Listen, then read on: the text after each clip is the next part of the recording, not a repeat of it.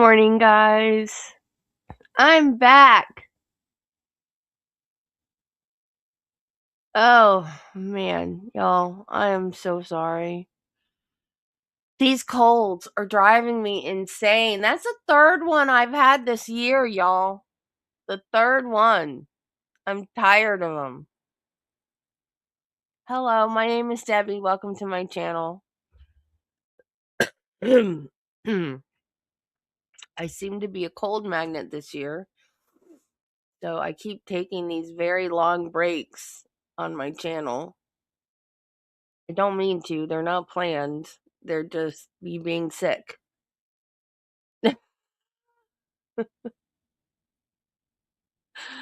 I swear, though, I'm not doing it on purpose. I'm taking these long breaks, like 1 week, 2 week breaks from y'all. Like, this is the third time this year. It's horrible. What kind of YouTuber am I? I'm never here. I'm glad to see I'm doing better, too. Because, like, I would feel better at night. And then, so I would be like, okay, I'm going to get up in the morning and I'm going to stream and everything's back to normal. And then I would wake up the next morning so congested, horrible, awful sore throat. And I'd be like, Alexa, stop alarm. And I just go right back to sleep.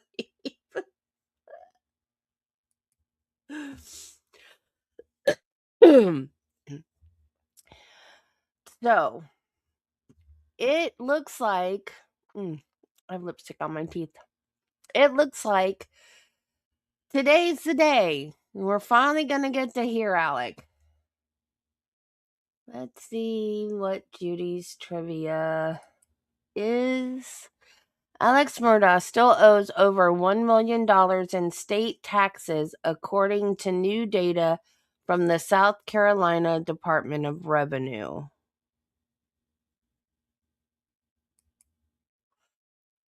In South Carolina Department of Revenues. Ooh, I did it. I was like, okay, let me see if I can figure out this anagram. In South Carolina's Department of Revenue's latest list of top delinquent taxpayers, published July 16th, Murdaugh owes the fourth largest amount of any individual taxpayer in the state, $1,630,201.02. The address listed with Murdaugh's information on the South Carolina Department of Revenue list is notably the same P.O. box as his former law firm in Hampton.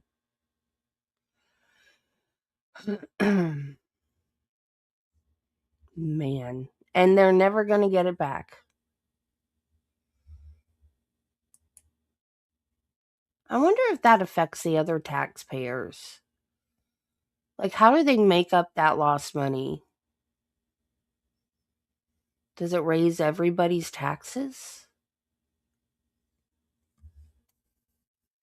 That's crazy. So what did he do? Just lie on his income tax and say he didn't have income that he had? Like, how does that work? I don't know. Florida doesn't have state income tax. We just have federal.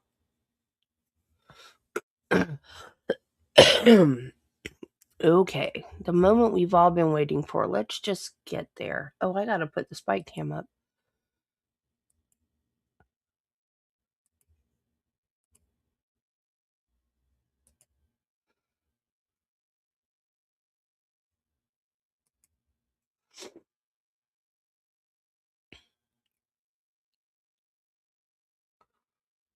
Oh, he's not going first, though. I don't...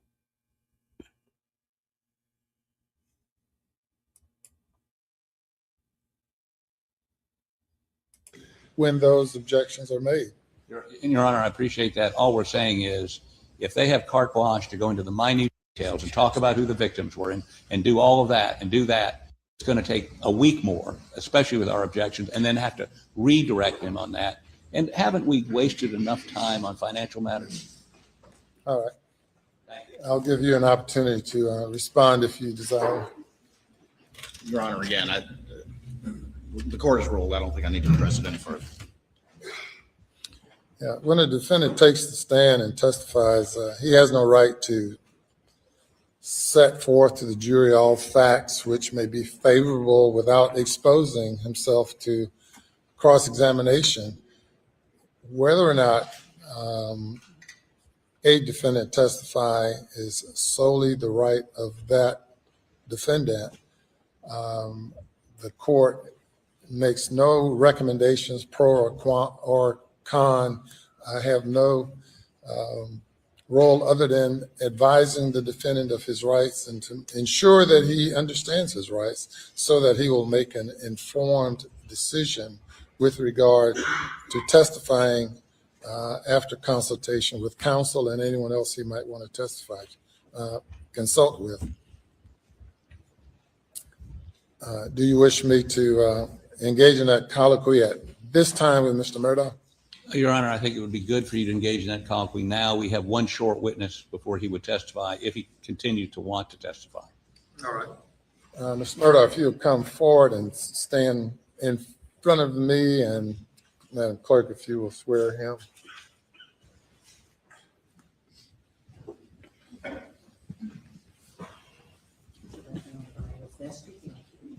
Raise your right hand. Do you swear or affirm that the testimony you take will be the truth and the truth and nothing but the truth? Mr. Murdaugh. Yes, sir. Good morning. Good morning. At this time, I'm going to explain to you certain of your rights. If you do not understand anything I say, please let me know, and I will explain it in greater detail. Do you understand? Yes, sir. Now, we have now reached the stage of the trial in which you are presenting your defense, and you have the right to claim the protections given to you by the Fifth Amendment to the Constitution of the United States. This amendment states in part that no person shall be compelled in any criminal case to be a witness against himself. And this means that you cannot be required to testify. You do, however, have the right to testify on your own behalf. However, no one can make you testify. Whether or not you testify is a personal right, and no one can waive this right except you.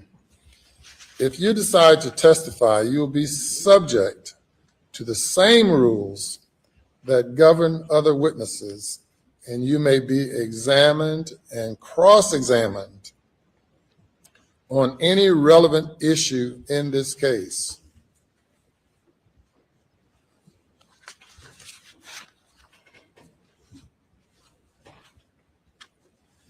If you decide to testify, the decision on your part must be freely, voluntarily, and intelligently made with knowledge of the protections given to you by the Fifth Amendment and the consequences of your decision to testify. As I understand it, you have no convictions involving dishonesty or false statements or for any crimes punishable by more than 1 year imprisonment. But as it relates to any other relevant issue as determined by the court, you may be examined or cross-examined. You know, he just stole millions of dollars. Issue. Do you understand? I do, yes, sir.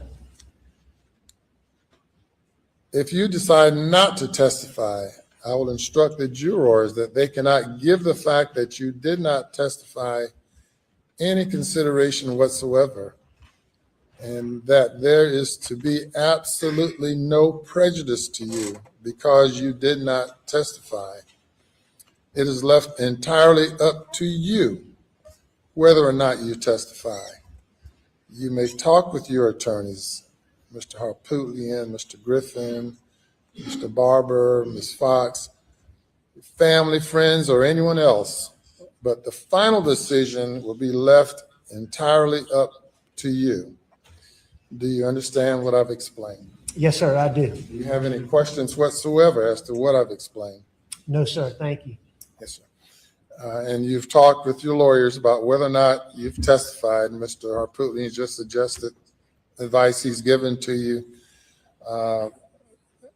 The court has no comment whatsoever as to whether you should or should not testify.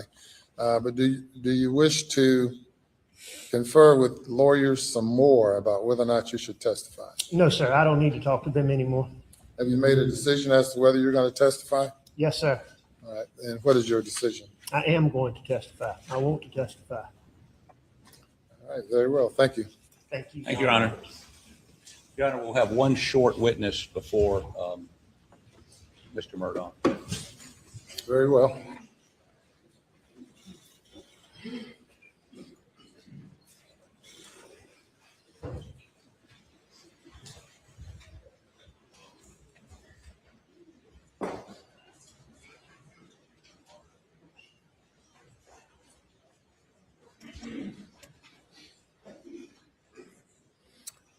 If you will bring the jury.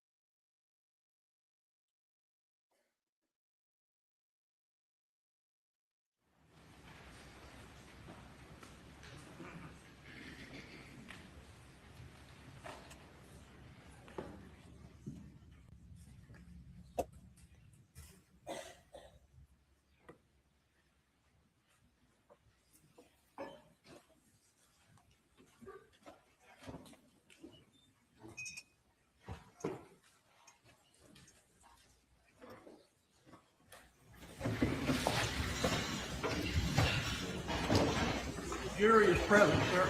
Sure. Thank you. Good morning. Day number 23.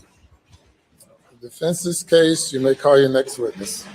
Your Honor, the defense calls Nolan Tootin.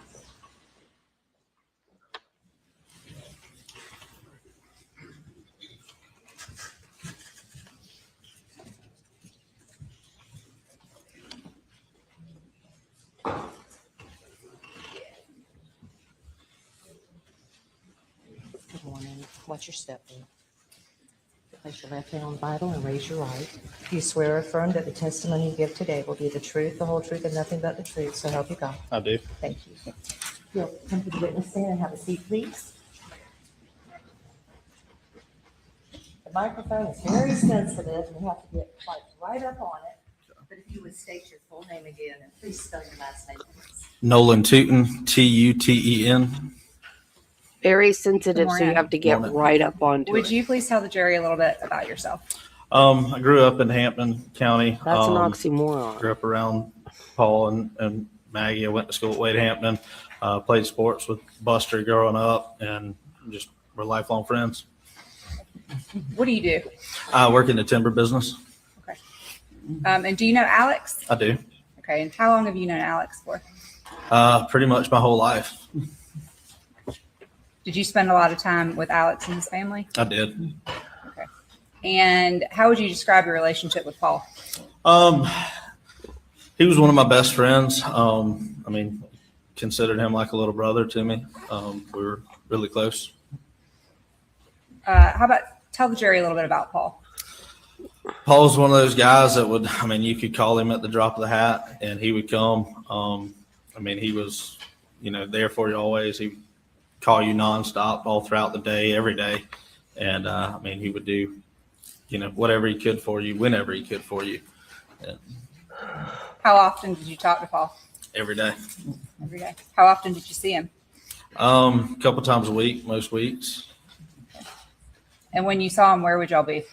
I mean, it depended. He would come to my house. I would go to Moselle. I would see him on the boat. I mean, we would just go hunt together, fish together, Hey, just do Nichelle. whatever we really felt like doing. Well, thank you. And other than hunting and fishing, what else did you guys do together? We hung around Moselle. We farmed at Moselle.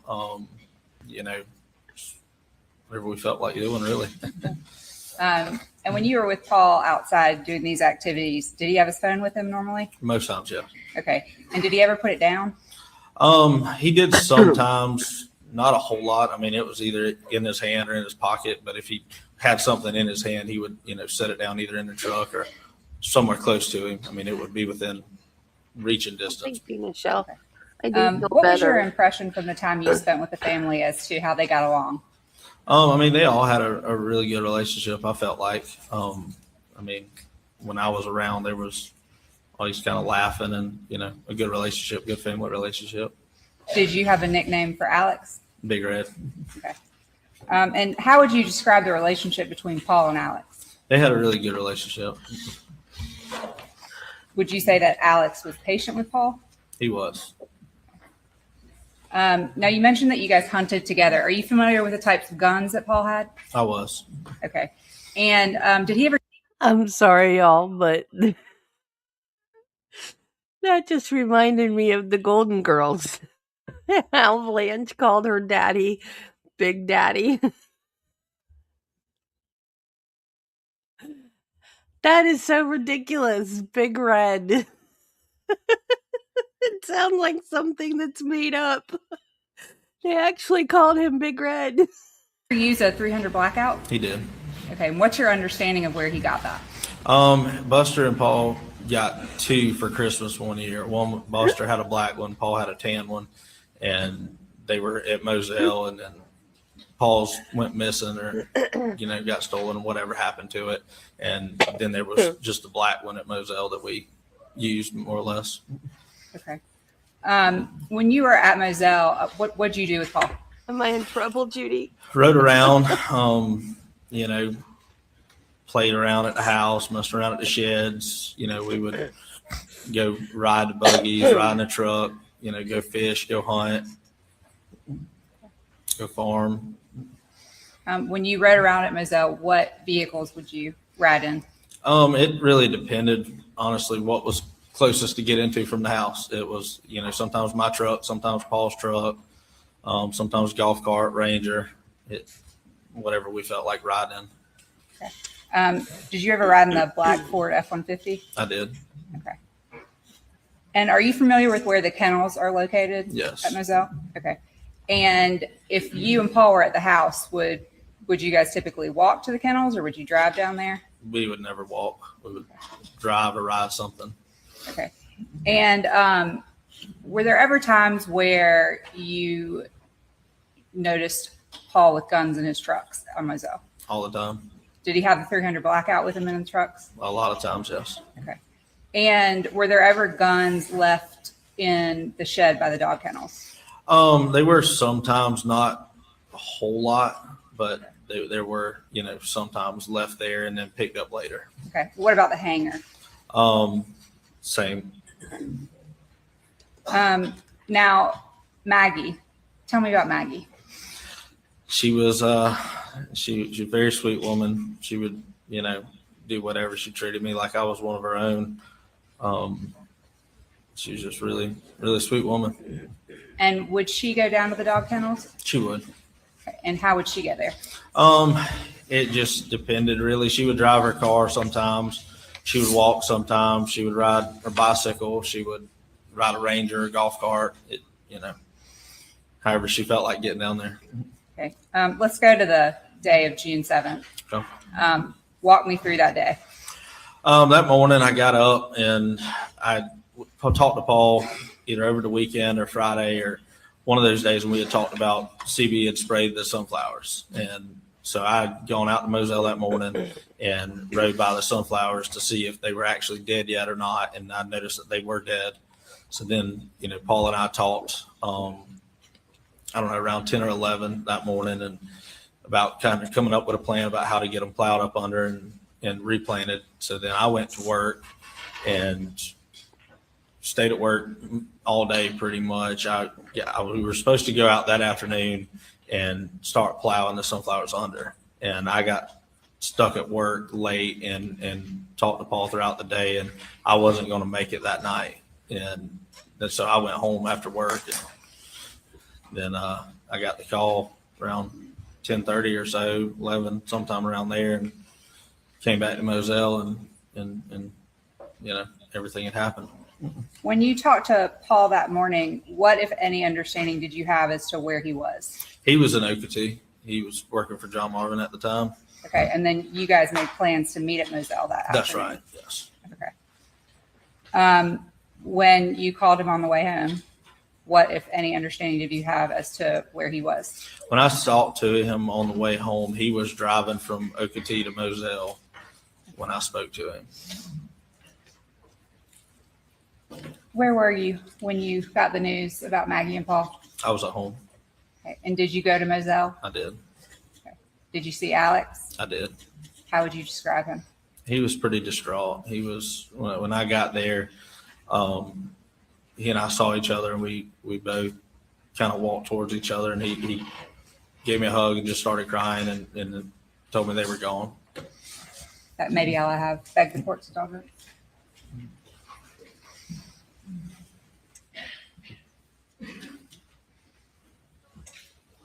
Hey, Jill. Okay, good luck.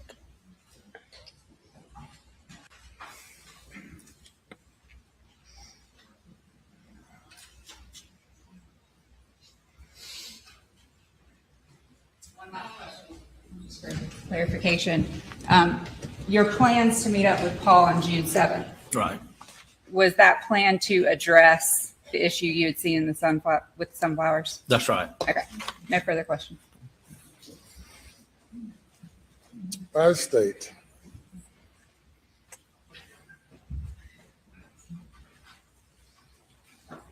Nolan, good morning. How are you? Good. How about you? Doing well. Nolan, we've met a bunch of times, right? Yes. Prior to trial, we've met in Colleton, we've met elsewhere. We've had quite a few conversations, is that fair to say? We have. And you've had a lot of conversations with law enforcement also. They were sometimes there at the meetings. Yes. You were as close a friend as Paul as there could be. Is that fair to say? I feel like that, yes. And I just want you to say again, he was the kind of guy that if you needed something in the middle of the night, you could call him. Yes. Was he going to be there for you? He was going to come. Flat tire side of the road, Paul's there for you. He was there. Okay. You also, I think, and Maggie, I think you referred to her as a second mom to I you. did. Kind of, they adopted you into the family. You were treated like one of the group. Is that fair to say? That's right. And what year did you graduate high school? 2014. And what year was Paul at Wade Hampton? He didn't go to Wade Hampton. Oh, what year was he graduating high school? Sorry. I want to say 17, maybe 17 or 18. So you were a little older than Paul. That's right. He was the same age as my younger brother, Nate. And your younger brother, I know we already heard, it's Nathan too, That's right? right, yes. And he testified previously in this trial. That's right. So your years in high school would actually align with Buster's. more Buster's, and Paul was a little younger. That's right. I think you mentioned that Paul was an avid cell phone user. Is that fair to say? That's fair. He used it all the time. Yep. Which may be part of the reason why he was so responsive when you needed something, because he always was there to answer the call or respond to a text. Is that That's fair right. to say? Yeah. Do you consider yourself someone that has a fair amount of knowledge about firearms? I feel like it, yes. Are you an avid hunter? I am. And you've had a lot of experience with firearms yourself, I have.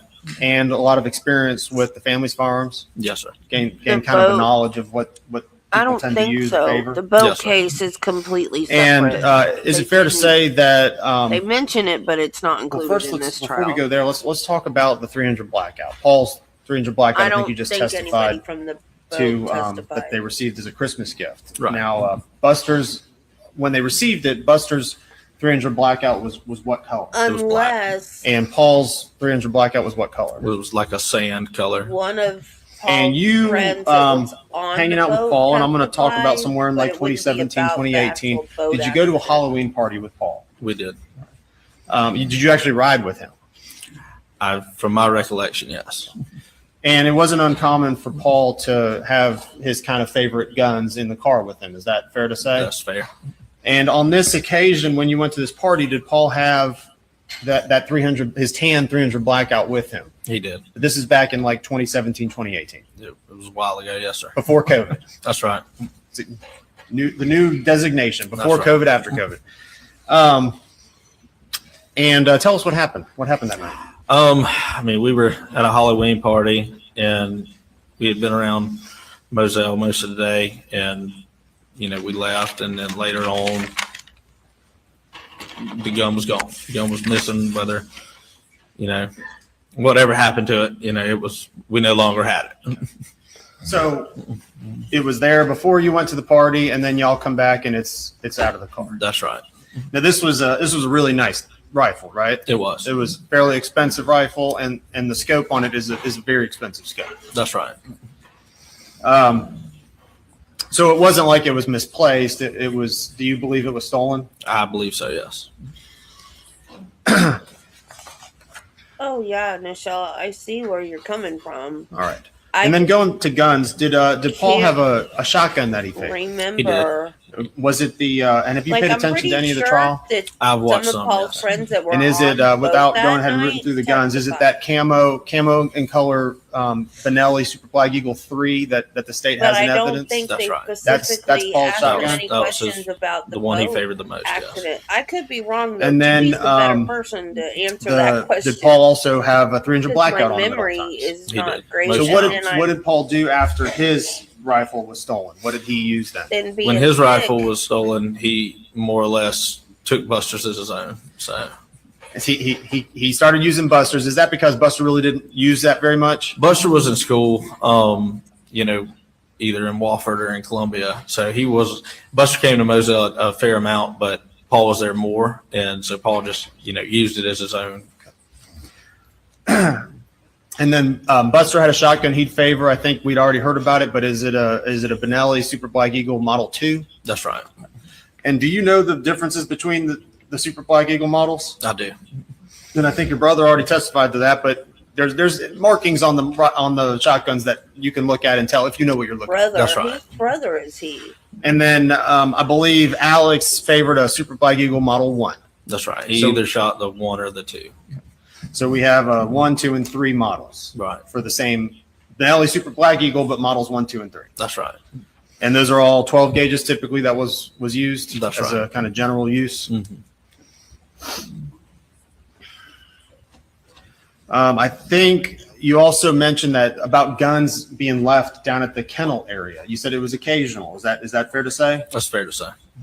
They weren't stored down there, right? That's right. Permanently. Nothing was stored down there. No, nothing was stored down there. And it was usually, if guns were left, would it be mostly in just the hunting seasons? That's right. Okay. It would either be during, the hunting seasons or, if Paul was cleaning out his truck, he would. And when are the hunting seasons for like deer and duck, and turkey? When are those hunting seasons? Deer season is typically in the fall, sometime August to January.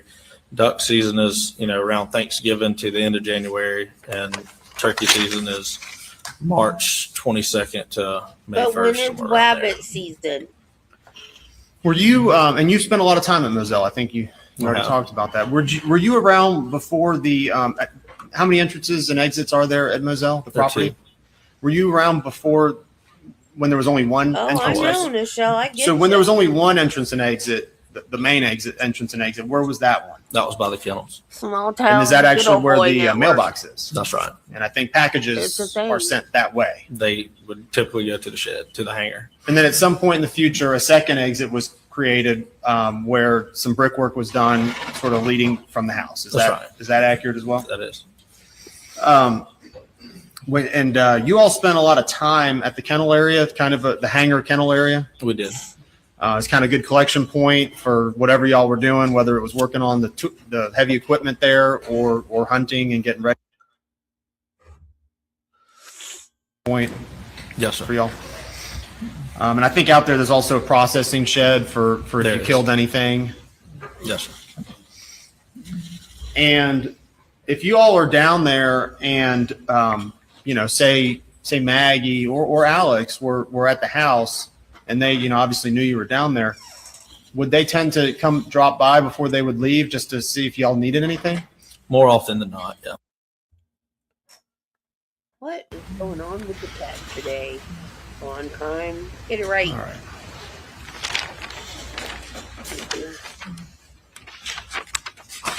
And knowing Paul as well as you do, Thank you, Jude. is it, and we've heard a lot about him, is it fair to say that he had a lifestyle that was just fairly unpredictable? Absolutely. I mean, he was traveling the state, whether it was Columbia, Charleston, the Low Country, wherever. He was everywhere, right? That's correct. And he actually kept clothes in many different places just for that reason, because he was such a traveler. He did. So you talk to him almost every day, right? That's right. But for those that maybe weren't so close to him, it would be fairly hard to even know where he was going to be on any given day, That's right. unless you kept in frequent contact with him, right? That's fair to say. He was everywhere. Any given day during the week, who knows where he could be. Mhm. Fair Yes, to sir. say?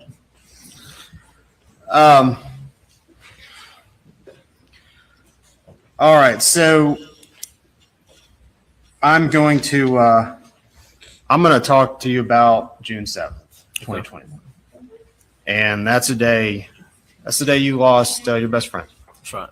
And that's a tough day for you, is that right? It is.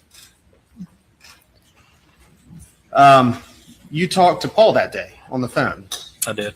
in the morning and afternoon times. Is that accurate? Yes, sir. And I know you just testified to it, but walk me through again, if you wouldn't mind. I believe y'all were talking about the sunflowers. They died. We were. And you often helped out on the farm. Is that also fair to say? I did. Yes. Meaning farm-related stuff, tilling the ground and planting seeds and all that stuff. That's right. You're pretty active in the maintaining of the duck ponds and the corn No, fields for the I for the don't hunting remember purposes that. too, right? That's right.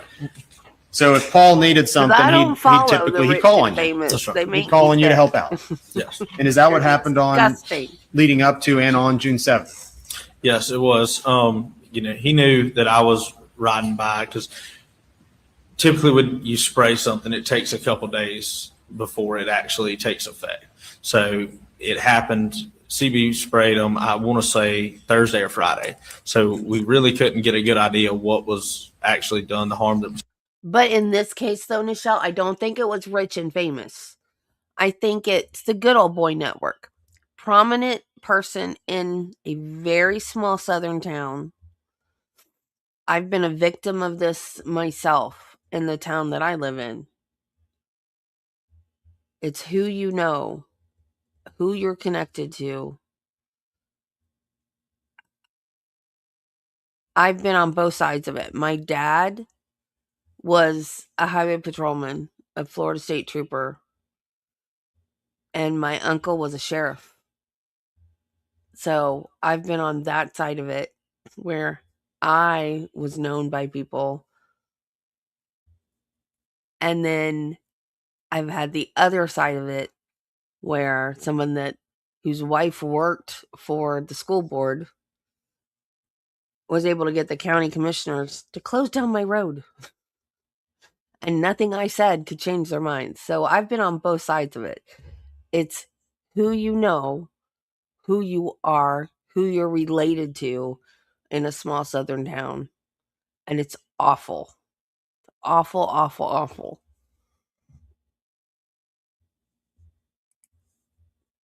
Actually done until a few days later.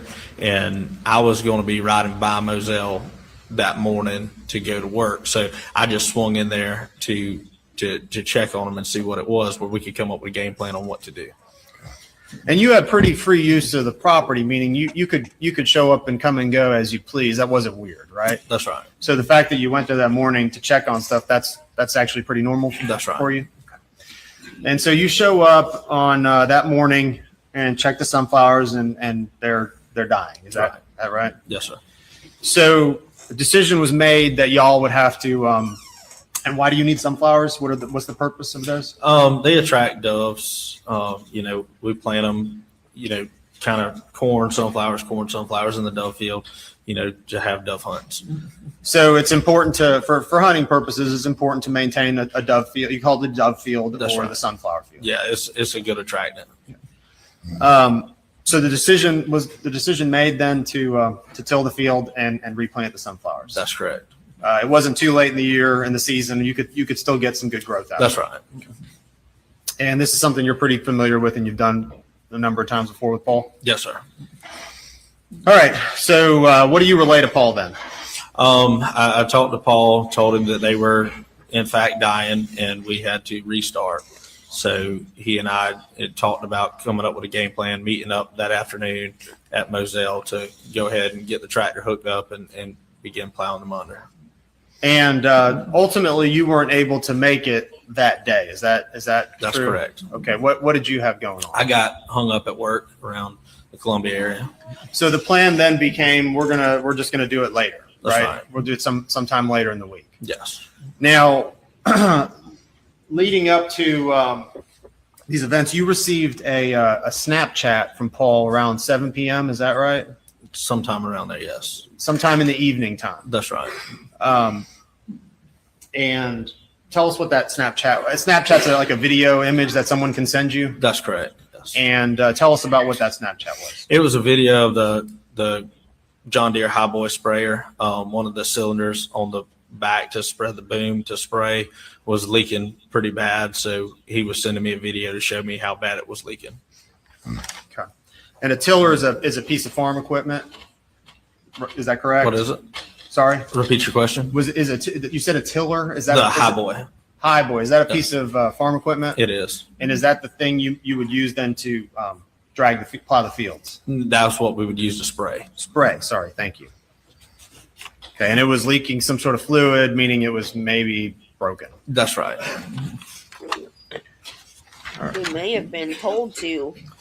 Reality shows are scripted. Now you've They're not real in all the reality. times we've met, the number of times, did you have a chance to listen to what we call it, kind of the kennel video? I did.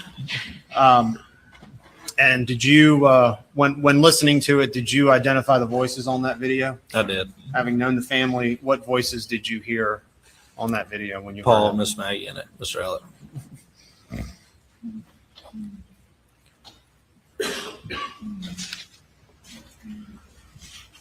All right, down to the kennel area too. If you're down there at nighttime, I assume you've been down there around the nighttime, the hangar kennel area. It's actually fairly well lit area if the lights are all turned on. Is that That's true? correct. So not only is there the hangar lights inside the hangar, but then there's lights on the outside of the hangar as well. That's right. Is that true? Yes. And is it true then also that the kennels have lights, both fan lights and overhead lights? That's correct. So if you're down there in the middle of the night, even though there may not be any, street lighting or anything like that, the kennel area and the hangar are all brightly lit with like fluorescent lighting. Yes, sir. And would you be able to see the lighting if you were at the Moselle house? Would you be able to look down if it's nighttime? Would you be able to look down and see the well lit area? You could, yes.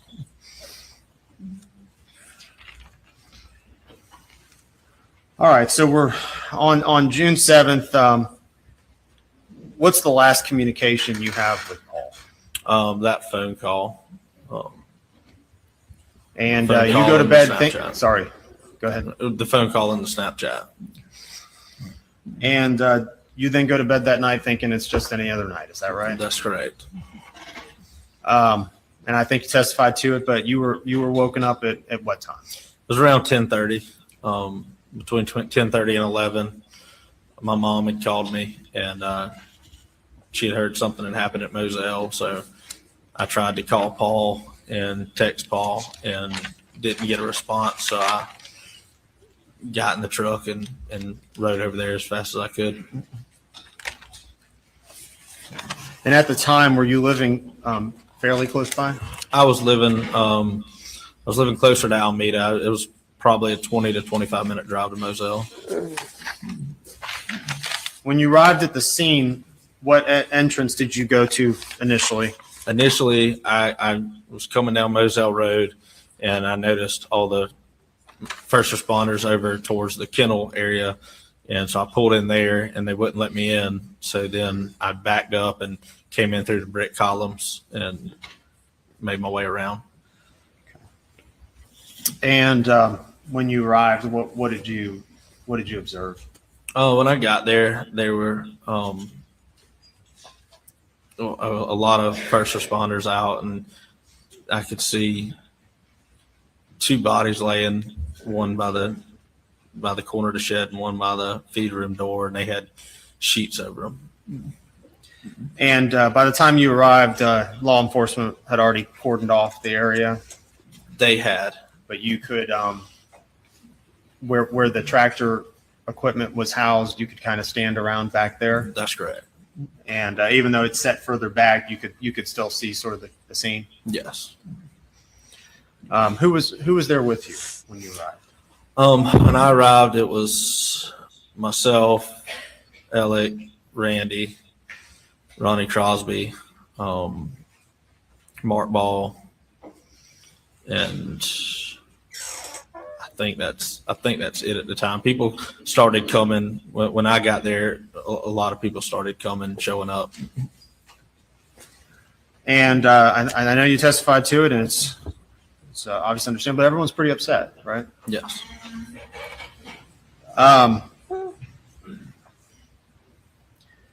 And when you did you have a chance then to interact with Alex? I did. And is he here today? He is. Is he sitting at council table right there in between his lawyers? He is. And I think you said you hugged. Is that right? We did. And what thing did he repeat to you twice? The boat wreck. The boat wreck. The boat wreck. That's the thing he said to you. That's right.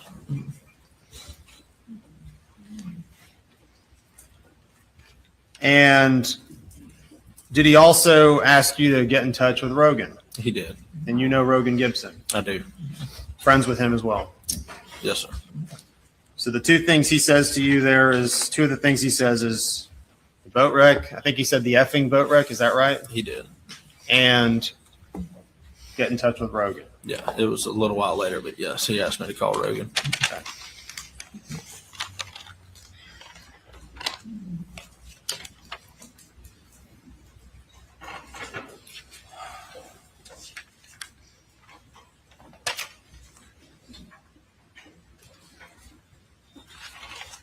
Beg the court's indulgence.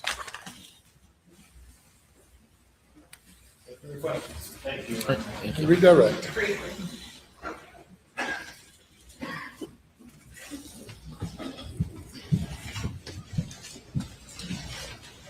You mentioned that Paul would clean his cars out down by the kennel area, Right. his trucks. Are you aware that he took his truck in to be serviced I that was. Friday? Yes. Okay. And he cleaned that out before he went? Yes. And if you're at the house in Moselle, can you see in detail at night what's happening at the kennels? You could just see the lights and you could tell that the lights were on, and you could see the roof, but that's really about all you So could just see. the roof and just the lights? That's right. Okay. You noticed something was down there, but you weren't really able to tell exactly what it was. Okay. And going back to June 7th, you went out there in the morning for the dove field. That's right. Okay. And did you see the black Ford F-50 up at the house? I did.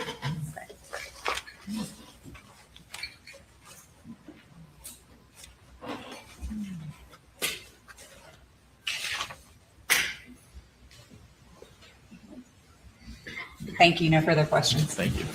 Nothing else, Your Honor. All right, thank you. You may step down.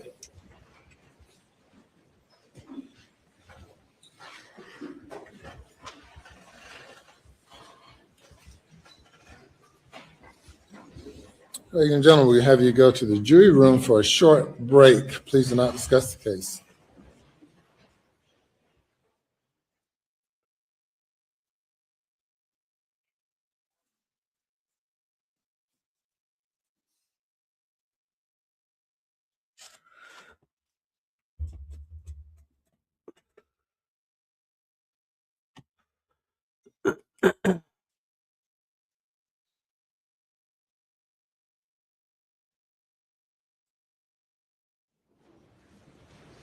Everyone, be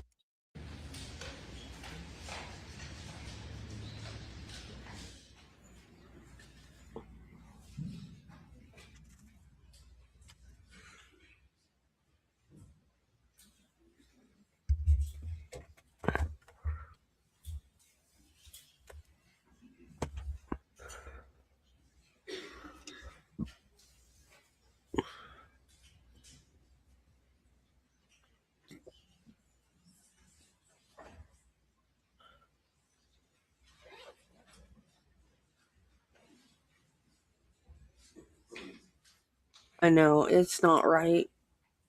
What Becky did was horrible. She needs to be in jail. She doesn't need probation. And I don't think she realized at the time what she was doing was as horrible as it is.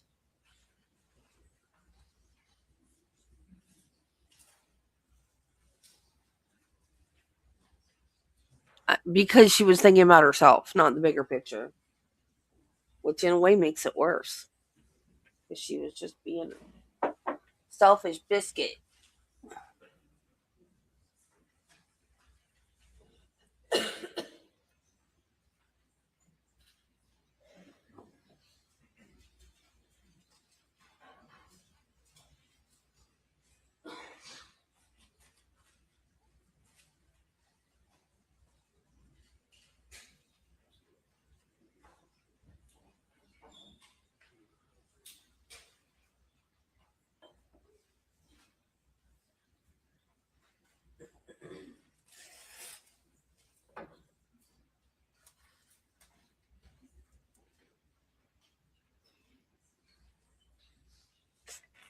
What are we waiting on, Judge?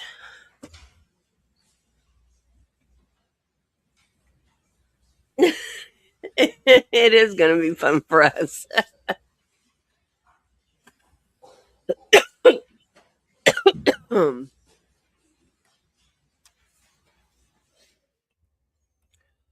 What are we waiting on, people?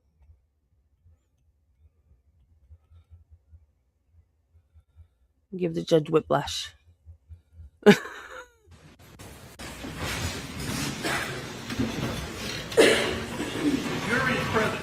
Jury is present. Okay. thank you.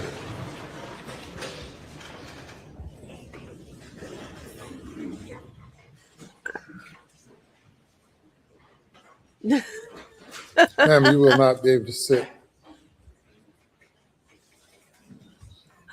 You cannot sit there. You cannot sit in the jury box.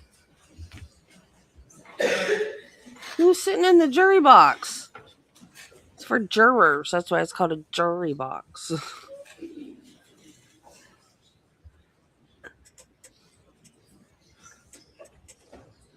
Yes, go look at Let me call your next the witness. community section. Judy put a bunch of stuff in there. Thank you, Your Honor. The defendant, Richard Good stuff. Alexander Murdaugh, wishes to take the stand.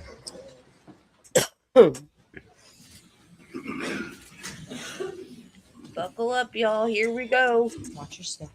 Yes, ma'am. You place your left hand on the Bible and raise your right. You swear or affirm that the testimony you give today will be the truth, the whole truth, and nothing but the truth. Yes, ma'am. Thank you. You'll have a seat on the witness stand.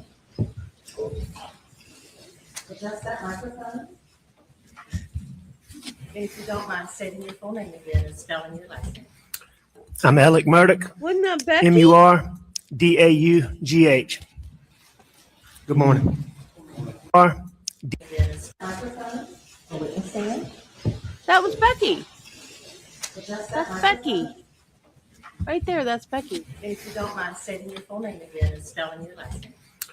I'm Alex Murdaugh, Murdaugh. Daughh. Good morning.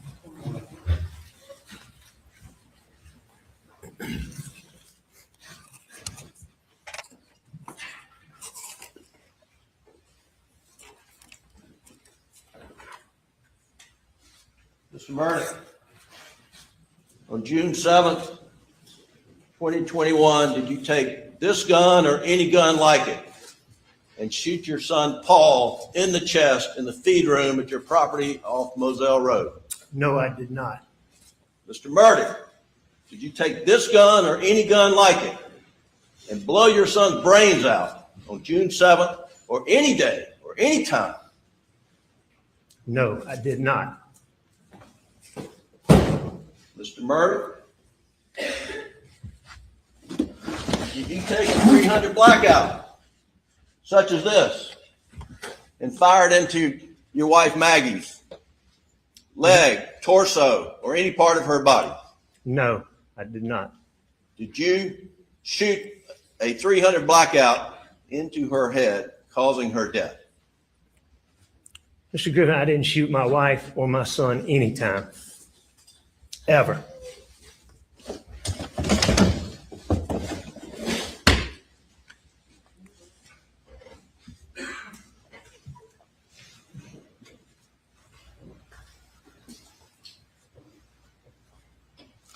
Mr. Murdaugh, is that you on the kennel video at 8:44 p.m. on June 7th, the night Maggie and Paul were murdered? It is. Were you, in fact, at the kennels at 8:44 p.m. on the night Maggie and Paul were murdered? I was. Did you lie to Sled Agent Owen and Deputy Laura Rutland on the night of June 7th and told them that you stayed at the house after dinner? I did lie to them. Did you lie to Agent Owen and Agent Croft on the follow-up interview on June 10th Then with the person I that the hired last time did. you saw Maggie and Paul was at dinner? I did lie to them. And in the interview of August 11th, did you tell Agent Owen and Agent Croft, did you lie to them by telling them that you were not down at the kennels on that night? Yes. Alec, why did you lie to Agent Owen, Agent Croft, and Deputy Rutland about the last time you saw Maggie and Paul? As my addiction evolved over time, I would get in these situations or circumstances where I would get paranoid thinking. It could be anything that triggered it. It might be a look somebody gave me. It might be a reaction somebody had to something I did. It might be a policeman following me in a car. Drugs. That night, June 7th, after finding Mags and Paul, Papa.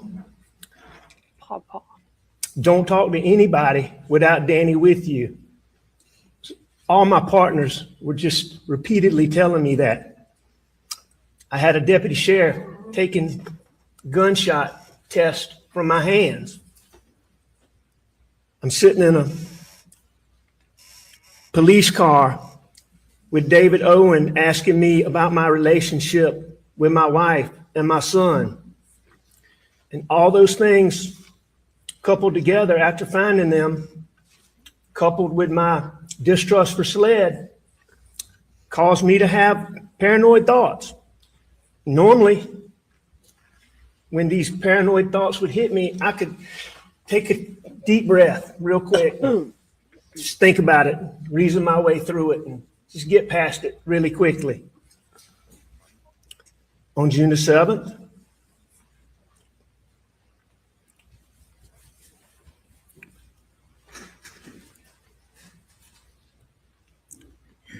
I wasn't thinking clearly. I don't think I was capable of reason. And I lied about being down there. And I'm so sorry that I did.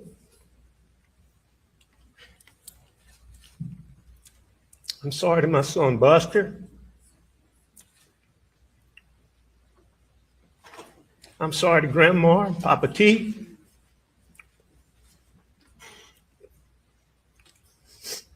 I'm sorry to both of our families.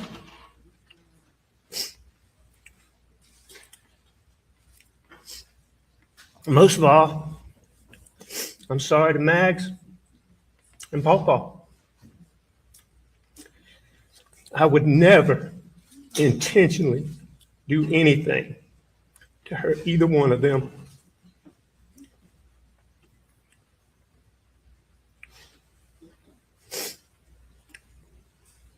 Ever. Ever. Did you continue lying after that night? Did you not? But once I lied, I continued to lie. Yes, sir. Why?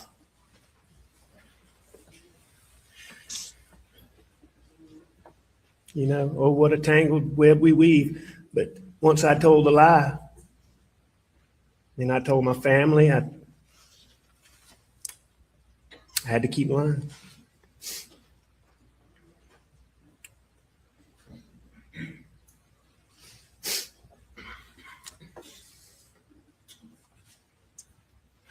Alex, tell the jury what happened on the evening of June 7th, starting when you met with Paul. I'd been at work that day, a fairly normal day. You mean start in the morning or? Sure, start in the morning. It was just a regular morning. Maggie was leaving to go out of town. She was going to a doctor's appointment, and she had some stuff to do at Edisto, where she was having some work done on our house at Edisto. But Maggie was there that morning. She went to leave, and she told me she was doing these things.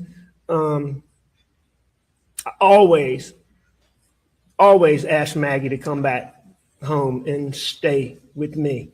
But anyway, Maggie had left. She did her thing. I went to work, did work. I learned from Paul that. Who's Paul?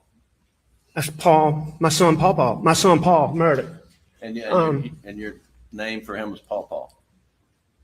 Yeah, we called him Paul. Okay, go ahead. I'm sorry. And Buster, Maggie, I called him Paul or Paul Terry, but Mags called him Paul. Buster called him Paul. A lot of people called him Paul. But anyway, I learned about I'd known that CB, the guy that worked for us, had sprayed the sunflowers. I knew about that, but I'd been out of town.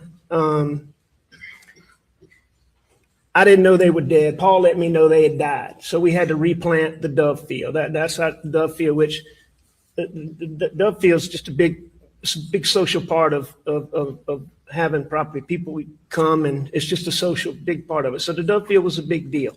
So when the sunflowers got killed, we knew they were dead. Paul was coming home. And I learned that early Monday morning.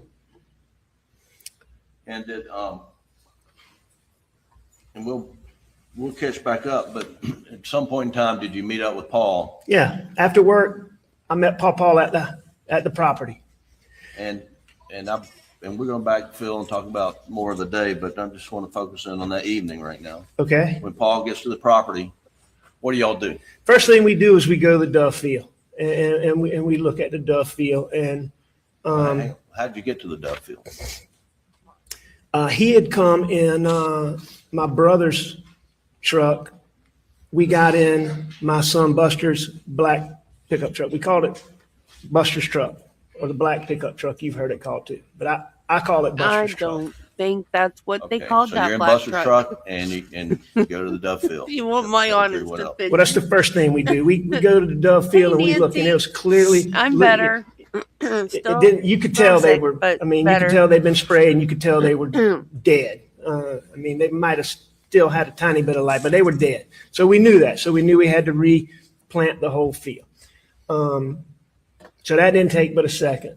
But after that, Paw,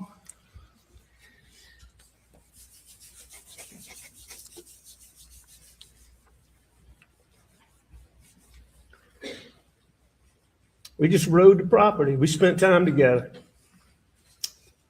We rode around and we spent time together on the property. Did you go to the duck pond? Oh yeah, we went to several food plots. We went to Single Oak Stand, we called it, which is across the road. I know we went to the Bridge Stand. We went to the duck pond where we stayed for a minute, and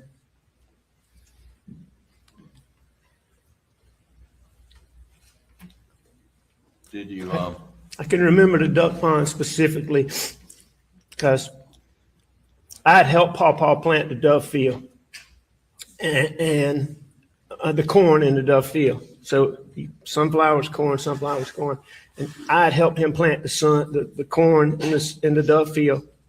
Paw had planted the duck pond by himself, and he's making a really big deal to me about how much better the corn was doing in the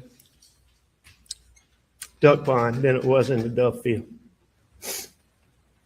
We stayed there for a little while. We were at the cabin for a little while. We rode around the cabin looking at it.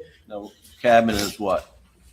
That's it's just a little small, it's truly a cabin. It's a 4-room structure. It's got a little living area, a little kitchen. It's got 2 little bedrooms and 1 little bathroom. And that's what you've heard talk about where the kids stayed some summers. And Is that what the jury's seen, some overhead pictures? It's right there on Moselle Road? yeah, it's right up on Moselle Road, and it's very close to the driveway that goes to the shop and the kennels. Did you spend any time at the shop, you think? Oh, yes. I mean, the shop that was sort of the hub. That was the main place. If you weren't at the house, you might be out going to this field or this food plot or this duck pond or this part of the river, but the shop is where the kennels were located. You know, you were always there. Something was always going on there. You're always doing something there. That's where all the tools were. That's where all the equipment was kept. I mean, that was the main hub. Right. And so we were there that day. I mean, there was a point in time where we unloaded a bulldozer that had been on a different part of the property. It was on a trailer. We unloaded it and sprayed it down real quick. That was just one of the many things we did that day. One of the things the jury's seen, Alec, is a Snapchat video of you and doing something with a tree. Do you remember that? Oh yeah. And so what was happening there? That's just part of when we were riding. That particular location where that was is at a food plot that we called Sawtooth Oaks, and it was named that because there were some sawtooth oaks that were planted there that you can't see in the picture. But what that tree is, at all these food plots, there's an area where it's not as big as a field, but it's like a field where you plant vegetation for wildlife. Like it might be cowpeas or soybeans, but you plant, and then there's a feeder to attract deer. Then we planted these little fruit trees on these stands, and what you see me doing is fooling with a fruit tree. We don't that care. I'd been tending to. It had fallen over. I had straps on it. I had strings on it that were holding it up. One of the strings popped. I undid the other string, and it was falling over, and Pawpaw was laughing at me trying to get it back upright. And it was just a fruit tree that I'd been dealing with for years, and it wouldn't stand up straight. And were you and Paul having a good time at that point?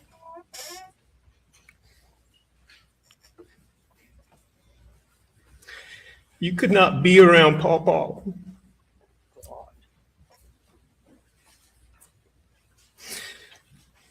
You could not be around him and not have a good time. Were you close to Paul? You couldn't be any closer. Then Paw and I and Buster and I were in awe.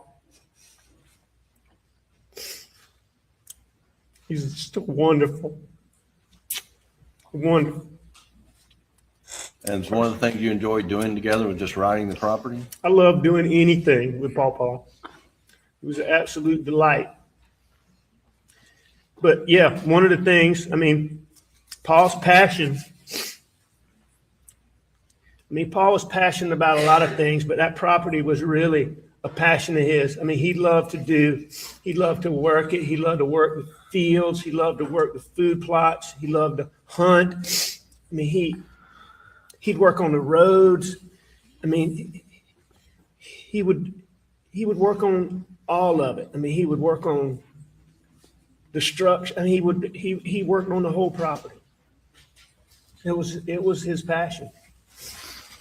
So on the evening of the 7th, I mean, that jury's been inundated with data from various different sources, but Sure. just ballpark, can you, knowing, what we know now after reviewing everything, but roughly when do you remember Paul getting there and you getting there, starting to ride the property?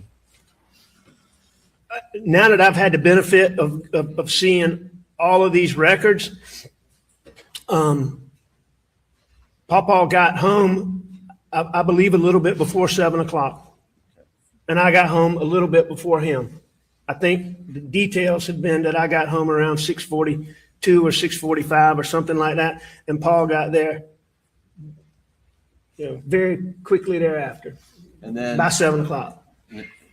so you rode the property for a while. Do you remember when Maggie arrived? Yeah, it was later than that. It was 8 or after 8. I think it was after 8. And Okay, granted, I have time blindness, but it doesn't seem like he had enough time to do everything he said he did. So Paul got there at 7, and then they went riding for a couple hours. But then didn't he say that they had dinner and then he laid down on the couch to take a nap? But then he was at the kennels at, what, 9 something? And then he went to visit his mom and came back, and at 10 something, he found them dead. How do you do all that in that time period? It seems like, I don't know. It seems like it's too much in too short of a time. looking at the records, a little bit after 8. And do you remember her arriving or where you were when she arrived? I believe that I was at the shop when she came through, which would not be unusual for her, having been away. If Blanca had gotten the mail or somebody had gotten the mail, maybe not. But if somebody had not gotten the mail, it would be perfectly normal for her to pull through there. And I believe she did pull through there that day. And Paul and I were at the shop, I believe. And then what did you do after Maggie arrived? Maggie went to the house, and I know that. But shortly after, however, I learned that Maggie got home, I went to the house when Maggie got home, and I left Paul at the shop. So, and what'd you do when you got to the house? I saw Mags, talked to Mags, and I took a shower. The clothes that we saw in that Snapchat video was that the clothes you had at work that day? Yes, those are the clothes I had on at work that day. And the jury's seen you in those clothes and what's on June 7th. How tall were you and how much did you weigh? On June 7th, well, I'm a hair over 6'4", right at 6'4". On June the 7th, I was about 265 pounds, 264, 265. And this was in June 7th. Yes, sir. You know, when you're outside riding around and do you get hot and sweaty? Absolutely. I mean, Paul and I had done some things. We unloaded the bulldozer, cleaned the bulldozer. We fooled around. Yeah, I mean, I sweated. I was heavy. And Everybody taking sweats when they prescription pills also makes you sweat worse, or at least taking oxycodone makes you sweat more than you normally do. So was it unusual for you to take a shower when you got back to the house? Not at all. And after you took a shower, what did you change into? I changed into the clothes that you've seen in this trial, shorts and the shirt. Okay. When you got out of the shower and changed clothes, what'd you do next? I went back out where Mags and Pawpaw were and What were for they dinner. doing? What's going on? Mags had, as you've heard, Blanca had prepared dinner, but it had been cooked earlier. Mags had fixed, I know Mags had fixed mine and her plate because I didn't fix a plate. She may have fixed Pawpaw. Pawpaw was eating and Pawpaw was almost done eating by the time I got back out, which also wasn't unusual. I mean, Pawpaw was always on the go. I mean, he never sat still. And, you know, he'd sit down to eat, but then he's going on to his next That makes a little more sense. item. And So then Maggie and I ate. Oh, but And he did eat in that. you all eat at the table? Do you eat at the den? What's your normal habit? We would do both, but I mean, when we ate at the table, it was really sort of more formal or not formal, but just more of an organized thing. Our normal, what we would normally do on a regular evening is we would eat in the den in front of the TV. And that's where we ate that day. I ate on the couch, the table. Maggie had a little a TV tray that she kept over there, and Pawpaw would usually sit in a recliner and eat off of the ottoman. Was the TV on? Yes, Was that normal for the TV to be on? yes. TV, if we were in the house, TV was on. So what happened next, Alex? Pawpaw moved on doing whatever he was doing. I don't know if he was in the gun room doing something or he was in his room doing something. He was outside doing something. I actually thought he'd gone to the shed, but in looking at, to the shop, but in looking at the benefit of having these records that we have, I know he was still at the house or somewhere around the house doing something, but he wasn't in there with Maggie and I. But Maggie wanted to go to the kennels, and I had eaten dinner. I laid back on the couch where I was sitting. Maggie wanted to go to the kennels, and she asked me to go, and I didn't go at that time. I didn't want to go. Why didn't you want to go? It was hot. I just had a shower. I knew I'd end up doing more work, sweating more, and the dogs is always a chaotic scene, and I just didn't want to go right then. Well, let me ask you, what had you done the previous days, like Friday and Saturday and Sunday? Start with Friday or Yeah. go backwards? Yeah. Start with Friday. All right, on that. Just briefly. So 7th, 6th, 5th, 4th. So June the 4th, my dad was in the hospital in Savannah, Georgia at Memorial Hospital. And I went down to visit him Friday afternoon, and I stayed with him in the hospital. I spent the night there. You know, he was real sick. I mean, he was having a hard time. Did you get much sleep Friday night? No, I mean, I had a real sweet nurse found me. At first, there was just a hard chair in there like this, but a nurse found me a soft chair, sort of like a recliner. So, I mean, I'm sure I slept, but I didn't sleep. You know, I didn't get a night's sleep. No, sir.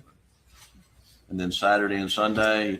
Saturday, we had plans with Buster and Brooklyn. Y'all heard about Brooklyn. It's Buster's wonderful little girlfriend.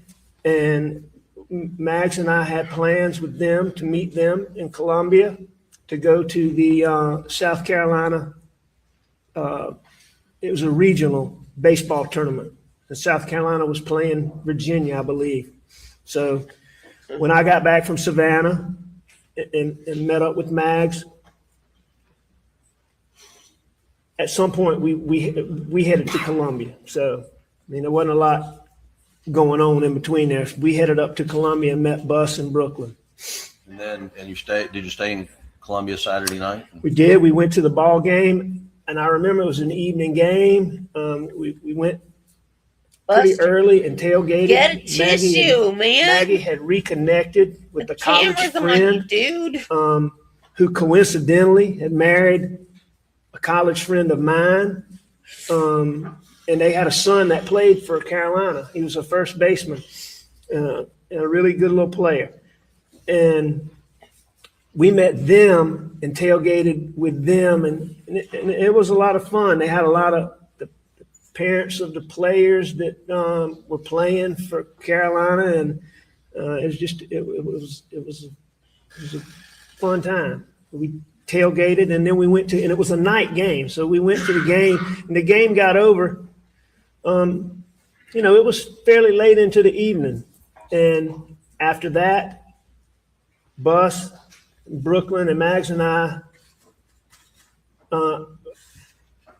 believe we went to the restaurant in the hotel where we were staying, but we went and had dinner, and then Bus and Brooklyn went home, and of course Maggie and I went to our room. And then get up the next day, and is there another game? Another game the next day. That's right. And then after that, you head back to Moselle with Maggie? yeah, we went to the game. That's right. Mags and I go back to Moselle. Moselle. The jury's heard about, I think, Ms. Rass talking about you bringing Krispy Kreme donuts to your dad. Maggie loved her. She spoiled my dad, and always taking him something. My dad loved sweets, and she and I picked up donuts and took Krispy Kreme donuts to him. And then y'all both spent the night together at Moselle on Sunday night. Did you both spend the night at Moselle on Sunday night? Yes. And then the 7th was a work day? That's right. It was a Monday, June the 7th. Hang on. I'll rephrase it. Oh, I'm sorry. Was Monday the 7th a work day for you? Yes. Okay. And I just wanted to give that background. And so moving forward to when you testified previously about Maggie asking you to go to the kennels, were you tired? Oh, yes, I was tired. And you had just had a shower? Just had a shower. And you said that, well, did you go with Maggie to the kennels immediately? No, I did not. What'd you do? What did she leave? Yes, she did. She left and Pawpaw was gone. Do you know how she got to the kennel? At the time, I didn't, but now looking at these condensed records and understanding the timeline, it's clear to me that she rode with Pawpaw.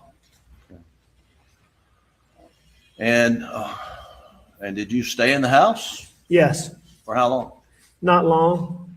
I laid back on the couch, put my feet up, and like many times when Maggie asked me to do something that I didn't want to do or didn't start out doing, I changed my mind and decided I'm gonna ride up there. And I did. And how did you get to the kennels? I went on a golf cart. Was the golf cart at the house, the main house? Yeah. It was, and it was there most of the time. And when you got down to the kennels, what was happening? It's just what I thought it was. It was a little bit of chaos. I mean, it was clear to me that Max had just let the dogs out. The two dogs that were out were really her pet dogs. One is Grady. You've heard about a black lab. That's Grady. Nancy, That's I found Buster's you a dog. cabbage recipe. And the other is the yellow lab that you've heard about. That's Bubba. Or Judy. Bubba Did I say was Nancy? mine I and meant Maggie's Judy. dog, but it was really mine, Maggie's, Bus, and Pawpaw's dog. It was a family dog.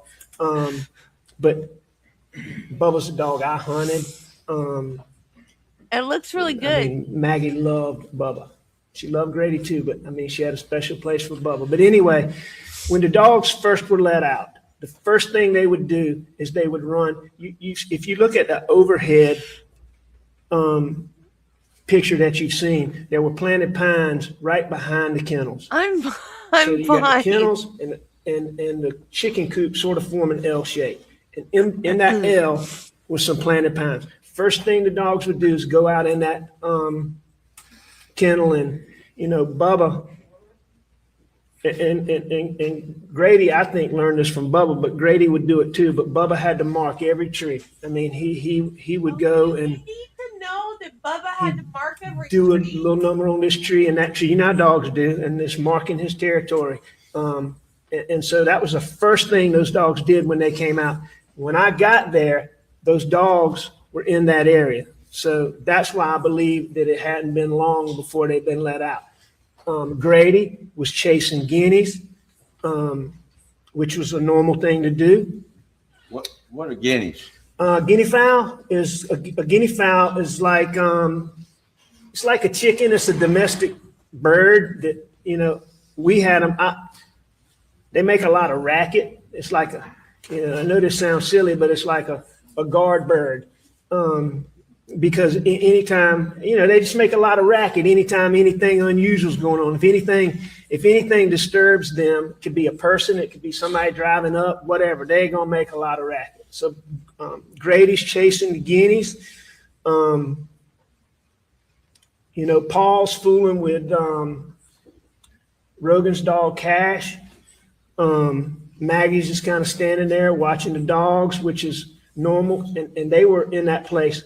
As the dogs are out longer, they branch out more. But at that point in time, they were right there. So that told me they hadn't been out a long time. Bubba catches the chicken. I'm talking to Maggie for just a short time before Bubba catches the chicken. I take the chicken. Put it when Bubba didn't chase, these dogs didn't chase the chickens to kill them, and they didn't normally kill them. They did kill them sometimes, but it was about the chase with those dogs, and they were proud when they caught one. You could just tell by the way Bubba would prance to you when he brought chicken to you. He was proud that he had caught it, but he wasn't trying to kill it. And so most times the chicken wasn't dead, and that chicken wasn't dead, but a lot of times they would be stunned and they would be just real lethargic. So you had to take the chicken and you had to put it up somewhere where, the chicken could be by itself for a minute and it would eventually, usually, come back to normal and go on about its, whatever a chicken does. Did you get the chicken out of Bubba's mouth? I did. I took the chicken from Bubba and I put it, on top of that. Now we've seen, this video of Paul with Cash, Rogan's dog. Did you know that was going on? What do you remember about that? Yeah, I knew Paul was fooling with when I pulled up on the golf cart, Maggie was standing back sort of where the driveway would be. It sort of runs out at the feed room.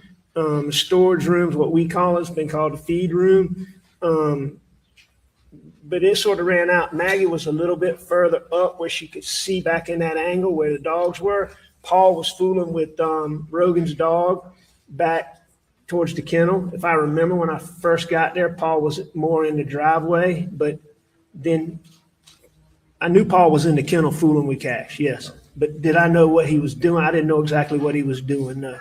Did you? I knew he was fooling with his tail. Was Cash in the kennel when you pulled up? You think? Not when I first got there.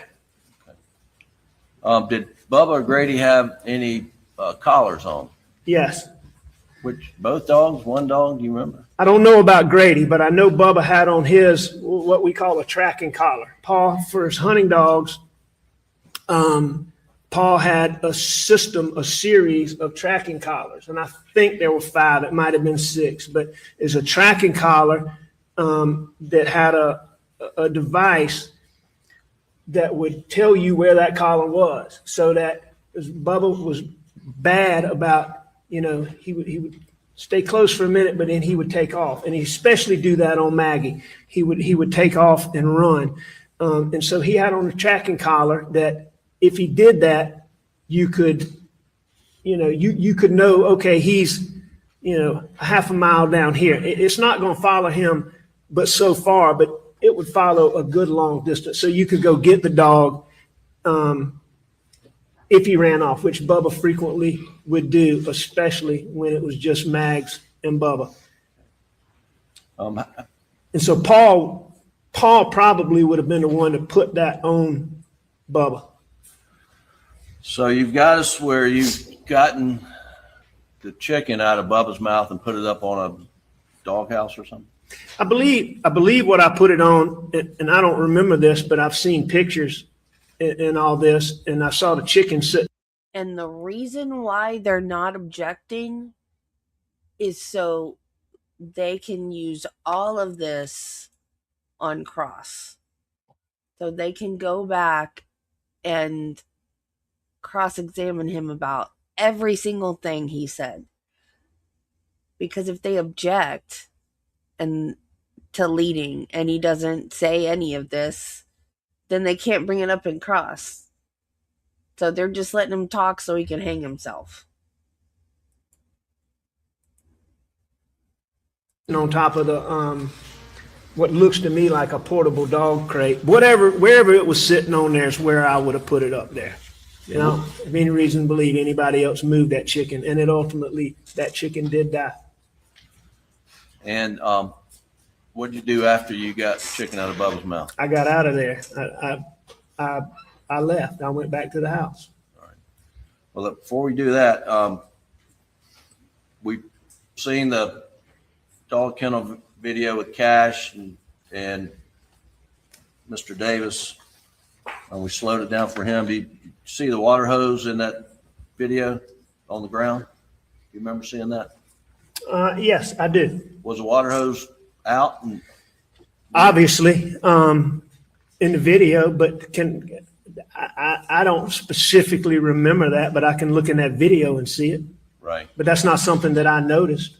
So, but you've seen it in the video here. Yes, sir. Okay. And then the 2 dogs were out. The dog caught a Bubba chicken. and Grady. And then you head back. How did you get back to the house? Same route. I mean, the same route I'd come on. I came down the driveway, made a That left. he was on, in the You saw my route. whatever that In the building car, was called. I drove that same The route. shed or shop or whatever. My question was obviously Because he yelled at clear enough. Bubba for catching a chicken. Were you in a vehicle? You walked? What mode of transportation did you use to get back to the house? Same way I came. I went back in the golf cart. And it is the golf cart, if you remember, that Mark Ball testified that he saw where we normally would park it. You pull along the front entrance, and either you come in from the left and you'd go just past it and be on the right, or you'd come in from the right and you'd be just past it on the left. And that's where I got in it, and that's where I put it back. Did you do anything else before leaving after you took the chicken out of Bubba's mouth? No. Yeah, Bubba. We've heard about Bubba being stubborn. How long did it take you to get chicken out of Bubba's mouth? Well, Bubba could be stubborn, but Bubba would listen to me. And another thing, when Bubba had on that collar, one of the other features of that collar was What did Bubba have on the collar, or was it Grady? Bubba had on the collar. Bubba had the collar. I know Bubba had a collar on, and I'm not sure about Grady. Okay, go ahead. If I'm I sorry. misspoke on that, there's no question about it. Bubba had on a collar. I assume Grady did too. Why But I do we didn't, care? I didn't, even though I saw Grady, I didn't notice for a fact that Grady had on the couch. Yeah, Maggie But said he it was probably guinea, did. and So then Makes sense to me Paul that he said it did. was a how long did chicken. it take to get the chickens out of, Nah. chicken out of Bubba's mouth? It didn't take long. Number one, Bubba's coming back there to show me, hey, I caught this chicken. So he's not running from me. He's proud of that fact that he caught this chicken. So, I mean, he comes right up to me. Bubba was really strong, but you know, you take your thumb when the dog's clenched and his mouth's a little bit open. All you do is you take your thumb and you push his gum in really tight against those sharp teeth, and his mouth opens right up. Took the chicken out and put it on, I believe, the portable dog kennel, And then left. and then I left. Then leave, okay. And did you go back to the house? I went straight back to the house, to the air conditioner. And what'd you do when you got back to the house? I lay down on the couch. And then what?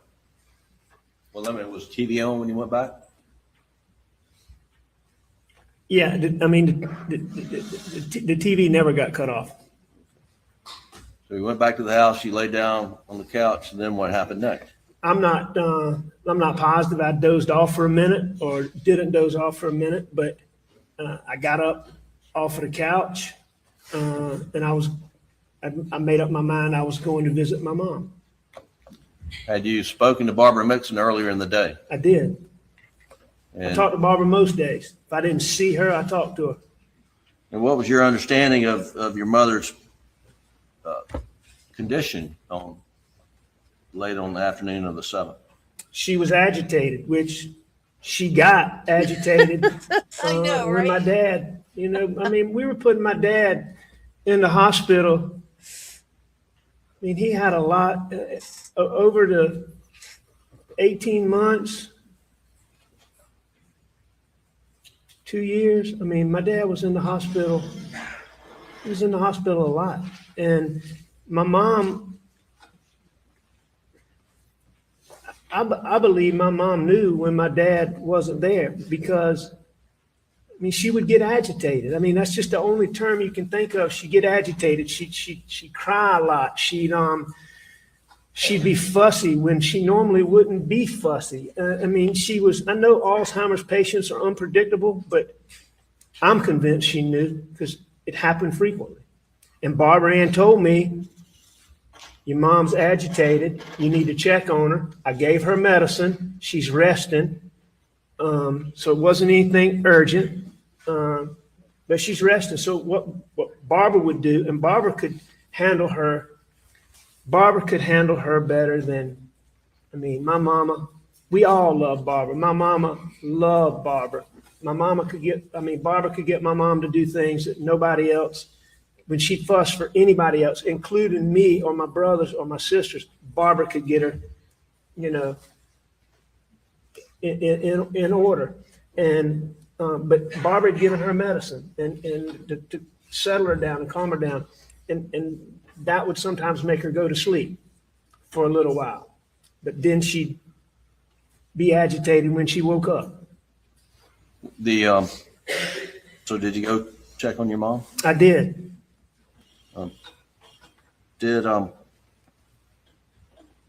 Where did you park when you got there? And you saw the pictures. There's two exits off of that deck. One of them to the right, one of them straight out that back door. I would have parked to the left. If you're coming down these steps, if these are the steps, it would be to the left and back over there. All right. Which is where I always parked, or where we always parked anytime you were going in that entrance. All right, I'm going to stop there and ask Doug, if you don't mind pulling up State's Exhibit 524, which is the GM OnStar data, and slide 38, which is in evidence.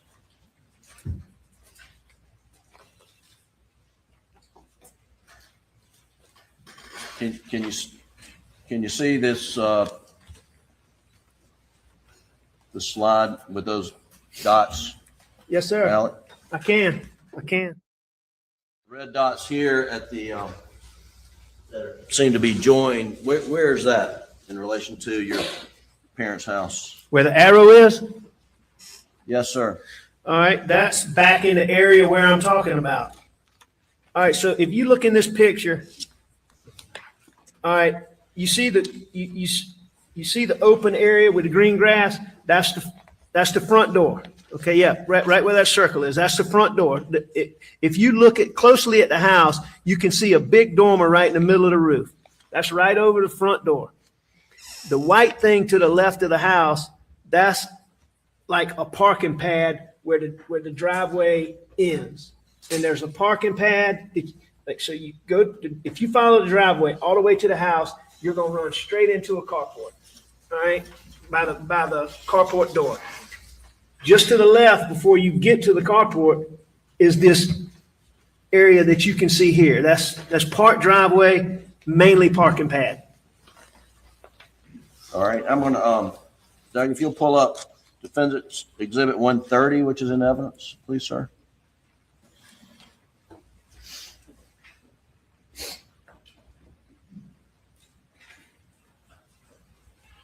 Yeah. And from this photo, can you point out roughly where you parked that evening? All right, this is the entrance to the right that I'm talking about. There's an exit and an entrance right in front of that door that you see there. So if you came down those steps, walk to your left, would be down there would be where I parked. Oh, would you have parked on the grass? You get on the edge of the grass back there. There's some grass there for sure, but it's not the area up here by the house where it's sodded and Sure. this grass that you can really see in this picture. So it may be on the edge of the grass. Yes. In relation to the satellite dish, are you looking at this photo? Are you to the right of that? Yeah, you'd be to the right of that satellite dish. Okay. Yes. And I believe that satellite dish is right on the edge of the there's a hedge, and like you see I don't know what you call it, a border, like a border where the grass ends and the flower bed or whatever it is starts. Right. I think you can't see it, but I think that satellite's probably close to that border. All right. Well, let's So it'd be to the Let's put right of another- that in this picture. Doug, will you pull up a Defendant's Exhibit 134? See if this is a.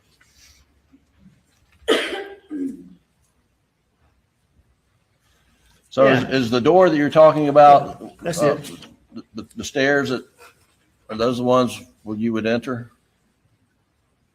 Right. These are the steps that I used that night that we always used. And one of the reasons being is my dad, this door goes into what we call the breakfast room.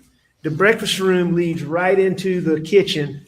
And so straight through this door, all of the breakfast room is kind of to the left. That door goes straight through another doorway. There's no door there, but it's like just an opening. It goes into the kitchen.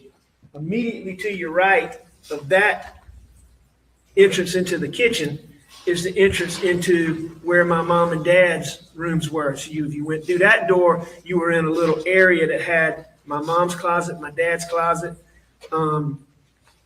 A little bit further, you go into my mom's bedroom. If you went to the right, you would go. My dad and my mom didn't sleep in the same room at this point, but the bedrooms were, they were back to back. There was a door going from one to the other that was blocked, but was there, and then there was a bathroom. So this is really the part of the house that at their age was getting used. So that's why you went in this entrance, because my mom and whoever was caring for her was always in her bedroom, which would be just on the other side of the room that has these windows that you see to the right. All right, those would be the windows for the room where my dad slept. Right. And then my mom's right on the other side. The kitchen's right there. This is the part of the house they were always in. And are you the only one that would pull up in the back like that? No. Is it common for your brothers and your sister to do the same? Oh, we all did it. I mean, we all we all parked in the same way. If you knew you were going to the front of the house, or if you knew there was a crowd there, or for whatever, you may park on the driveway, but if you knew under normal circumstances, my dad always stayed in the breakfast room where he had a recliner and a TV. That's where my dad always was. My dad never, you would never go catch him sitting in the den up front or in a living room. He just wasn't up there. He was in this room watching TV, or either he was on this back deck. And my mom was either in her room, which was just off of that, or she might be in the kitchen or the breakfast room. And when you got to the house, who was there? Your mother's house on the night of June 7th. My mom was there and Shelley Smith was there. And what did you do when you got there? The first thing I did was I knocked on the door. The door was locked. I knocked on the door. Shelley didn't hear me. And then what'd you do next? I called. Called what? I called my mom's house to let Shelley know I was there. Please come let me in. Okay. And is that the house phone that's been referred to? Yes, Okay. And did she let you in? sure. And then what happened next? I went in and I visited with my mom. I mean, you want me to go into detail on that? Well, just briefly. Yeah. What'd you do? I went in the house. In my mom's bedroom, my mom had a bed that was where she slept in normal times. It was like, a bed with, the poles coming out of the corner, a poster bed that coming out of the corners. And she had a bed like that where she slept, but she didn't sleep there anymore. But it was in the room. It was a hospital bed. So when you walked in the room, her bed was to the right. Against the wall to the left was a hospital bed, like a single bed, but a hospital bed, and a TV. And then there was a recliner where whoever was helping her would usually sit. So I went in and I sat down on my mom's hospital bed. And I just talked to her for a minute. My mom was awake, and I held her hand. And What kind of condition was she in? her condition was not good at any time, but given her overall condition, she seemed to be doing pretty well. I mean, she wasn't agitated like I thought she would be, or like I was worried she would be, or like Barbara had described her at that point. So she wasn't agitated. And, I just talked to her. Anytime we talked to my mom, we always tried to be real positive and, upbeat and just, and I just talked to her. I just talked to her, made sure she was okay. Did you stay seated on the side of her hospital style bed, or did you move around? I stayed there for a few minutes. I stayed there and I talked to her more than just a few seconds. Right. And then, but I didn't stay there. She did look tired. So I got up and I went and I think I sat on my mom's bed for a minute to start with, and then I laid down on my mom's bed, which is, that's what I normally did when I went in there. There wasn't like a lot of chairs to sit in, and I just laid back on the bed. Now, when you Talked talk, to Shelley, and we watched TV. now when you're talking about your mom's bed, are you referring to her regular bed? That's right. Not her hospital bed, not the bed she was in, but her bed, the one I was talking about with like posts. Right.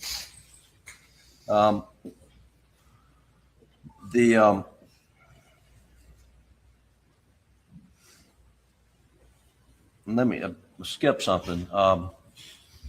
Was Maggie planning to go over to your mother's with you that night? No, she wasn't planning to go with me that night. Okay. No, in fact, Maggie didn't really like to visit my mom.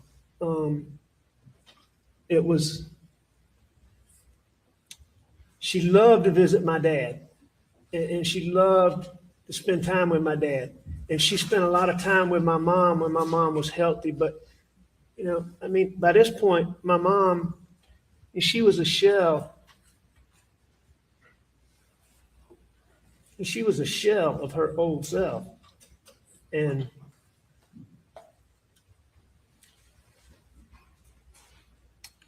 I mean, it was kind of sad to go and visit her anytime. I mean, she wasn't healthy. And Maggie didn't like to go and just visit my mom. When you left Moselle to head to Almeda, the evening after you'd gone back to the house at Moselle, what Say that again, Jim? what exit did you use of the Moselle property when you're going to Almeda on the evening of June 7th? I went out the main gates, which would be straight ahead. You've heard of the two gates. There's the shop entrance. There's actually several entrances, but the main ones we used, there was an entrance by the Dove Field. There was an entrance further down by Sawtooth Oaks, but the main ones we used were the shop entrance and what we call the main entrance, where the brick gates were. Did you go? Why didn't you go by the kennels on your way home? There wasn't a reason to go by the kennels at that point, and I was going to Almeda, which the main gate would be the gates that were closer.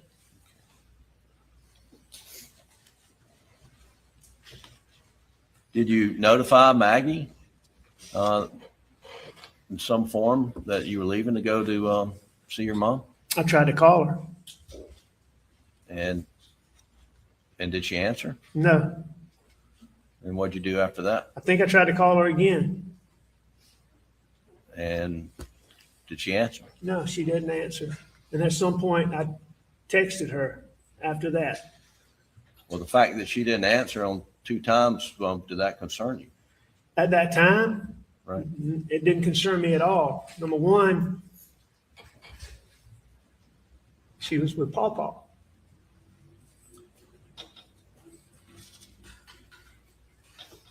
So, no, I mean, number two, I mean, it's not unusual to not be able to get somebody all the time when they're at the house or they're on the property. I mean, you've heard all the testimony about how spotty cell service was. So, no, at the time, it didn't strike me as anything unusual. Okay. Now, moving back to Almeda, you spent time with your mother, and then you left to head back to Moselle. Is that correct? That's correct. Did you drive straight back to Moselle? I did. Now, Alec, there's some information from the telemetry data off your Suburban and perhaps some of this OnStar GPS data that indicates that at some point in time in your mother's driveway, you stopped for about a minute. Do you recall seeing that data? I did. What were you doing when you stopped? I Do was you recall?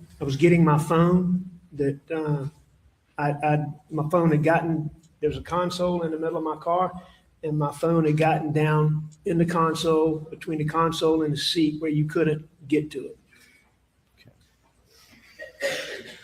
Were you, during that minute or however long it was, were you disposing of murder weapons, Alec? No, Were you disposing of bloody clothes? no. And your ride back to Moselle, was it, were you driving faster than normal? I was driving however I drive, normal way that I drive.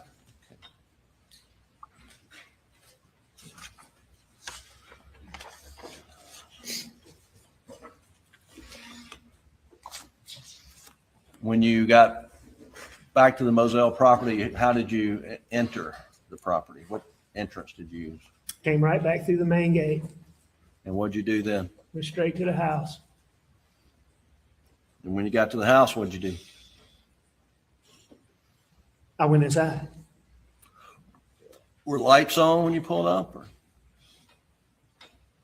Lights were on in the house for sure. I can't remember if there were floodlights on or not. I don't believe there were any floodlights on, but there were definitely lights. All the lights in the house were on, yes. And when you, how long did you stay inside the house, roughly?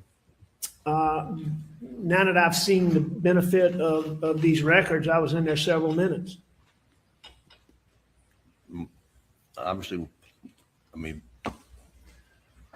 were you surprised that Paul and Maggie had not made it back to the house? You know, I don't know if surprised is the right word, but I mean, I thought they would have been back by then, you know, but I mean, did it cause me to go into any, it wasn't like I was shocked, but I mean, I thought they would be there. I mean, I distinctly remember, you know, I went and looked. Sometimes I was very hot natured. Number one, I was hot, I was heavy, and I was taking pills. So I was always hot. Maggie was always cold. Sometimes she would watch TV. We had a TV in the hunting room. You see on the wall there. Sometimes Maggie would be in there watching TV where she could have the thermostat different than we always kept it cold in the main part of the house. So I know I went in there and looked in there for her. It's not unusual for Maggie to be taking a bath and be not able to hear me. So I went back there and I know I did those two things and looked in those two places. And they weren't there. And so, you know, I knew they'd been at the kennels and I assumed they were still up there. So what'd you do? I went to the kennels. I may have tried to call them. In fact, I probably did try to call them. I would think I called them. But as I sit here right now, I'm not positive, but I would think I did. Would think I tried to call them to see. And now, did you drive down to the kennels in your Suburban?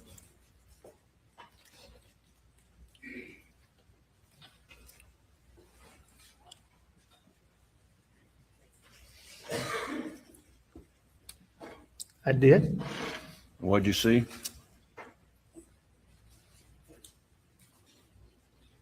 Oh, I thought he was crying. And then he said very calmly, I did. So what y'all seen pictures of?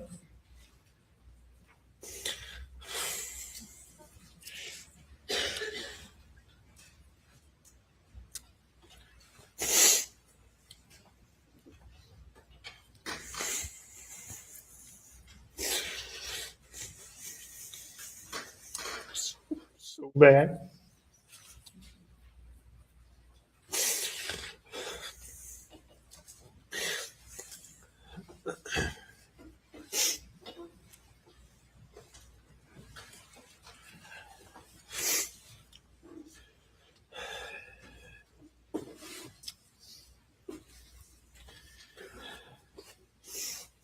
Can I have some water?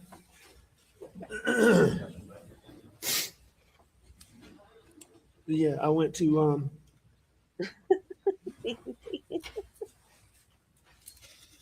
Baseball money, not court.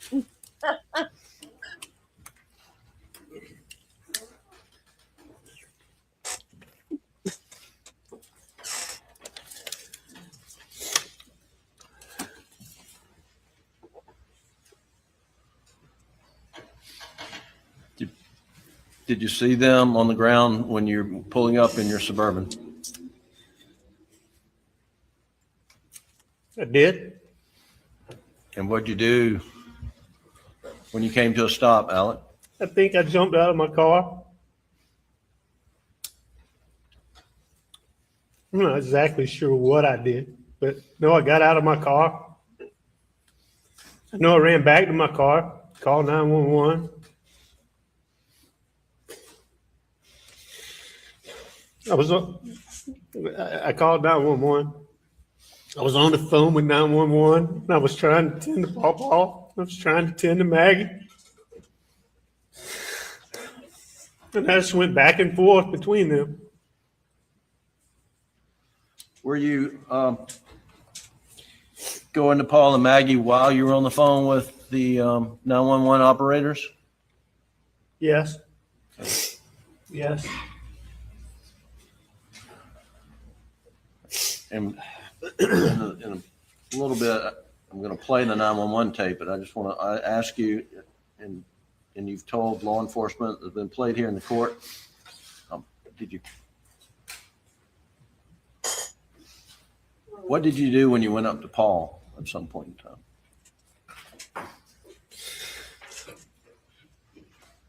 And Paul.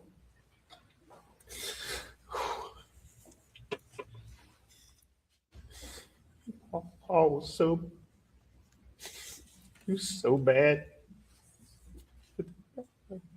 At some point, I know I tried to check him for a pulse.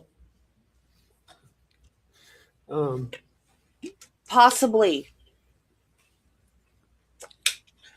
I know I tried to turn him over. And I can always make it happen. Why? When you say you tried to turn him over, why were What you trying to happened turn him August over? 3rd through 9th? I don't know. I don't know why I tried to turn him over. Me and my boys laying. Are you face going to be down, there? That will definitely make it happen. Done the way he's done. His head was the way his head was. I could see his brain laying on the sidewalk. I didn't know what to do. I mean, I tried to turn him over. So I grabbed him by the belt loop and tried to turn him over. And when I did, his phone popped out. His phone popped out. And I just picked it up and I put it right back there. Do you have any idea how it popped out? I mean, I know it came out of his pocket when I pulled on his belt loop. When I pulled him to turn him over.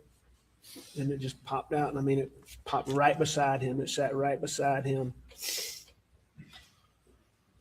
Were you able to turn Paul at all? I mean, I didn't. I don't know if I was able to. I didn't turn him over. No. What side of the on what side of Paul were you when you were doing this? I was on the side that was away from. I was on the side that was away from where my car was. Okay. Yeah.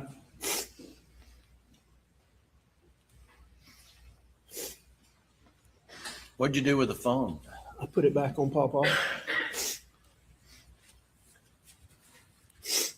You know if you put it, you know which way it was pointing, upside down, downside, anyway? I couldn't tell you anything about it. I know his phone popped out. I picked it up and I put it back on him. Did you see any messages on Paul's phone? No.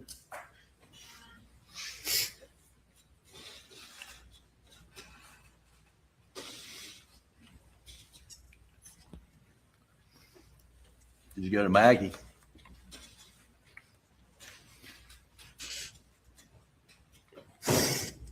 Did. Did you touch her? I did. Where did you touch Maggie? It's all gone. I think I touched her down just around like, I don't know. If you ask me exactly, I think I touched her down around her waist, but I don't know.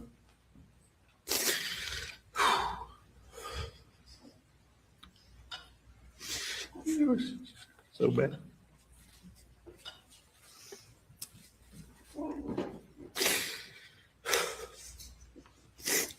Excuse me. It's gone like fish. I mean, I know I went back and forth. Between them. I know I did. I'd like to play, Doug, the Colleton County portion of the 911 call, which is in evidence as defendant's exhibit number 9. And Doug, this is the long version, the first clip, and stop it when I say stop it, please. 2021, 22 hours, 7 minutes, 9 seconds.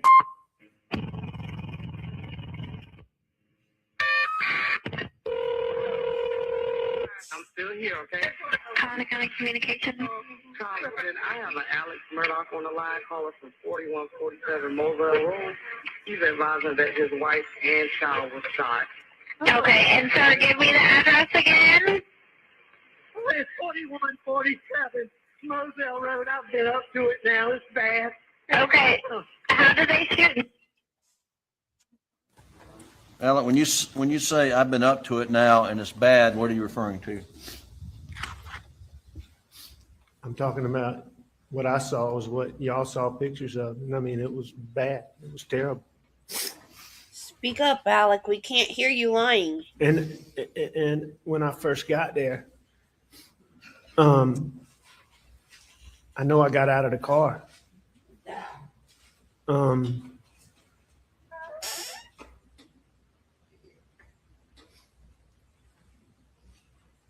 I mean, I know I got out of the car. I mean, I knew.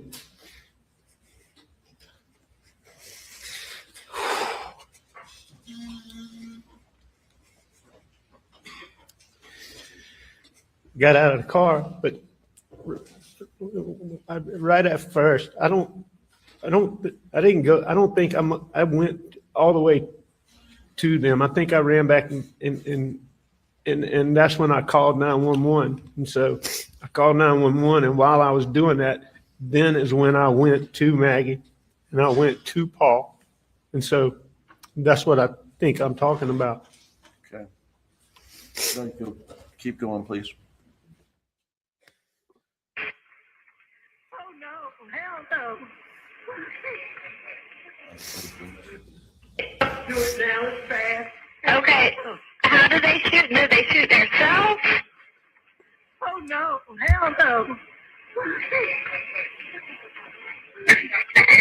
Okay, and are they breathing? No, ma'am. Okay, and you said it's your wife and your son? My wife and my son.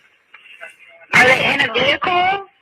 No, ma'am. They're on the ground out at my kennel.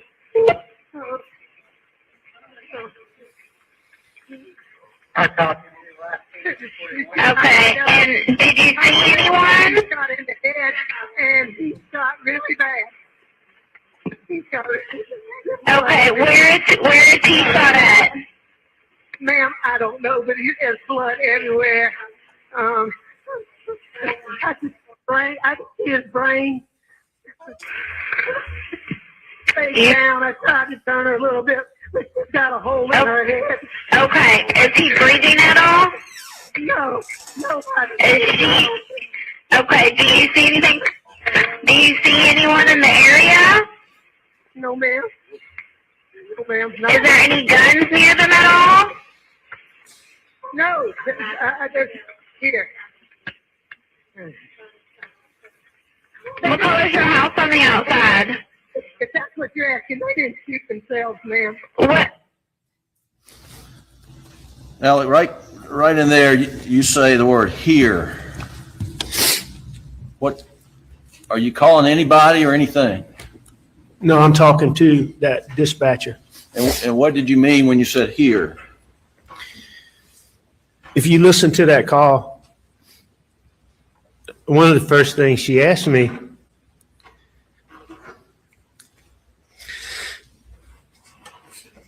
was, did they shoot themselves? And I knew there's no way. I mean, I knew they didn't shoot themselves. It wasn't a gun. They didn't shoot themselves. And she'd asked me that. And then she asked me another question, something about that. And you hear me say here, and then you hear the thing talking. I'm telling her here, and then I say something, and then you hear me say, if that's what you're asking. And I'm letting her know they didn't shoot themselves. I'm saying here, and then I give her an explanation, which you can't hear on that phone, but it's obvious to me what I'm doing. And I say, if that's what you're asking me.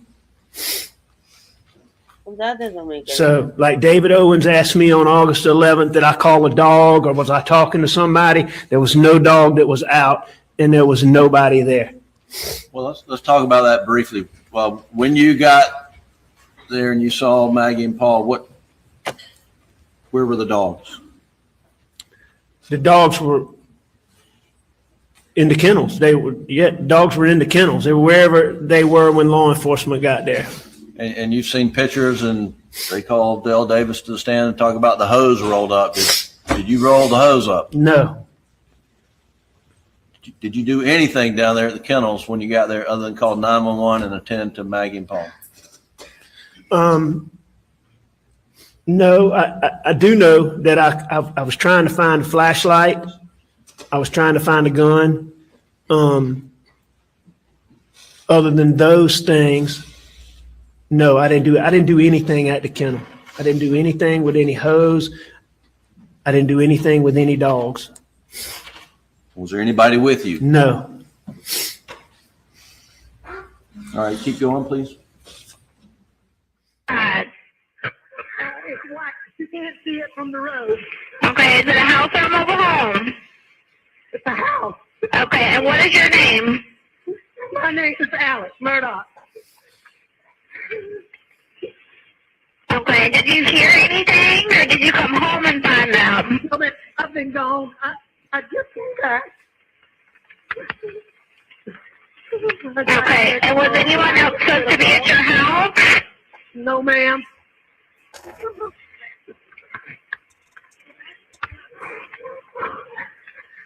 Please hurry. We're getting somebody out there to you.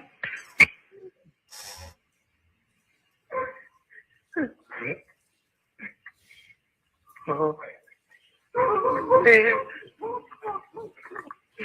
Oh, should have known. Alec, we just heard you say, I should have known. What are you referring to? I said, Paul, I should have known. What were you referring to? I was referring to Paul got so many threats. Yeah, me too. But he went to the Didn't house take without a gun. serious. Think twice about. I'm just telling him, Paul, I should have known. I don't specifically remember saying that, but can clearly hear myself say that. Okay. What kind of threats did you understand Paul was receiving?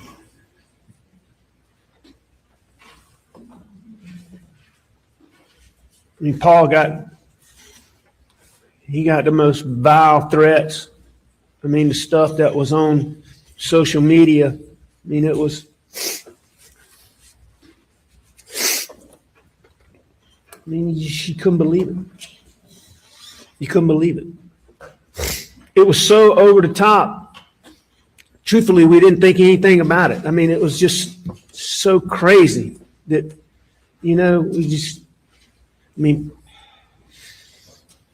people talking about what he was going to get and how they were going to do this and get him. And I mean, it's stuff you really, I mean, we disregarded it because it's so over the top.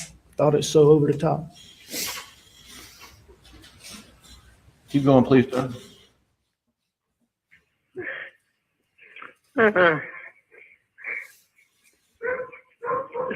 Okay, what is her name? Maggie is home. Maggie is her name? Yes, ma'am. Okay. When's the last time you talked to Maggie? Hour and a half ago, probably 2 hours ago. What?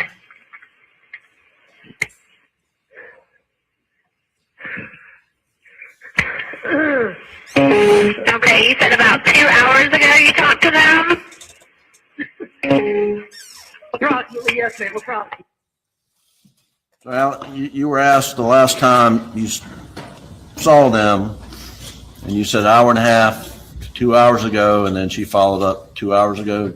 You just heard that? I did hear that, Um, and I said approximately to her Right. question.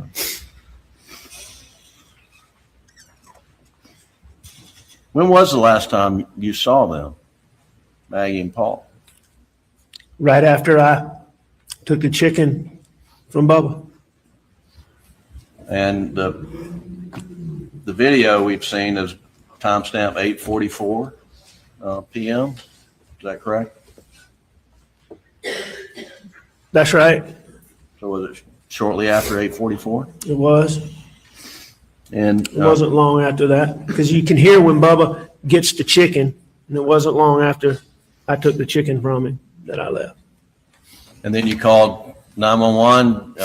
The records of that, but do you remember roughly 9:07 or right before 9:07? I mean, I've seen the records and seen the transcripts, yeah. And then this is, and the records of this, but this is some minutes into the conversation with 911 operators, correct? That's right. Like, Knowing everything we know now, I mean, was it roughly an hour and a half the last time you saw him?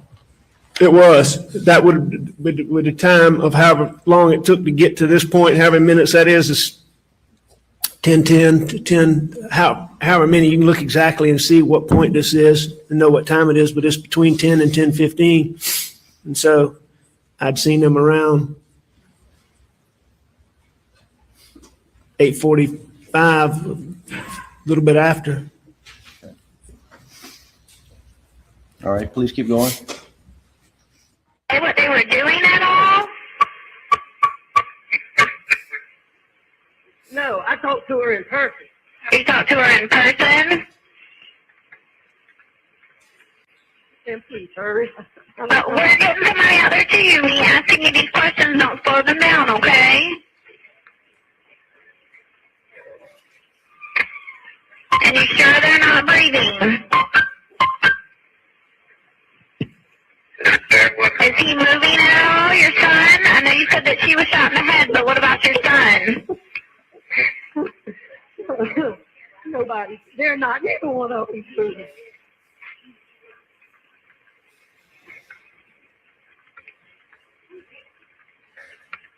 What is your telephone number? 942-1227. I'm going back to my house just to get a gun just in case. I'm about to. Did you go back to the house and get a gun? I did. And is this the gun that you got? And how did you load this gun? What did you load it with, if anything?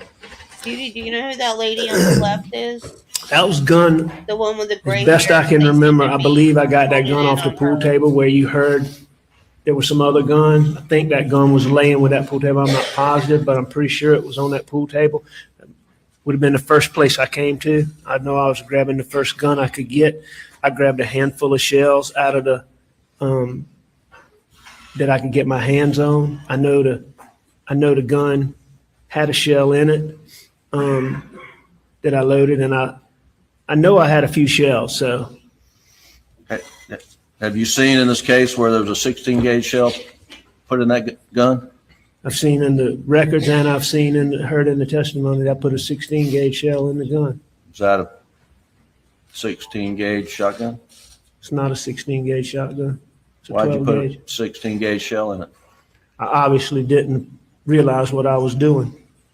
I mean, I know you can't put a 16 gauge shell in a 12 gauge gun and not, I mean, I've been hunting my whole life. I know you can't do that. It's not a mistake I would have made. That's not a mistake I'd have made under any circumstances other than that night. Why did you go back to the house to get a gun? I just didn't know. I didn't know. I mean, no,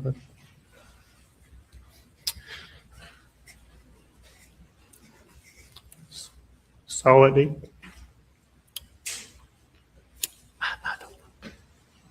mean, it's just, I didn't know if somebody was still out there. I don't know. I guess I didn't know. Please keep going. And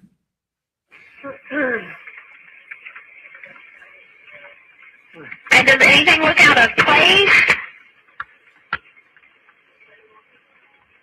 Ma'am, not particularly, really, no, ma'am. Okay.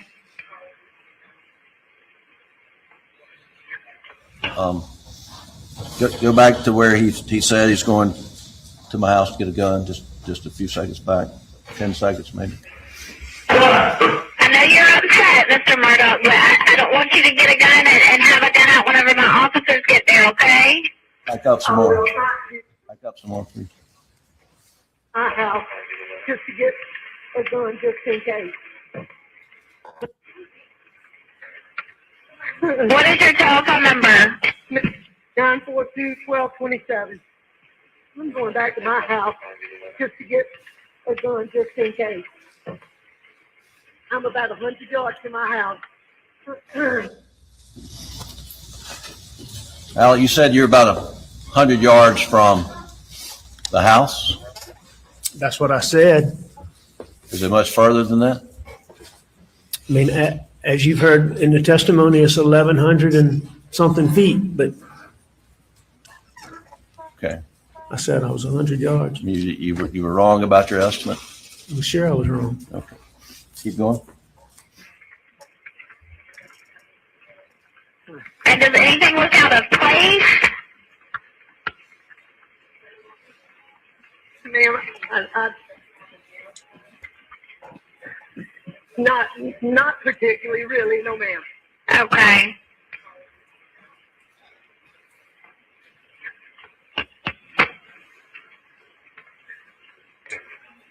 Well, I know you're upset, Mr. Murdaugh, but I don't want you to get a gun and have a gun out whenever my officers get there, okay? I will not do that. He's been being threatened by, my son had a boat stack. He's been being threatened for months and months and months. He's been hit several times and he should finally quit. Do you know who was threatening your son?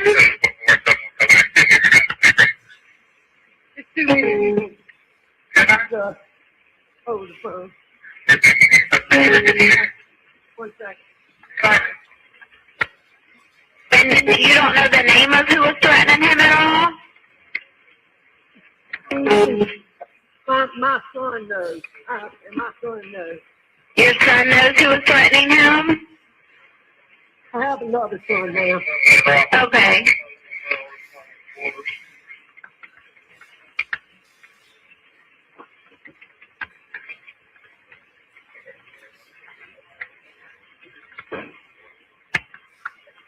All right, I'm going back down there. Yeah.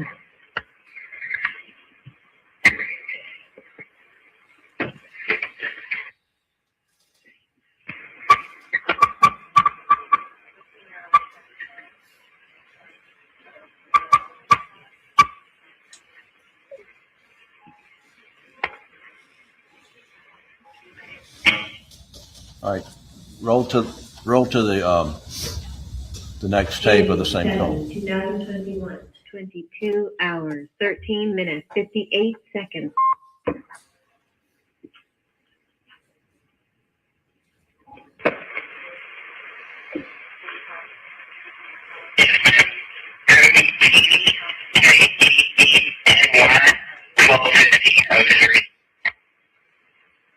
Are they close, ma'am? Yeah, they've been around with you ever since you got on the phone with me. I have multiple people coming out there to you.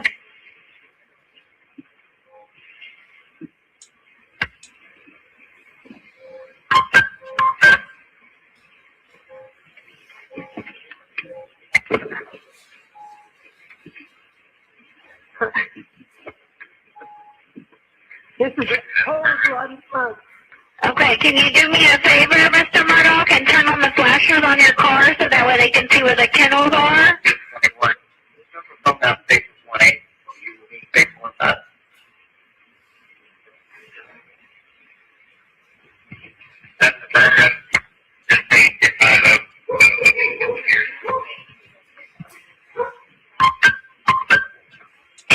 glasses on for me, Mr. Murdaugh?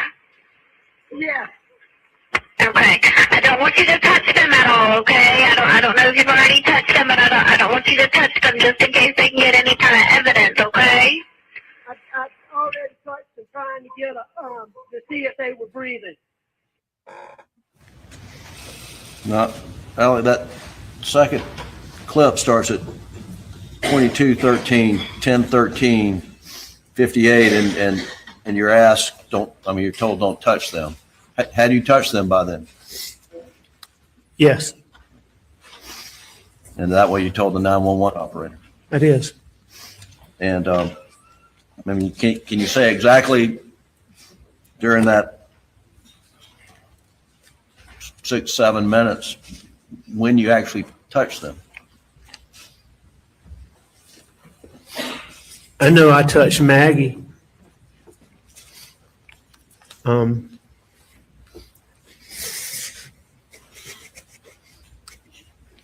I touched Maggie several times, but I mean, I think I didn't. I don't think I touched Pawpaw, but 2 times. Did you touch one or both of them before you got in the car and drove back to the house? Yes. Yeah. One or both? Do you know? Both. All right, keep going, please.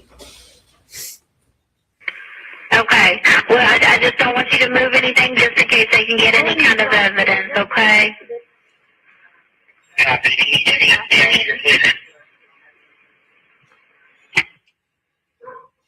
Oh.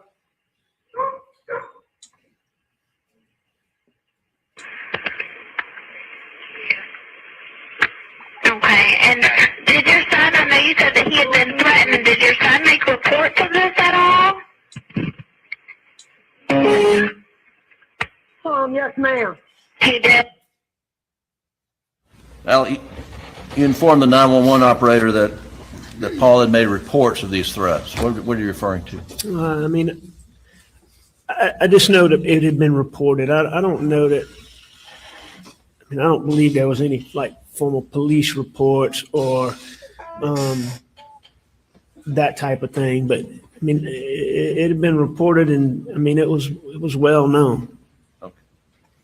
So, were you saying he had filed some official report when you said yes?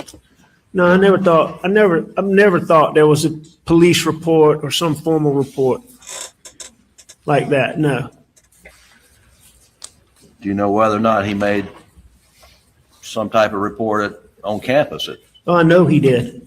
What do you know? I mean, I know that there was a time when he was asked to come meet with, God, I can't even remember the gentleman's name now, but What?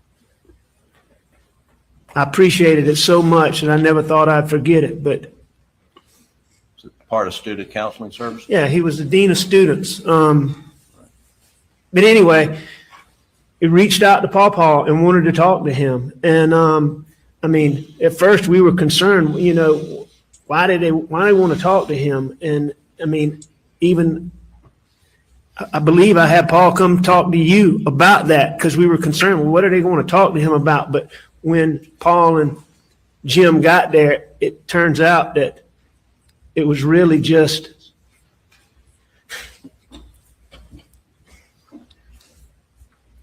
they were wanting to make sure he was okay. But, just make sure he was okay. And I know that, they were aware of the threats or some level of threats. And so, Gosh. yeah, I mean, it had already been reported to them. Keep going, Doug.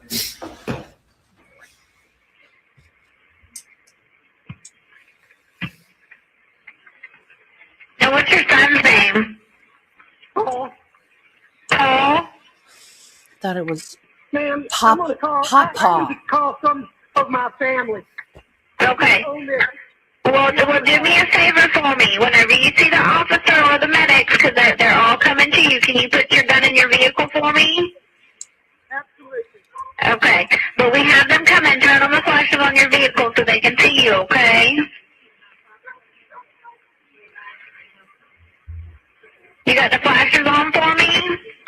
I do. Okay. All right. Just whenever you see them, put your gun up for me, okay? Okay. How old is your son? 22. Okay. All right. We're getting them out there to you, okay? Why is she talking to him like this, John? All right. So Alex, Ground yourself. Well, get up did here. you call family after you got off the call with on the Quit with the yelling at operator? me and get up here. Yes. Who'd you call? I know I called my brother Randy. I know I called my brother John. And I know I tried to call Roro. Well, Roro's not family, but I called Randy and John. And I called Randy and John. And then you just mentioned Roto. You mean Rogan. We called him Roro. I called him Roro. why did you try to call Rogan? I mean, Rogan's house was like, I don't know, as the crow flies, maybe 2.5 miles, 3 miles. I mean, Rogan was like family. Did you think he was the closest person? Yeah, I just wanted somebody. I wanted somebody to be out there.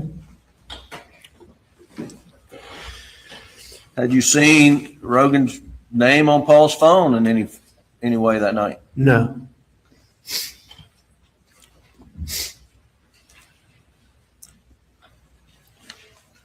You called. Did Rogan answer? No. Did you try him multiple times? Looking at these records, I believe that I did, but I believe some of those are like the FaceTime calls that are to Rogan. I mean, I'm trying to call him, but I don't believe that was me, actually. I didn't FaceTime. I mean, I didn't FaceTime people. So I think that's either me trying to call him and hitting FaceTime, or that's me hitting buttons or hitting the phone. In the State's Exhibit 519, which is the condensed timeline done by Agent Rudofsky, there's an indication, Alec, that at 10:22:09, you opened a group text message from Michael Gunn stating, "She brought the heat from Miami boys." Were you reading text messages from Michael Gunn right after you got off with the 911 operator? I heard them ask that question. I can promise you I wasn't reading any text messages.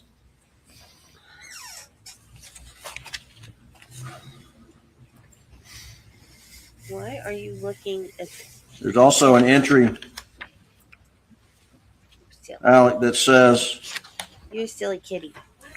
at 10:40 p.m. that you did a Google search or a Safari browser search for Whaley's at Edisto while your wife and son are laying dead on the ground. Did you do that? No. Whaley's is a restaurant at Edisto that we ate at a lot of times. We got takeout from a lot of times. So I'm assuming it was in my search history, pulling up the restaurant, and I obviously was trying to call people or dialing, and I hit that. I wasn't doing any Google searches. And is one of the persons that you dialed that night a wedding photographer? It's a guy named Brian White. I saw that on the call log. Brian White's a guy who was in my, what do you call it? Contacts, that is a videographer that I've used in cases. I haven't used him in 2 years. And he's a good guy, but we're not personal friends, so I certainly wasn't calling him. So were you, what does that indicate to you, that those actions on your phone, how do you account for that? Obviously they're unintentional. I mean, I'm doing something with my phone trying to call people, but I'm not trying to call those people. I'm not doing a Google search for any Whaley's restaurant, and I'm certainly not reading any text.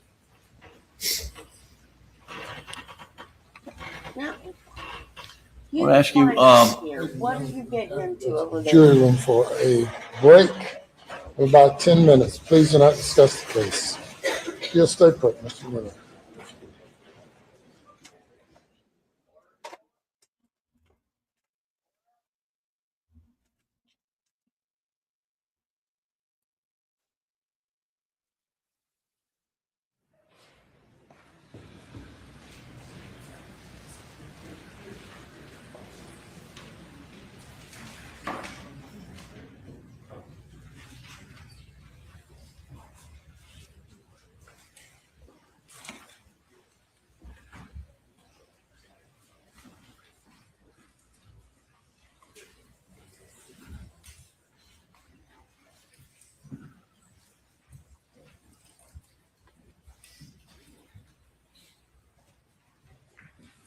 Shadow, what are you doing?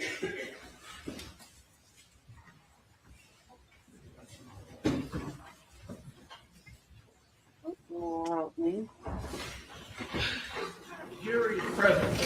Thank you. Yes, sir.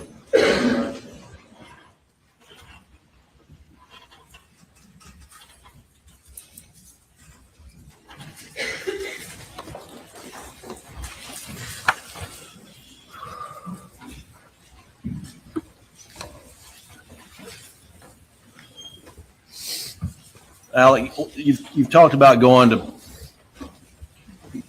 Paul's body and Maggie's body. Do you recall getting blood on you, on your hands, or any part of you? Yes. Do you know with whose blood you would have gotten on you? I know I got blood on my fingertips.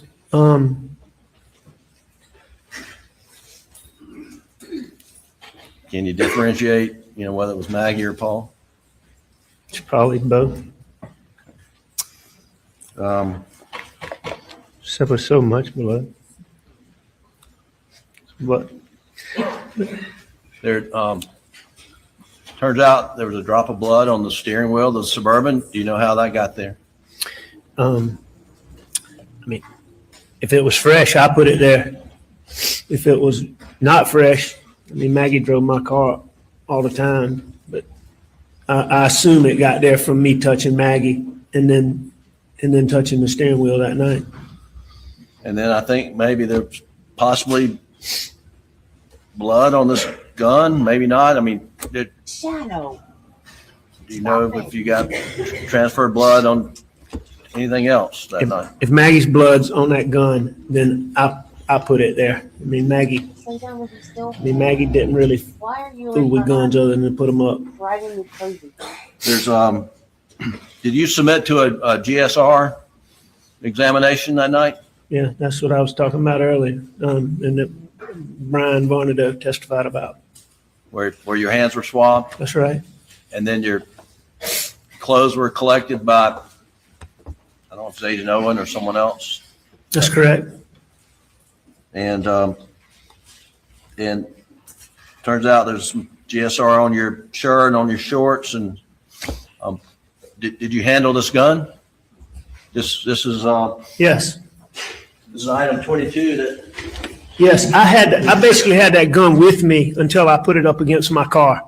When the police officer, I think it was Mr. Green, got there, I put it against my car. And I think Nolan had testified that this is, one of the shotguns Paul liked to use. It is. Was he meticulous about cleaning his guns? Pawpaw? Yeah. No. Now, when he cleaned it, he was meticulous about it, but it was far and few between when he actually cleaned them.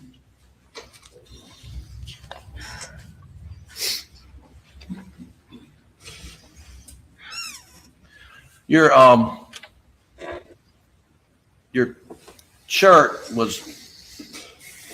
went through testing and analysis, and you were part of this case, provided results of that, were you not? Yes, sir.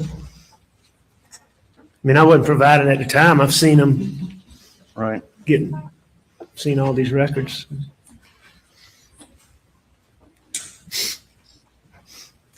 You,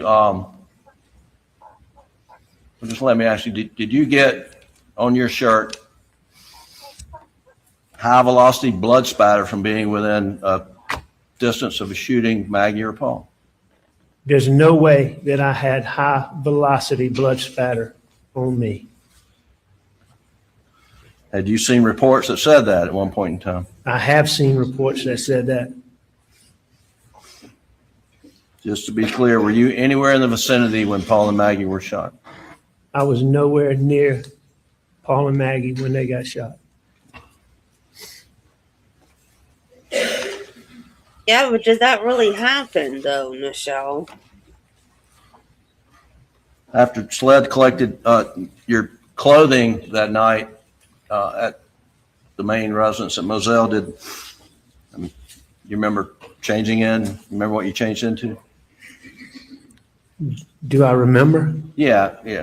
I know I changed clothes, and I've learned since then what I had on, but I don't You don't remember? Okay. remember that at all. But I understand I had on athletic shorts and a t-shirt. Sure. And other people have talked about this. I'm not going to repeat it, but where did you spend the night, or where'd you go to after leaving Moselle when you left for the evening? We went to Alameda too. We went to my mom and dad's house, and we stayed there. And who went with you? I believe that Bus and Brooklyn and I rode together. John Marvin might have been with us. I know John Marvin stayed at Alameda with us. I just don't know if he rode in the same car we rode in. But I know I rode with Buster in Brooklyn. I know that for a fact. And the next morning, what'd you do? And we're talking about daylight hours on June the 8th. What did you do? And we basically got up and came back to Moselle. Do you remember roughly what time you got to Moselle? I don't remember. No, I don't remember what time. There's things I remember about that morning, but I don't remember exactly what time we left. And Alec, we'll get to this in more detail, but during that period of time, is it hard to remember times, what time things started and stopped, and how long things took? I mean, it's definitely hard to remember. Now, looking at these timelines and all these records, I mean, it sure helps, but to just do it off the top of my head is very difficult. And we'll get to more of that.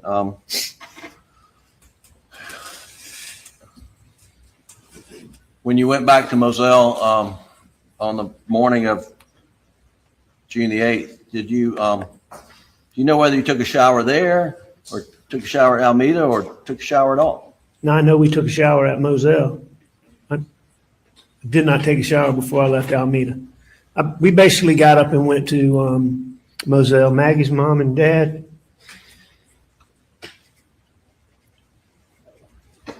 They were there? They were coming.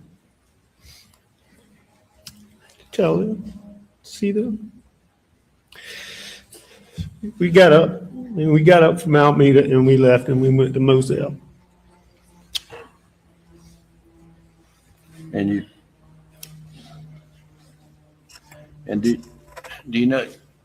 you even recall SLED coming in and searching the house for anything on the 8th?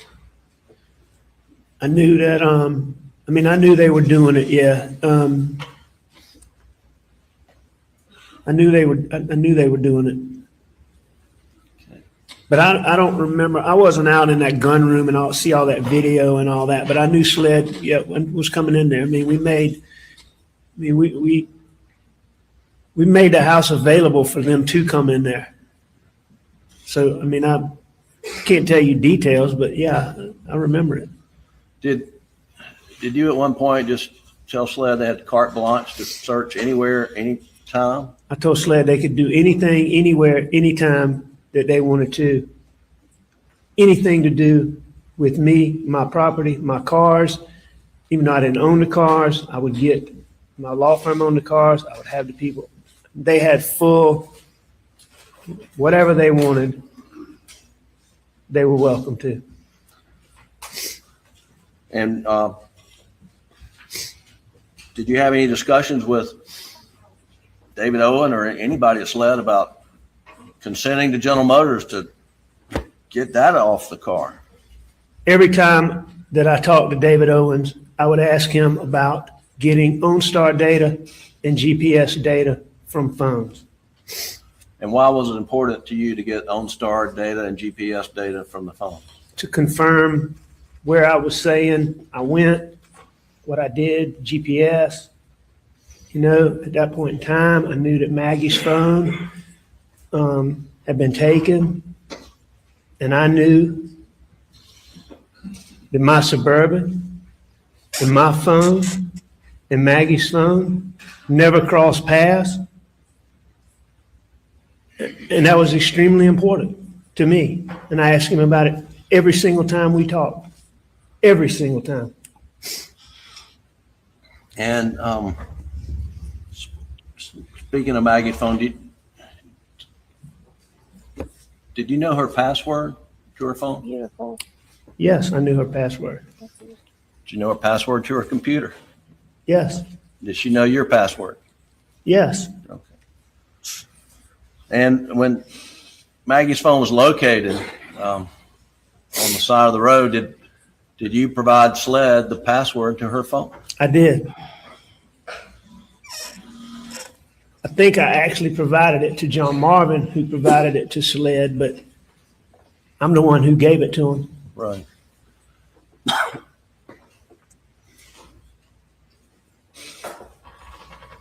And your knowledge that Maggie's have these location services on her phone, she used them frequently. All the time. One of Maggie's things that she liked to do was there's that app called Find My Friends that you can see what other people are doing and they can see what you're doing. Maggie loved me, Bus, Pawpaw, Brooklyn, Grandma, Papa T, Marion, the three girls,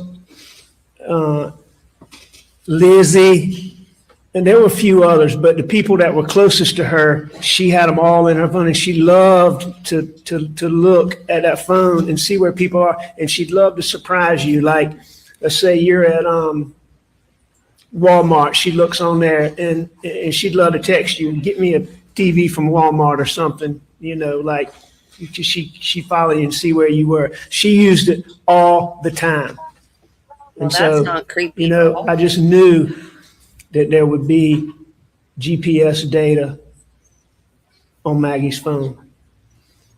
Alex, when you're being interviewed on the night of June 7th and again on June the 10th, what was your understanding as to why they were interviewing you? Why were you being interviewed? On June the 7th and June the 10th? Yes, sir.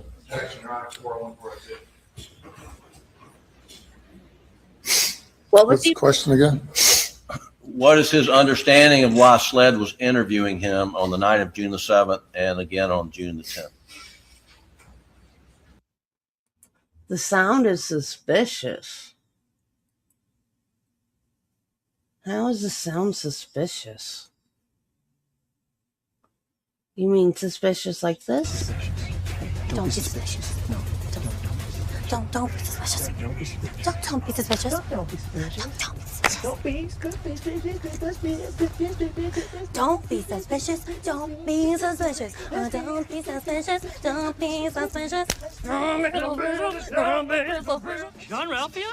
Come to take his son home! Come to Rabbi! To take his son home! To take his son home! And the basis for the objection? 401 and 402, Your Honor. What do you mean? Relevance, Your Honor. His understanding is not important. What he said is important, Your Honor. Response. Well, I can, it goes to his, his follow, it goes to his state of mind. I mean, that's what it goes to. Objection sustained. Did, why was it important to you to be able to get data from the Suburban, data from your phone, and data from Maggie's phone? I knew at that point in time, I knew since I was the person who found Pawpaw and Mags that I was a suspect. I mean, they kept talking about this circle, but I mean, I knew that. It was very important for me to find that, to get that. And what was your belief as to that information? What would it have done for you? There's no question in there that it would demonstrate that I couldn't have done this. And when was the data from General Motors off that Suburban finally obtained?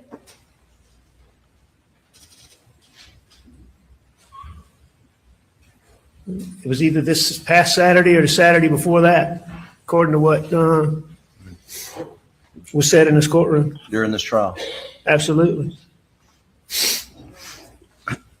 And to your knowledge, was GPS data ever able to be located off Maggie's phone? No, I mean, not just to my knowledge, it was not able to be gotten. You know, the testimony was in here that it couldn't be gotten. It only went back to June the 9th. Everything before that was erased on Maggie's phone. Now, when starting June the 8th, when that Moselle, did a lot of people come to support you, be with you on June the 8th? On June the 8th, Yes, like sir. the next day? Right. Yes, sir. A lot of people. And you mentioned your Maggie's parents and family came as well. Yes, sir. From that moment, June 8th, when folks, family came and to Moselle and you met with them, were you left alone by any of your family members the rest of that week?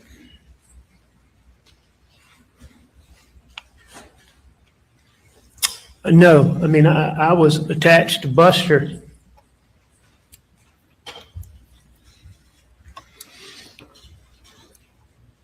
At the hip. But, I mean. And what no, happened on? I wasn't. What happened on June the 10th? Besides being interviewed by SLED? My dad died. My dad passed. And where did you stay, and with whom did you stay on the night of June the 8th, the night of June the 9th, the night of June the 10th? On the night of June, you asked me to start on the 8th? The 8th, yes, sir. All right, starting on the 8th, I stayed with Buster every night. I stayed with Buster, and as long as Brooklyn was there, I stayed with Buster in Brooklyn. But we stayed with, I'm pretty sure that's beginning on the 8th. I know the 7th we stayed at Alameda, and I believe on the 8th we started staying at John Marvin and Lizzie's at Greenfield. And how far is Greenfield from Alameda? As the crow flies, I mean, it's no distance. It's less than 5 minutes. It's probably a few minutes away. And who stayed there? Did John Marvin and his wife Liz stay there as well? Yes, John and Lizzie. All right, John and Lizzie stayed there, and their kids, Bus and Brooklyn and I. I know Bubba and Maymay stayed there. Well, Lizzie's mom and daddy stayed there. And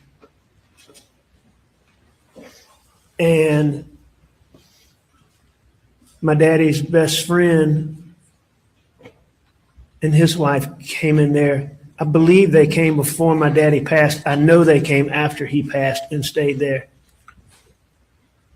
And that, how many nights do you recall staying there at Greenfield? So I stayed at Greenfield. The 7th was a Monday. I stayed Tuesday, Wednesday, Thursday, Friday, Saturday, and Sunday at Greenfield. I know that for a fact. And the Maggie and Paul's funeral was Saturday? Is that right? Now, I heard that in this courtroom say it was Saturday, but So the memorial services? nah, their funeral was on Friday. I was on Friday. I know that for a fact too. And then your father's funeral's on Sunday? My father's funeral was on Sunday, and it was my father's funeral. I forget the term.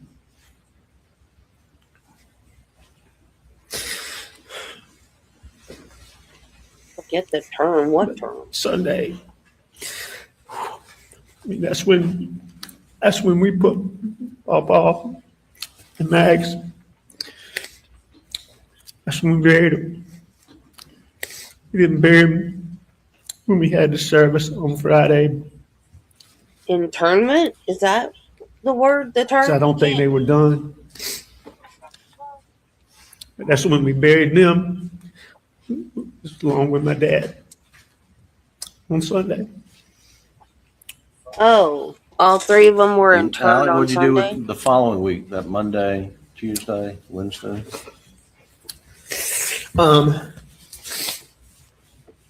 Starting when now?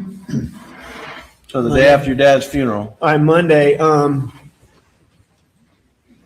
I went to Grandma and Papa T's, Somerville, at some point, Monday. in the afternoon. You mean what did I do when I got up that Yeah, morning? well, yeah, where did you stay? We stayed at Greenfield Sunday night. So we woke up at Greenfield on Monday. So, and Sunday night you were with the same family members, your brother and Brooklyn and Buster and That's right. Liz? And Lizzie and Lizzie's mom and dad. And I believe Donnie and Paula were still there, but I can't remember when they left. And then you went to Somerville with whom? I believe I went to Somerville by myself, but I know Buster in the car by myself. I can't remember if Buster and I rode together, but I think we might have had separate cars. We probably did ride together that first day. I don't remember, but I know I went to Somerville and Buster was in Somerville with me, with Grandma and Papa T. And Somerville is where Maggie's parents live? That's right. That's Maggie's mom and dad. Maggie's mom is Grandma, and Maggie's dad's Papa T. And did you stay with them for a few days in Somerville? I stayed with them longer. In Somerville, yeah, I stayed with them. We stayed in Somerville Monday night, Tuesday night, Wednesday night, and then we went to Greenville. Okay.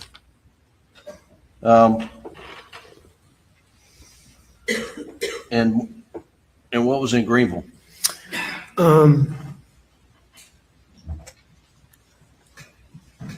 My niece. That was she was having a baby, and Maggie had just been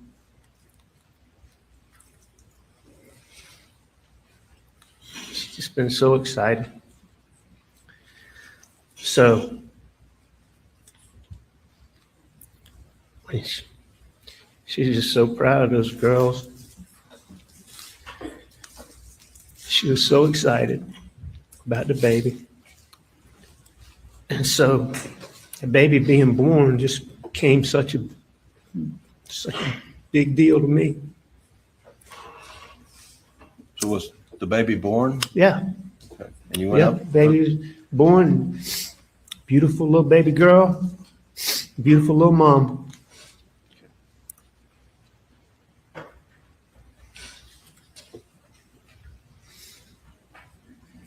And then did you go up to the lake after that?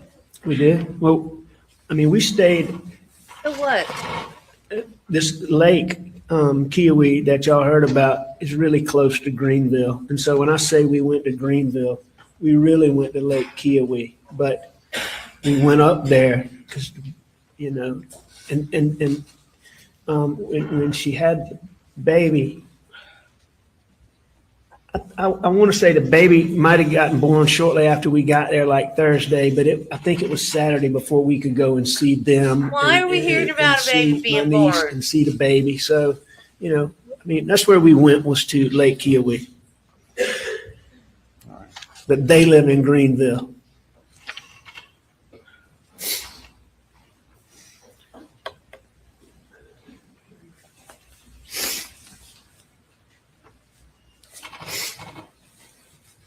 On the morning of June I 16th, know I if think you that was shuffle that Wednesday. that wrapping paper I think one that's a more Wednesday. time.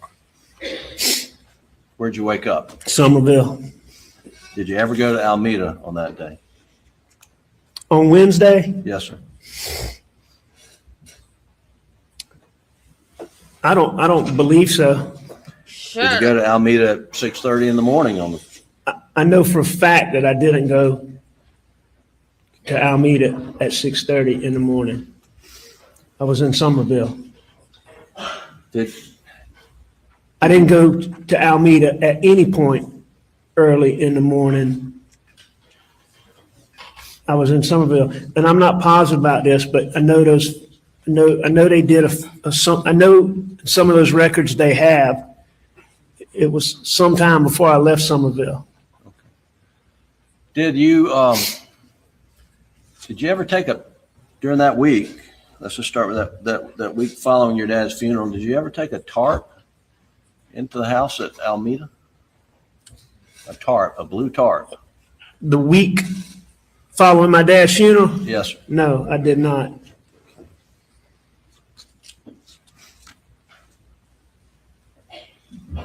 There's been, I don't even know where it is in any of these boxes, but this blue rain jacket. Have you ever seen that before? Never seen it before, never touched it, and don't know anything about it. Did you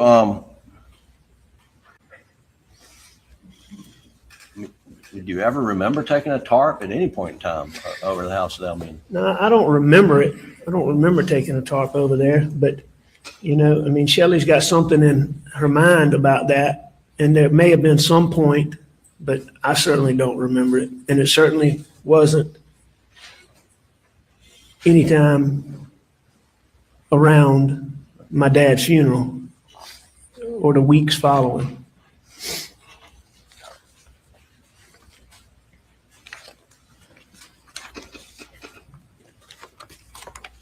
I think we tarp talked thing. He supposedly had guns in the briefly tarp about, and he hit it. What? I don't know. about your recollection of times, and Okay. and I just want to play Doug from State's Exhibit 517, which is the August 11th interview, starting at 5 minutes and 52 seconds. You could pull that clip up, and I want you to listen to this. Okay. Tell me again what it is. It's August 11th interview, starting at 5 minutes and 52 seconds. All right.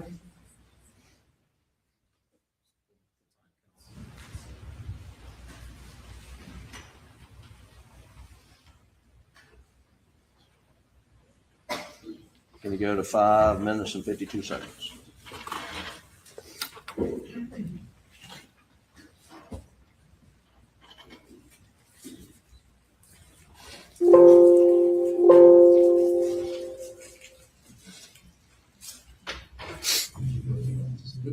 Who was at your house when you left? And what time did you go to the office? We have been. Who was at your house when you left? And what time did you go to the office?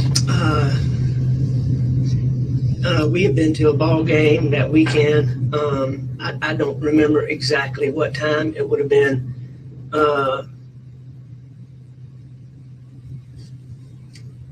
somewhere between 8:30 and 9:30, probably 10 o'clock, maybe at the latest, something like that. Al, on this tape, were you being asked when you went to work on the 7th? Yes. And you said 8:30 to 9:30 in the morning? And then I think said 10 o'clock at the latest. Is that correct? No, it wasn't. Now I've seen all these records. What does it look like? What time you went to work on the 7th? A little afternoon. All right. If we'll go to the Doug States Exhibit 243, which is the June 10 interview. You know, Mr. Griffin, on that same date, though, I also, if you play that thing, and I don't know if it's right then, but if you play that further, I also told him the best way to see exactly when I went in that door is to go and get my information from my law firm. And I told them that we have a, how things are electronic now, where you don't have a key, you have a key card, and you have a key card in your wallet. And so when you use it, it creates like all this other stuff, a digital footprint. And I told David Owens that he could go get it from my office. And was that a common response of yours when you were asked about specific times, that you would give them your best estimate, but you would point them to where they could find the most accurate data? Yes, sir. You did that more than once? Yes, sir. So if we've got the June 10th interview, which is States Exhibit 243, and Doug, I'd like to go to 9 minutes and 59 seconds. And here you're being asked, when did Paul arrive at Moselle? Roughly what time in the afternoon? I would think it'd be somewhere in the 5 o'clock range, a little bit. It was broad daylight when we were, it wasn't dusk, dark, or late. Okay. And we rode, we just rode around. We rode around. So did you tell him on June 10th that Paul got there at 5 o'clock time period? Yes, sir. Yes, sir. I obviously did. And was that incorrect? Yes, sir. It was incorrect. And what time did you, looking at the records now, what time did it look like Paul actually got there? And looking at the records, it's clear that he got there sometime around 7 o'clock. At some point in time, you have a conversation with Shelley Smith about, how long you were over at Alameda on the night of June the 7th. Do you remember? I don't distinctly remember having a conversation with her about how long I was over there, but I know that I told Shelley Smith that SLED was going to come and talk to her, and that I'd appreciate it if she would talk to them, and that she just needed to tell them the truth. And did you take extra care not to talk to people that you knew SLED would be talking to? Absolutely. And why is that? After this boat wreck that you've heard so much talk about in this courtroom, there were social media, newspaper. It went deeper than that, but there was so much talk about how I, fixed witnesses and structured the investigation, just things that were totally false, that were absolutely baseless, but it was said repeatedly, and it was reported repeatedly how I'd done this and with this witness and influenced this police officer and all these things.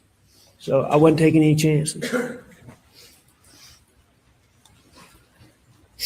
I want to ask you about, you can take that down, Doug. Thank you. Ask you about the August 11th interview with David Owen at the SLED office in, I think, here in Walterboro. Do you remember that? August 11th, absolutely. Had you requested that meeting? I've been requesting, what I'd really been requesting is some information. I've been begging David Owens to come meet with me, and specifically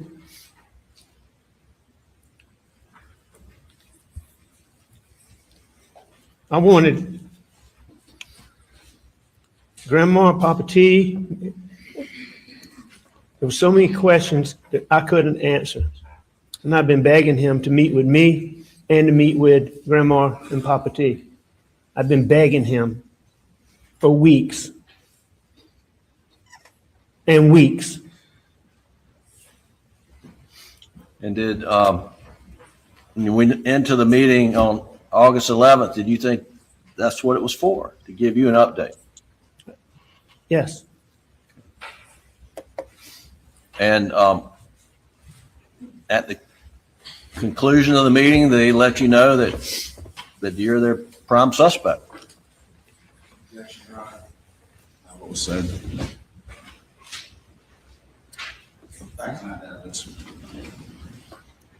Mr. Griffin? I'll rephrase it. By the conclusion of the meeting, did they make it known to you that you were suspect? Oh, there's no question about that. Absolutely. Now, he used a lot of, I mean, you hear it talk about how I'm in this circle and he can't get me out and this and that, but there's no doubt in my mind. There was no question in my mind what was going on. And and during that meeting, did they show you the Snapchat video of you trying to stand up the fruit tree? Yes. And were you questioned about what clothing you were wearing? And I can't remember this. I can't remember if he showed me the whole video or he showed me a picture of it. But I was definitely showed that information. I was definitely shown those clothes in that meeting on August the 11th. And what clothes were you wearing? The same ones you see in. And do you remember what kind of pants? It was khaki pants. And what kind of shirt? It's a button down, short sleeve button down. I call it a dress shirt, but short sleeve button down dress shirts.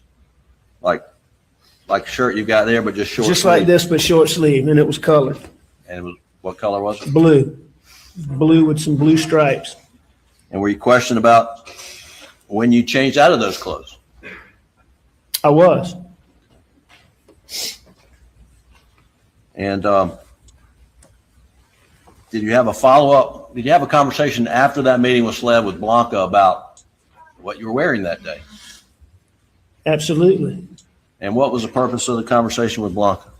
Well, they made an issue about that in that meeting, and I asked Blanca about those clothes that I had on earlier that day. Did you ask her specifically about the blue shirt? I asked her specifically about all the clothes. Okay. What I asked Blanca about specifically was, did she remember getting my clothes after she came back? When she came back to Moselle, did she remember getting my clothes? It's specifically what I asked her. Welcome back. And why were you asking her those questions? Because on August the 11th, they had made an issue about me still wearing those clothes, not having changed clothes when I was in that Snapchat video. So that's why I went to Blanca. Did they ever ask you on August the 11th whether, they ask you for those clothes? Can you produce the clothes? Did they ask you that? No, they didn't. Have they ever asked you for those clothes? No. As far as my understanding goes, my clothes were never an issue in this case until y'all figured out, as my lawyers figured out, that there was no blood spatter on me. Sir? Is that objection, Your Honor? Please put objection. 401, 402, and beyond in speculation, Your Honor. Mr. Griffin? It's a matter of public record. It's a matter of public record. What is? The issues with the shirt and the blood test It's a matter of public record. filed in this case, yes, sir. The objection is overruled. I'm well aware that my clothes never became an issue in this case until my lawyers proved that this blood spatter that they said I had on my shirt from my wife and my son was a lie, and that there was no blood on my shirt. And once they filed the documents and they proved that that was a lie, all of a sudden, the clothes I was wearing back on that day became an issue.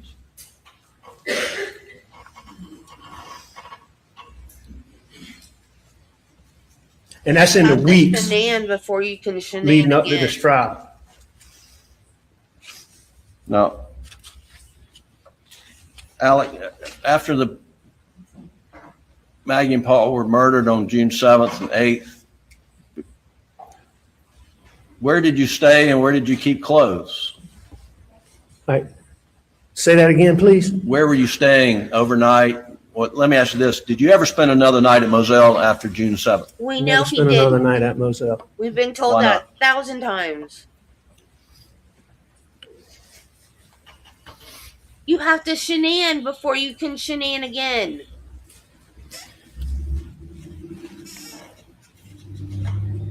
Could've. Didn't want to. Okay. Where were you staying?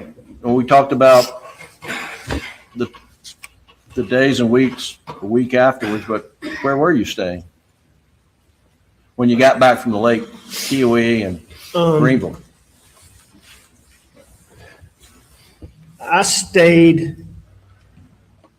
All right, so when I got back from Greenville, so Yes, that sir. would be so the first week, until my dad's funeral, then, all right, so that'd be the second week. All right, so after I know Bus and I stayed with Grandma and Papa T as much as I could. You know, No, we don't know. I stayed with, You know too much. I stayed with my brother Randy a lot. I stayed with my brother John a lot. Bus and I stayed at You just went house to Edisto house? a little bit. But at the beginning, I really stayed with either my brother Randy and his wife Christy, or I stayed with my brother John and his wife Lizzie. And basically at that time, Buster worked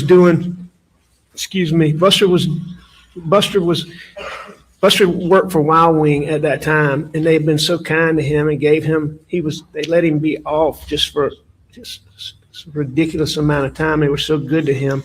So he stayed with me. When he had to go back to work, he would stay at my brother John and Lizzie's because it was close. So I would stay with Randy and Christy in Hampton.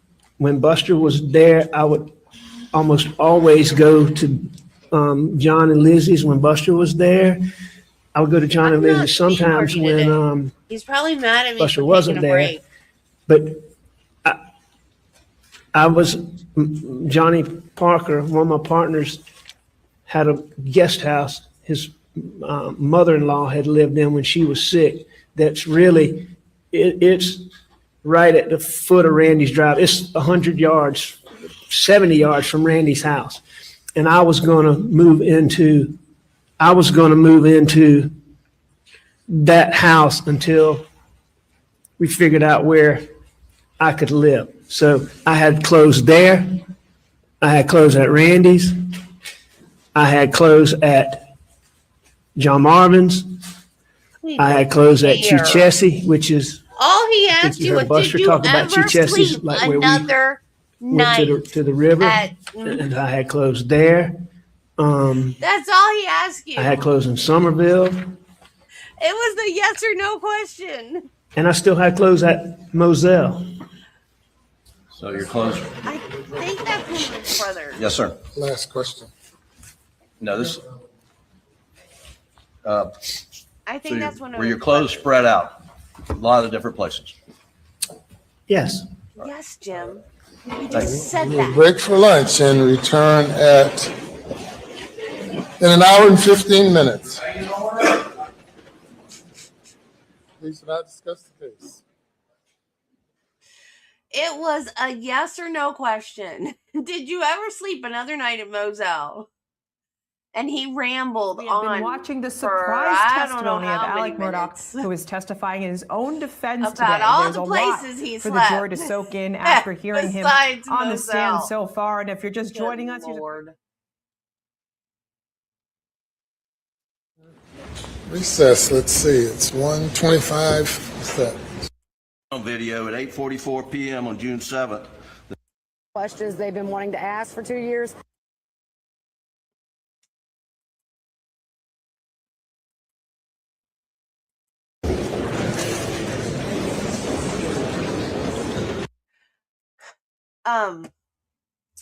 Something came to mind a while ago.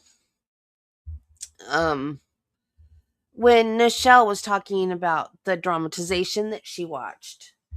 You know how every time there's like a new dramatization about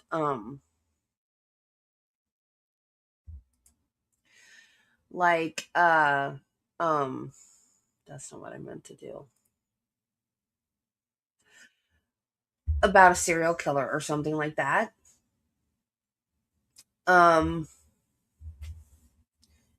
How the victims' families and stuff, how they get all upset and everything, and I've never understood that. I'm like, why do they care? But so Scream is my favorite horror movie, and Scream 7 has just been released on streaming. So I think I think I understand it now, because Scream 7, if you guys aren't familiar with Scream movies, the main character from the original Scream, it's targeting her daughter. The bad guy is targeting her daughter in 7. And it's basically like, it's like the friends of her daughter, like they've grown up watching all of the movies about the movies. In the movie is called Stab instead of Scream. It's Stab. But there have been all these movies about what happened to this woman. And so like all of her daughter's friends know these movies. Like they know what happened to her mom. Her boyfriend even climbs in her bedroom window and recites lines from the movie, just like her mom's boyfriend did. Like they know intricate details about her mom's life and how she almost died from this serial killer because of the movie. And so I get it now. It's like they know stuff they should know, like private stuff. So, we were talking about Buster before I got sick. And, he's married now and he has a baby and he's like out of the public eye. He doesn't want to be a part of the public eye anymore. And yeah, I get it, because he just wants to live his life. And we know, look at all that we know about his dad and his private life and all that. Yeah, that's embarrassing. I finally get it. I know now, I understand why the victims and the family doesn't like, because like Nichelle was saying, the jellyfish being put in his mom's back. We don't know if that really happened. It might have, it might not. Like, we don't know. But like now Buster has to live with the fact that people think that his dad put jellyfish in his mom's bathtub. So I get it. Not that I want them to quit making true crime documentaries and movies and stuff, because I don't. But I understand it now, why they don't like it, because of Scream 7. Because like I went, oh, I get it now. Because everybody knew you know, and like people were calling her by her maiden name and stuff, and she kept correcting that, you know, like everybody knew everything about her life because of all these movies that had been made about it, you know. And it's kind of like with me with Danny Rolling. I don't know if, you know, I don't know how much you guys remember about, you know, the Gainesville Ripper and my loose association with him, but you know, I kind of feel the same way every time one of those come out. I'm like, can we just let the guy please be dead forever and forget about him?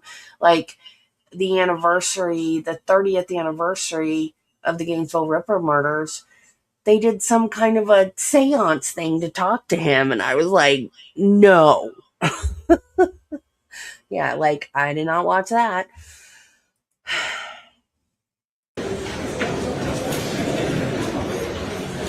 You may bring the jury.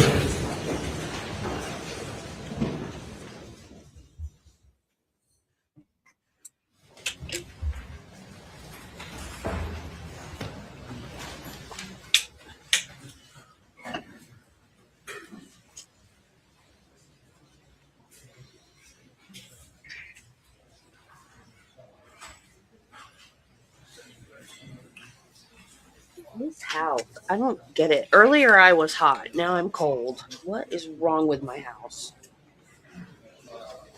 Maybe it's just me.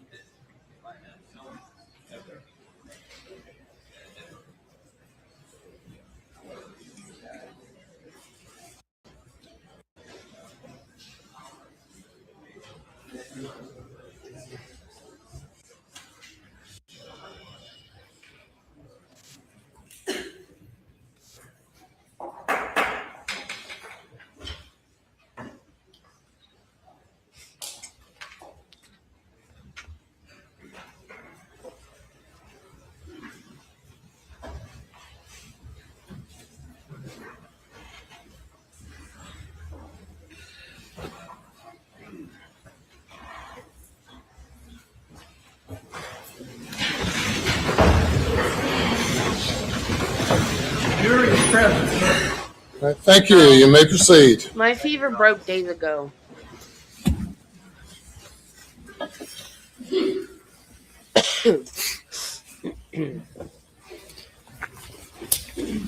Mr. Murdaugh, I want to go to June the 7th, 2021, in your meeting with Jean Seckinger. Okay. Do you remember meeting Ms. Seckinger? I do. And what was the meeting about? Jeannie came up to me and asked me, previously Annette Griswold had come to me and asked me about the fee check in the Ferris case. And Jeannie was coming to me and saying that she was following up on that. If she didn't, she wouldn't be doing her job, and asked me some questions. Well, let me ask you. Which I understood. Briefly, the Ferris fee, what originally happened to it? The PMPED portion of the Ferris fee. I mean, originally? Yes, sir. Did it come to you directly? Yes. Should have come to you directly. No. Did when Ms. Seckinger asked you about where the fee was, what did you tell her? I can't remember exactly what I told her. The conversation got interrupted very quickly, but I told Jeannie that the funds were in Chris Wilson's account and nothing to worry about. I didn't know where the mix-up came from. What was your level of concern about Ms. Seckinger's inquiry to you on June the 7th? There was some level of concern because she's asking me about money that I took that I wasn't supposed to have. So certainly I had some level of concern, but it wasn't a very big concern. As you heard testimony earlier, at some point Annette Griswold had sent Chris Wilson an email, something to the effect of, Alec thinks he has more expenses or something like that, seeking financial documents from Chris Wilson. When Chris Wilson I wasn't copied on that, but when Chris Wilson got that, Chris Wilson called me up and he's like, what is this all about?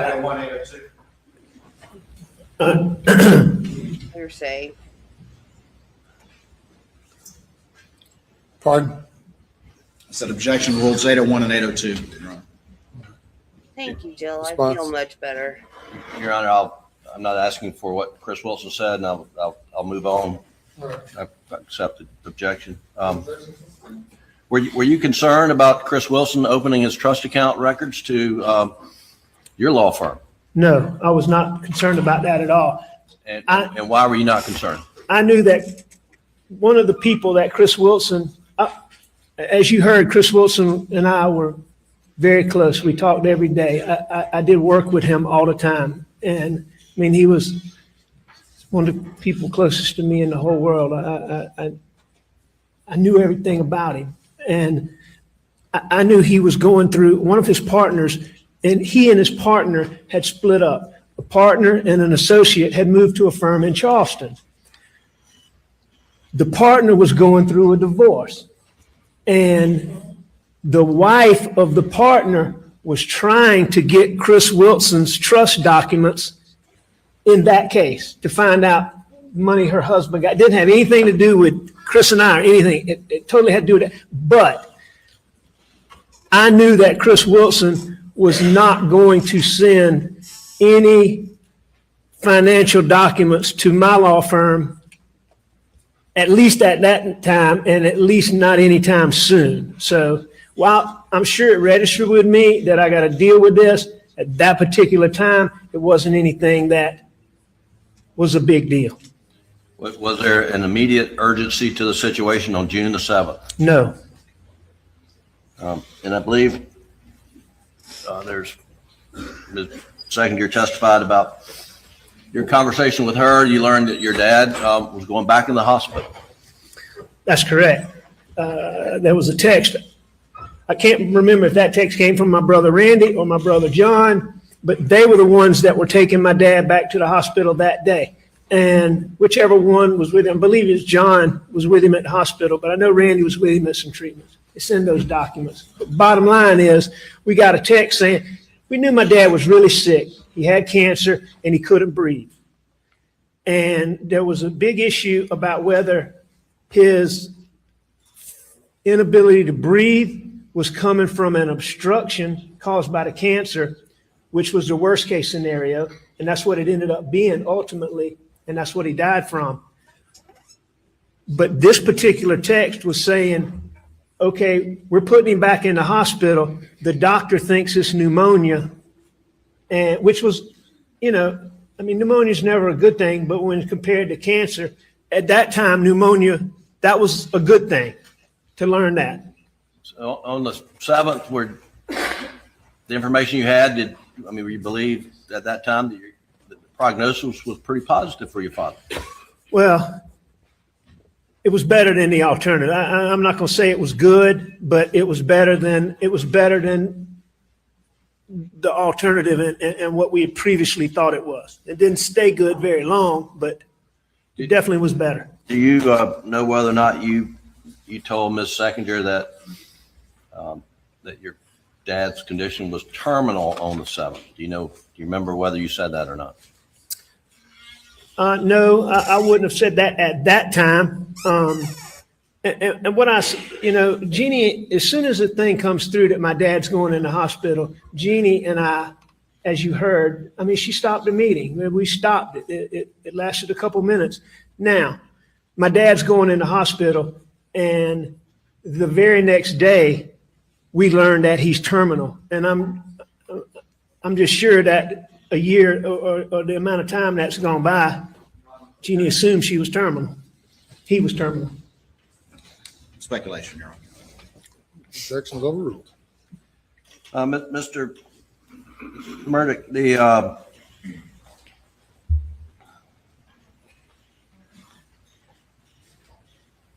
on June the 7th, did you believe that your financial house of cards was about to crumble?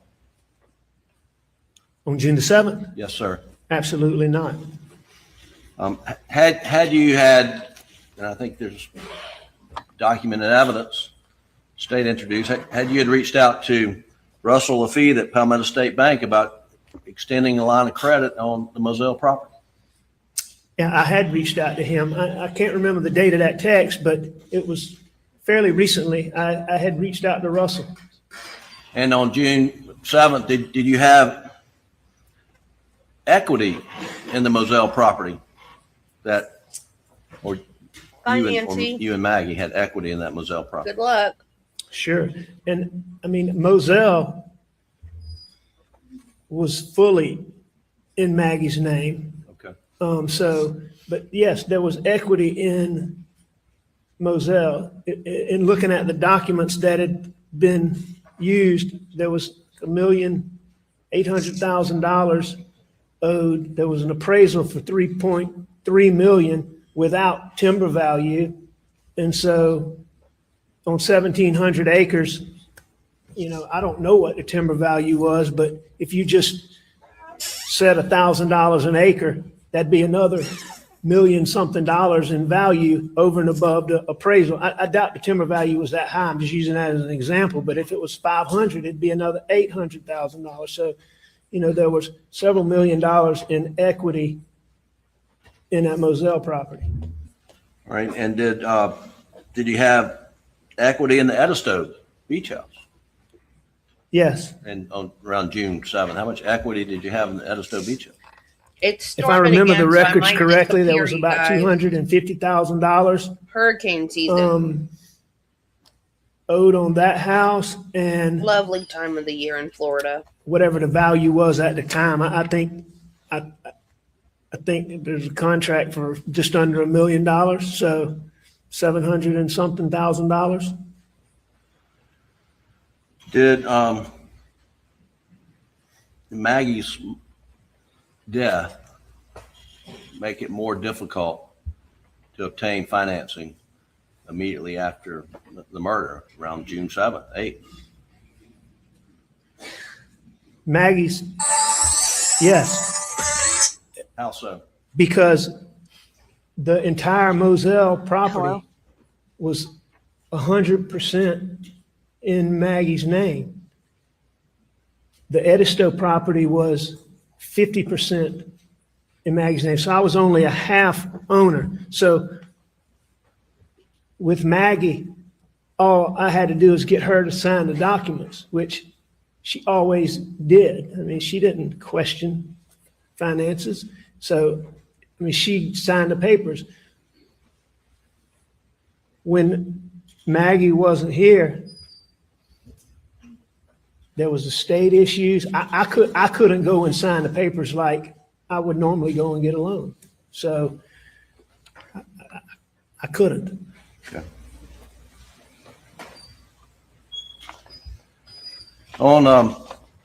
Was there a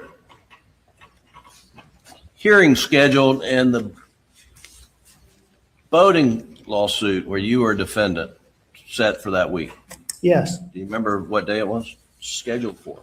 Well, I've heard the testimony, and I'm sure I knew at the time it's June the 10th, Thursday, June the 10th.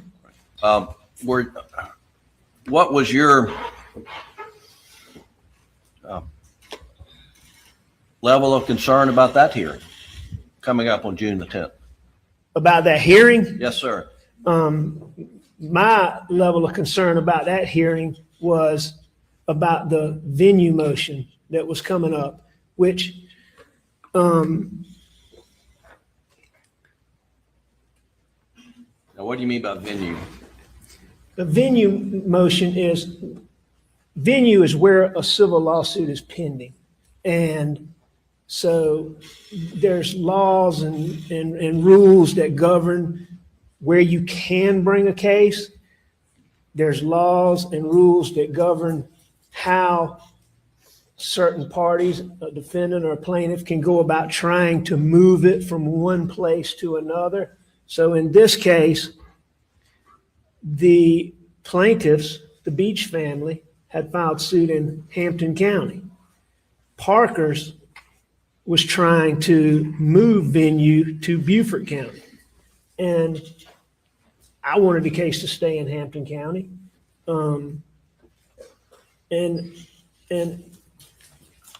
really, that was my only thought about. I wasn't doing the legal work on those. I was a party in that case. I wasn't. I mean, Danny Henderson was primarily representing me personally. John Tiller and Amy Bauer were representing me personally. And Dawes Cook was representing me personally. And those are the guys that were doing the legal work. So, I wasn't actually doing that work, but what I was concerned about was the venue motion. I had already done what I had to do for the financial motion. And Danny Henderson was on me about getting him a financial statement because. Let's stop. So there was a motion to compel and seek a lot of financial records from you. Was that correct? Absolutely. And were you concerned that your financial house was going to be opened up for the world as a result of that hearing? No. I've been a plaintiff's lawyer like Mr. Tinsley that sat here. We do the same exact thing. In my law firm, the guys in my law firm are some of the best lawyers that I've ever known. And they're definitely some of the best lawyers in the state, handling some of the biggest cases that have ever gone on in this state.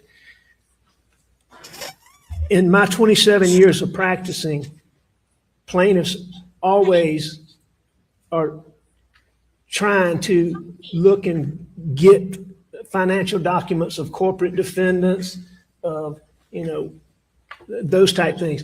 In my 27 years, I've never been able to get a judge to order anything more than a net worth statement prior to getting into a phase at trial.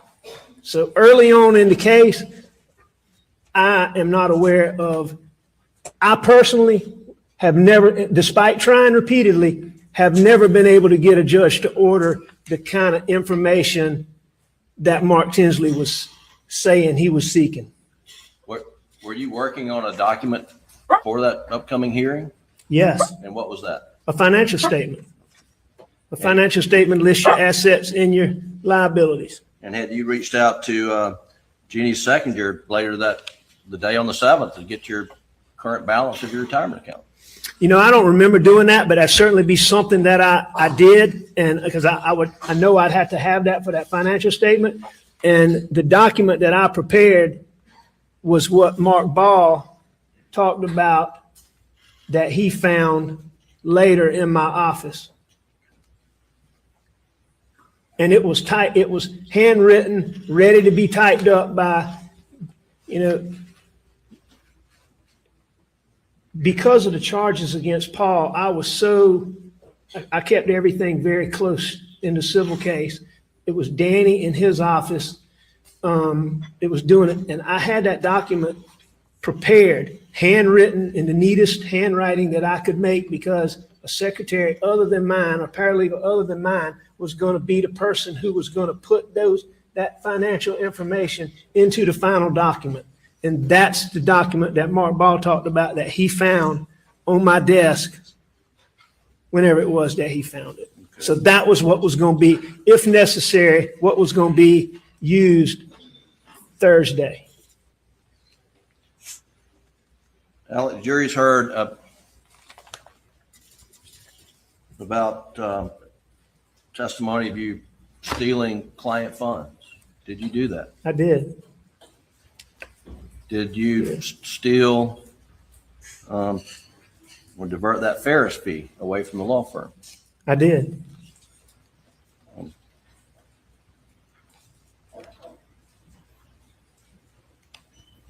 How did you get in such a financial predicament that led you to steal money that wasn't yours?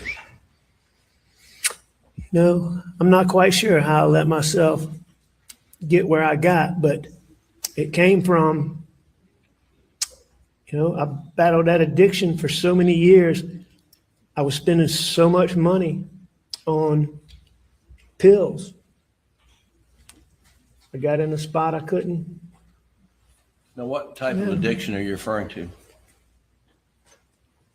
My addiction is to opiate painkillers, And when specifically oxycodone, OxyContin. And when did you first become dependent or addicted to opioids? Oxycodone or opiates in general? Opiates in general. I'm not quite sure of the exact date, but I can give you a time frame. I hurt my knee really bad playing football in college, and I had a knee surgery. And the medical science at the time was such that the surgery didn't work, bottom line. So it just didn't last. So within a couple of years of that, I started having a lot of knee troubles. And ultimately, I had to have a couple of surgeries, but the last surgery I had was, I think, around 2002 or 4. And I think it was around 4. So I would have started taking hydrocodone a couple of years before that. And I took hydrocodone, got addicted to that very quickly. I continued taking that for a long time.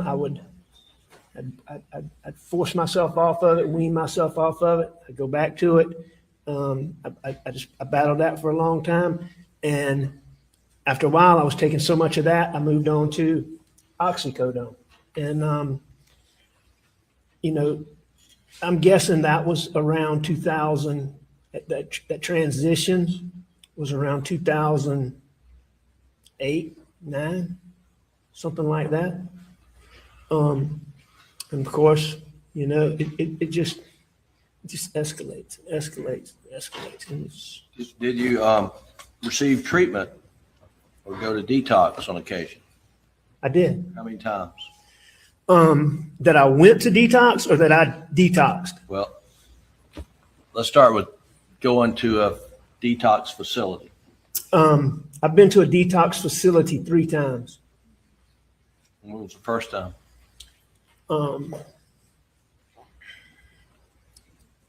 December of 2017. Okay. And before December 2017, had you tried to detox at home? I tried to detox everywhere I could. Maggie would help me. Go ahead. Yeah, when you went in to was it inpatient facility? The detoxes, the formal detoxes that I went to? In December of 2017. Yes, it was inpatient. And all 3 formal detoxes that I've done have been at the same facility called Sunrise Detox in Atlanta, Georgia. And is very good facility. Jury's heard an audio tape of a telephone conference with SLED agents. Was that where you were during that meeting with Mr. Harpootli and I? That's correct. The first time you went to the detox in Atlanta, how long of a stay is that? Did you stay? 7 days is the opiate detox program. And is there a difference between detox and rehab? Yes. What's the difference? Detox is it's the act of getting the drugs out of your system, getting to the point where, okay, there is no longer a physical dependency, all right? And that's a big difference than the rest of the dependency, but the physical dependency is supposed to be gone after 7 days. So in other words, there's so many things. Opiate withdrawal is, it's hard.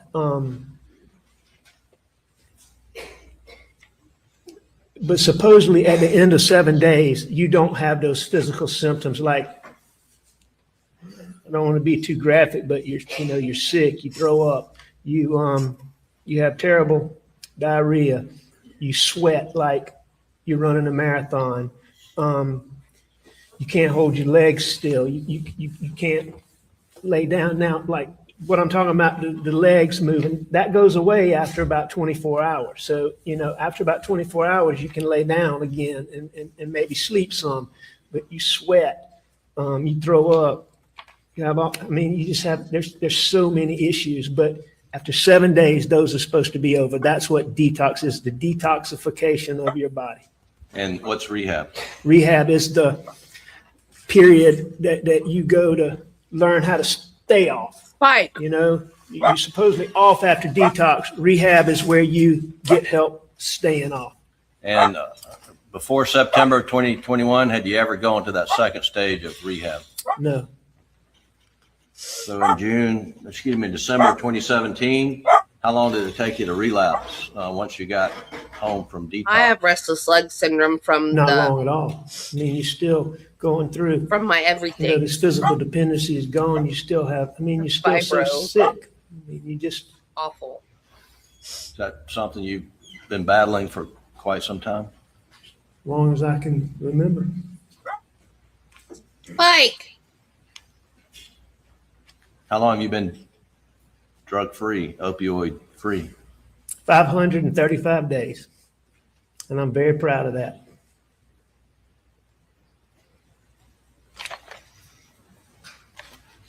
I want to ask you questions about Labor Day weekend 2021. Okay. You remember being confronted by your law firm? Sure I do. And what were you confronted about? Stealing money. And did you admit your misconduct to your law partners?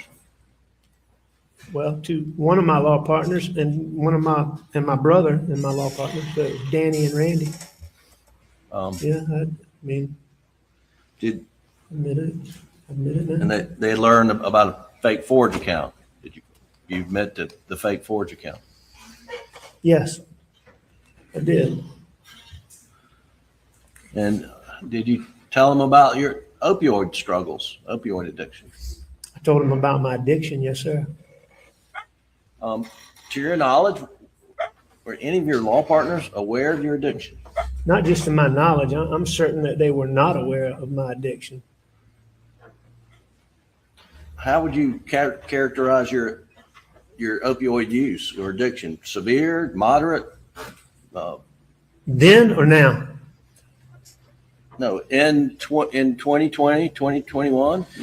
I don't know how I would have characterized it then. After going to rehab and learning more of the things I've learned,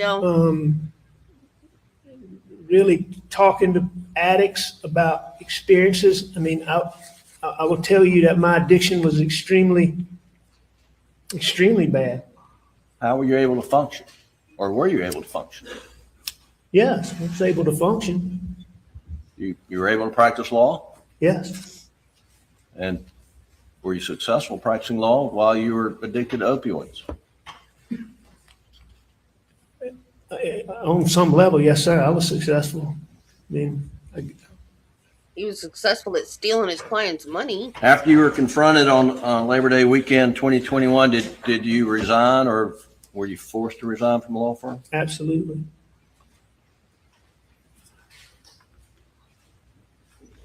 And then on Saturday, September the 4th, do you remember what happened that day? Saturday, September 4th. Yes, sir. I remember. And what happened? Start when I woke up. Well, let's start after you met with Chris Wilson. Did you meet with Chris Wilson? I met with Chris Wilson at my mom's and dad's house in Alameda. And did you lay it out for Chris Wilson, your opioid addiction and your misconduct? I definitely laid out my addiction. I definitely gave him some details about monies that I had taken. We didn't go into all the details about all of it, but I certainly was very candid with him about the things that involved him. Had you already just contacted the detox facility before you met with Chris Wilson on the 4th? I believe that we had already, at that point, I believe that we had already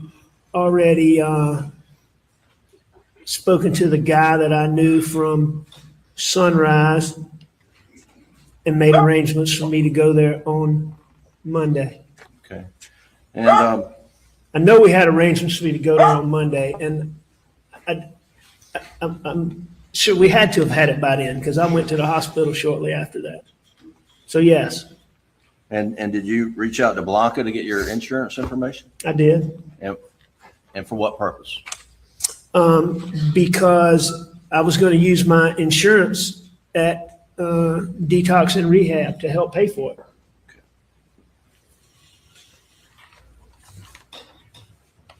And what was your immediate plans after,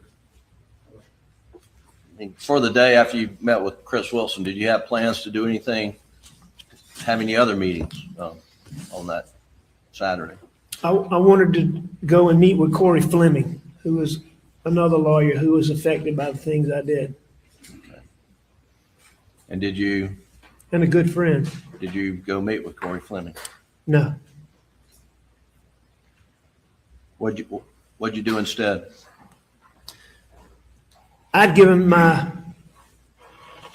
when I gave my pills to my brother Randy and Danny, I think I gave them to Randy, but I took a lot of pills because I knew I wasn't going to be taking anymore. So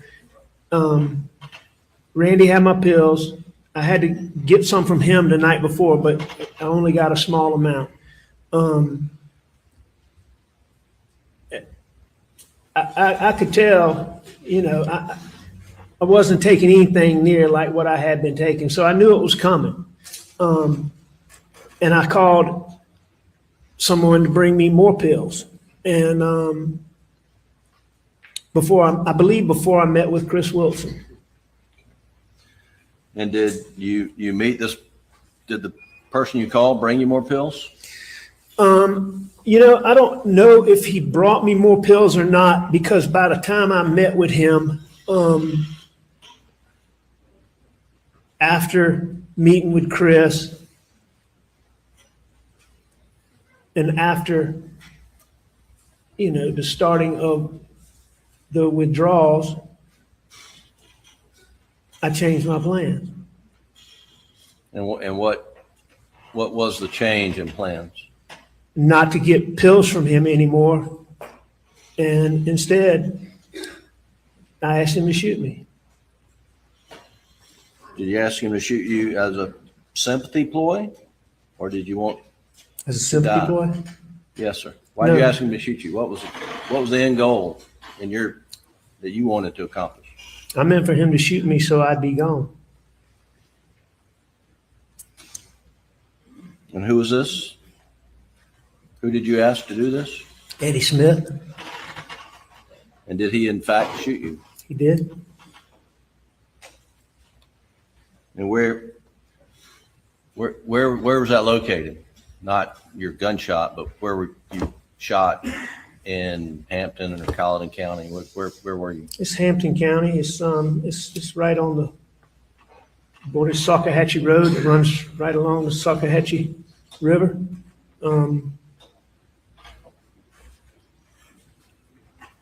And why did you want to be gone? I mean, I knew all this was coming to a head. I knew how humiliating it was going to be for my son.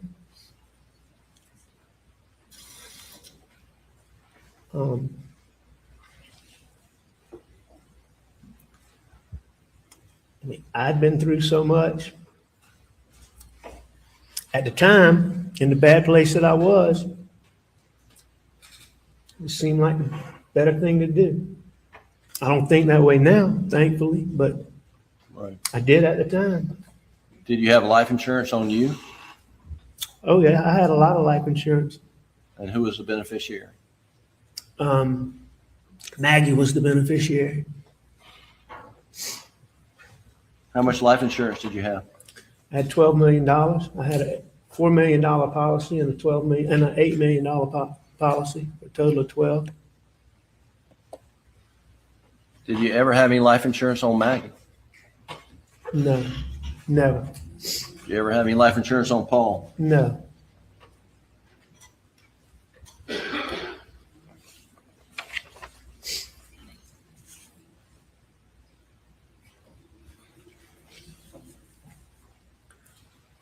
Alex, will you tell this jury about Maggie and your relationship with her?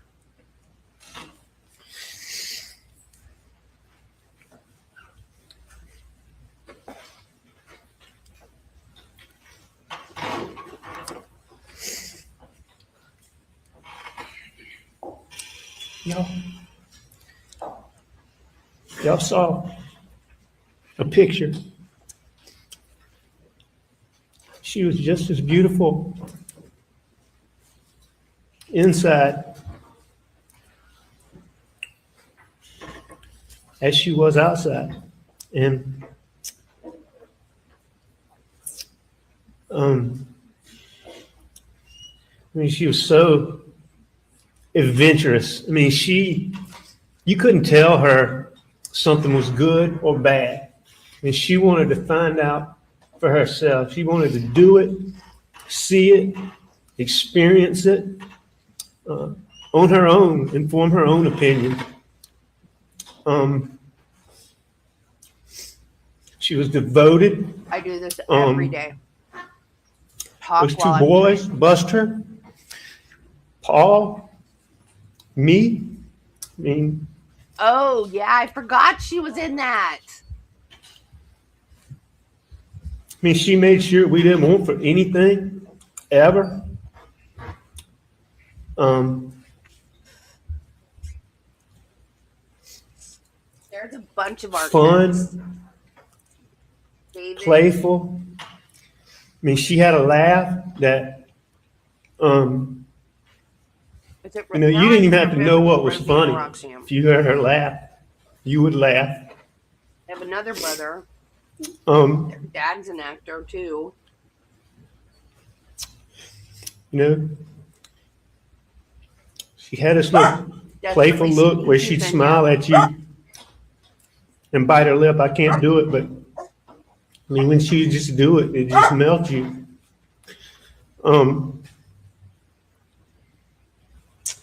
You know, she was such a lady, such a feminine person, a girl, but then she had two boys, and I mean, she didn't grow up in the swamp and in the country, riding four-wheelers and hunting and fishing, and I mean, she changed everything. She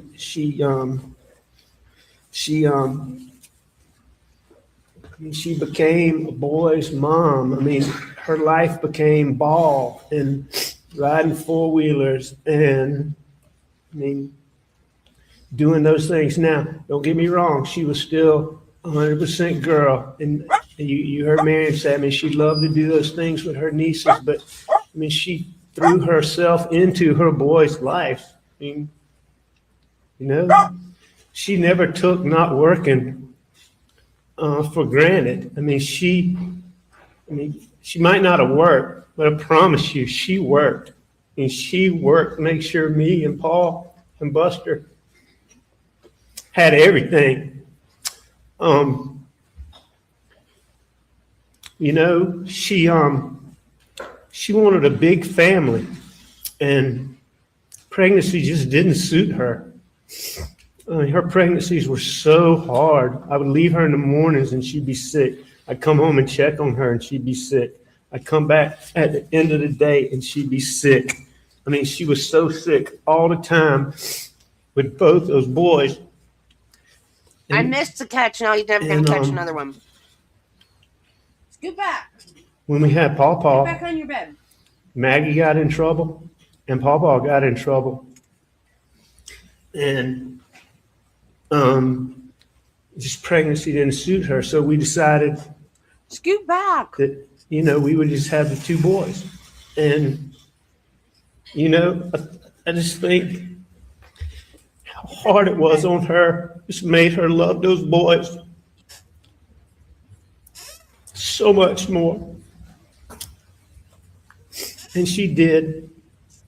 But she was the kind of person, Maggie, she could put on the most elegant ball gown and go to the governor's mansion and hang out with, the most affluent people, whatever. Or she could come down Rich to people problems. she could go to a food bank in Hampton or Walterburg and fit in. Everybody at both places would say when she left, and that Maggie, she's a good one. She's just a special person. Alec, Very special person. would you ever do anything to harm Maggie? I would never hurt Maggie. Ever. Will you tell the jury about Paul, please, and your relationship with him? And Paul,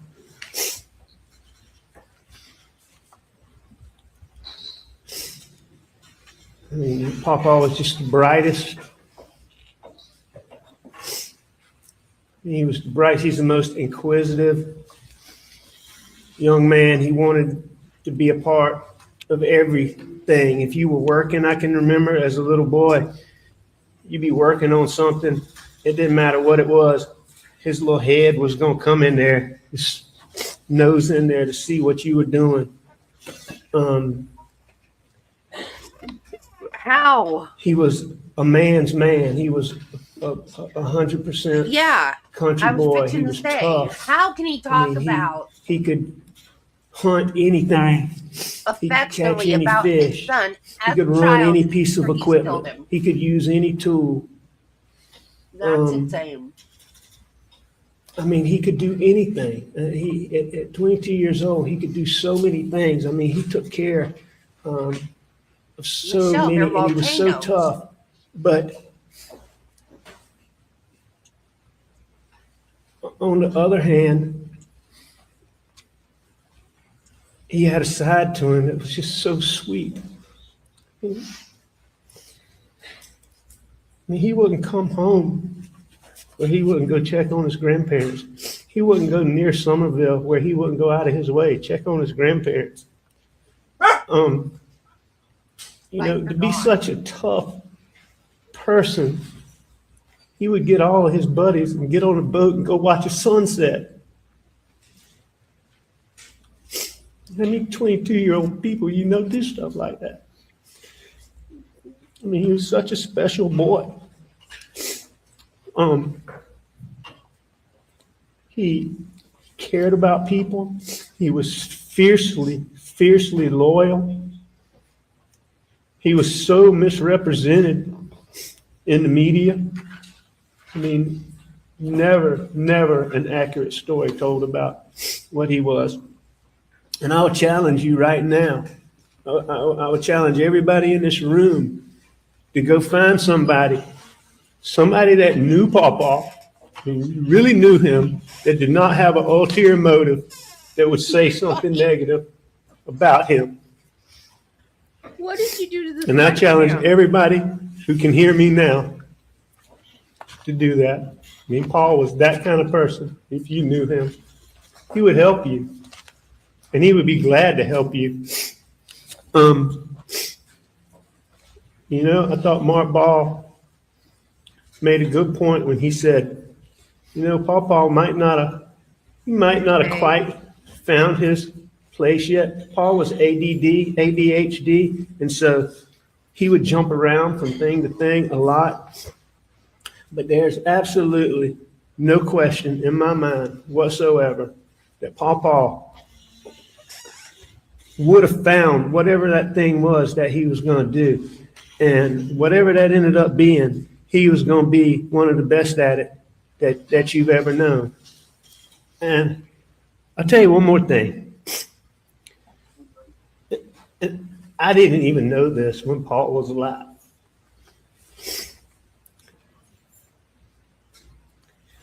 But, excuse me. Excuse me. When they were doing his eulogy, That's weird. I My gave cam the died, names but of it's some of plugged his in, so I don't friends. know what happened. And he had a real cute friend that they were just friends, but a cute little girl that Maggie adored. I didn't know her very well, but Maggie did. Maggie adored her, but they talked to her. And Why are we listening to this? We learned this from her, Julianne. And at 22 years old, learned. Paul would tell his friends, be present, appreciate where you are, the things you have, and the people around you. I think a lot of that came from it hurt Paul so bad when Mallory died. But 22-year-olds, do you know that think that way? Be present. Appreciate things We still around don't you. know he thought that way because we don't hear it from him. 22 We hear it years from old. you. We Alex, can't He's hear the from most him special because you boy. killed him. do you love Paul? Did I love him? Like no other. He and Buster. Do you love Maggie? More than anything. I love Maggie from the first time we went out. Did you kill Maggie? Ask I the did man. not kill Maggie. I did not kill Paul. I would never hurt Maggie, and I would never hurt Paul. Ever. Under any circumstances. Thank you. Please answer any questions for the statement. Yes, sir. Thank you. Gentlemen, we'll take a,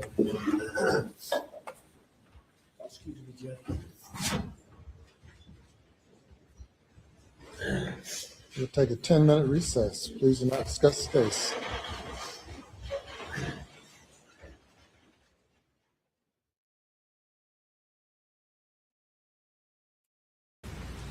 He became solicitor. Agree about. All right, sir. You agree that the most important part of your testimony here today is explaining your lie for a year and a half that you were never down at those kennels at 8:44. Would you agree with that? I think all of my testimony is important, Mr. Waters. Would you agree that that's an important part of your testimony? Sure. All right. And would you also agree that the first time that law enforcement officers that you've talked to and the prosecution and here in open court ever heard you say that you lied about being in the kennels was today in this court? Yes, I'm aware of that. You would agree with that? Yes, sir. All right. All this time later, this is the first time you've ever said that. Yes, sir. And you would agree with me that for years you were stealing money from clients Yes, sir. I agree with that. and that you were stealing from your law firm, Yes, sir. I agree with that. and that had been going on since at least 2010. I'm not sure of the exact date, but it's been going on a long time. I'll agree with All right, that. what's your best guess of the date? I'm not sure. I have. You don't know? I don't take a dispute with 2010. I just don't know that for sure. All right, sure about a lot of things, but you don't know that. Is that correct? I'm fine with that date, Mr. Waters. I don't have any reason to dispute it. I'm just not certain of it. All right. Let's just keep on things that we may be able to agree about. And let's talk first about your family's legacy here in the legal profession, okay? Talk about anything you want to. Good. Tell me about your great-grandfather. Was he the solicitor for the very circuit that we're in? Yes, sir. And what was his name? Randolph Murdaugh Sr. All right. What did he go by? Do you know? Randolph. Randolph? And did you ever get to know him, or did he pass before? Oh, no, sir. He got killed in 1940. And how long was he solicitor? 20 years. 20 years? Yes, sir. And then your grandfather, who was that? Randolph Murdaugh Jr. All right. And did he go by, what did he go by? Buster. That's who Buster is named after. And was he solicitor? Yes, sir. He was the solicitor for 46 years. From 1940, he took over when my great-granddaddy got killed, and he served until 1986. He was Okay. the longest-serving prosecutor in the country. And you knew him obviously well. He was your grandfather, correct? Oh, I knew him extremely well and loved him dearly. Idolized him, did you not? Yes, you know. I So he loved was the him chief dearly. prosecutor for all that time as well, is that correct? Yes, sir. And then your father, Mr. Randolph, he became solicitor not long after that, is that correct?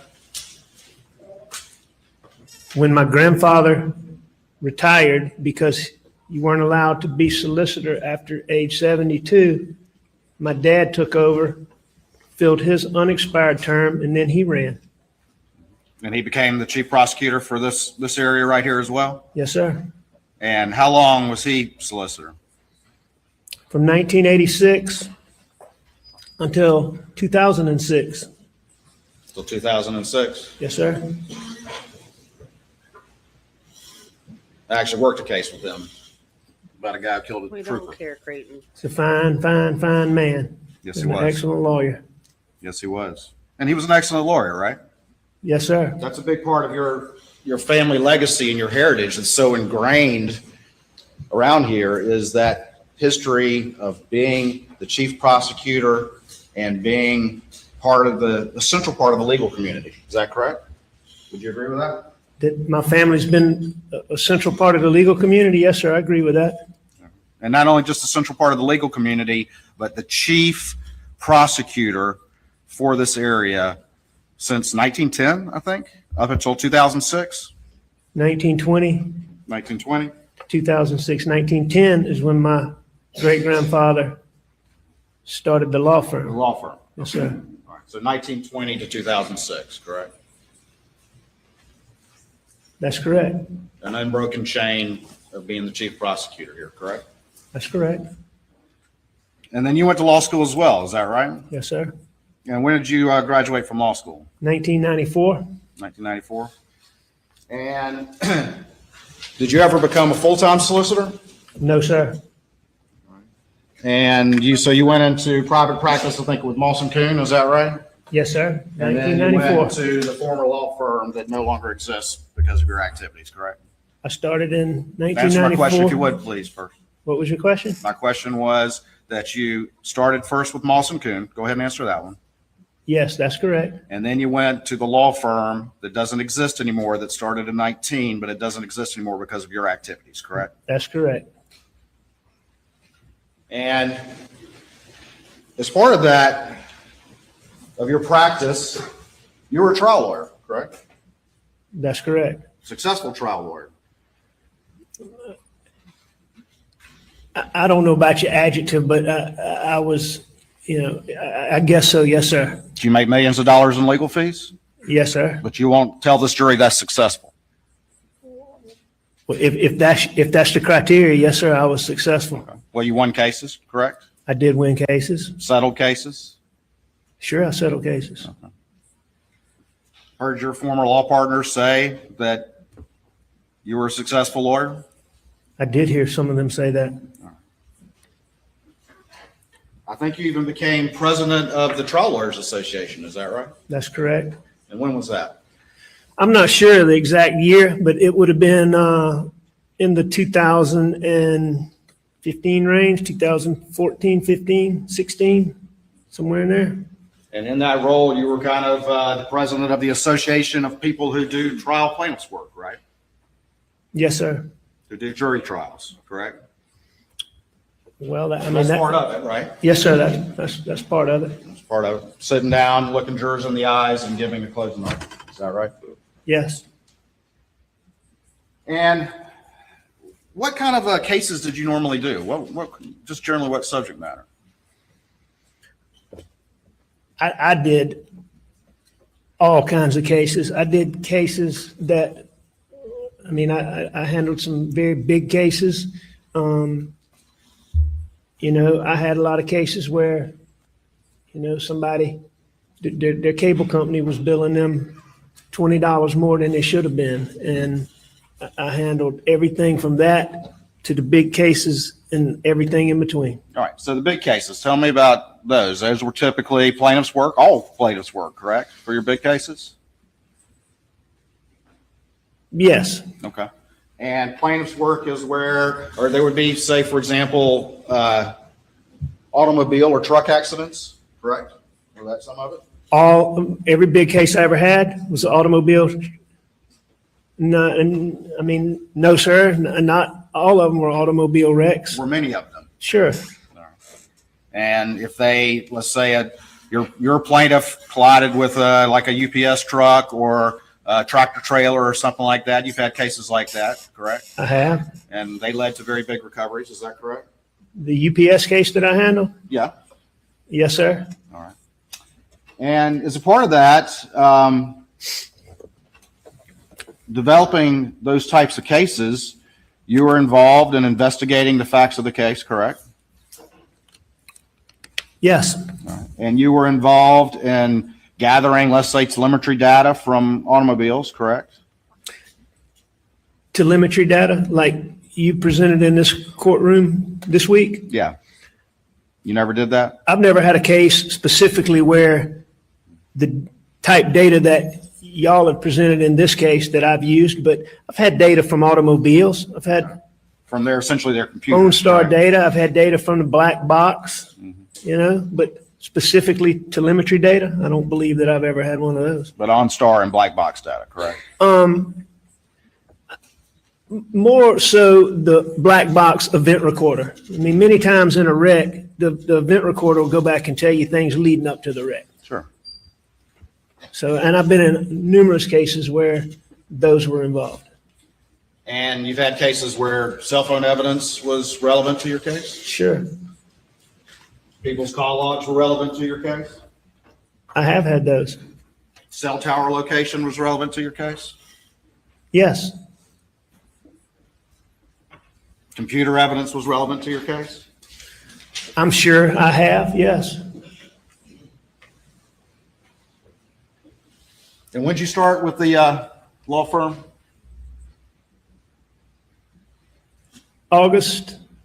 September of 1998. And you've been doing essentially that kind of work, more or less, up until September of 2021, correct? That's correct. To the point where you rose to be the president of the Trial Lawyers Association. I was the president of Trial Lawyers Association in around 2015, as we discussed. So can we agree now on successful? I mean, by those criteria, I was successful, certainly. I mean, we talked about a lot of my flaws here today, too. Do I feel like I was successful? No, sir. Not sitting here today, I don't. But if you want to use that term and on those criteria, I don't have any problem with you saying at that time it looked like I was successful. Do you think people viewed you as a successful lawyer? I'm sure there were a lot of people that did. Do you think people viewed your family as very prominent? I believe that there were a lot of people that did. Yes, sir. And did you think that a lot of people viewed you and your family as very prominent in the legal community here? I never thought of myself as I prominent. asked you if you thought if people viewed you that way. Let me ask you At the this. time, did I think people viewed me that way? Yeah, prior to everything happening. No, I don't think that I thought people viewed me as prominent. No, sir. I mean, like a big shot? No, sir, I don't think that. What about your family? That my family thought we were big shots? No, sir, I People definitely view don't think your that. family is prominent in this community. Prominent? As in, Liar. It's not a hard question.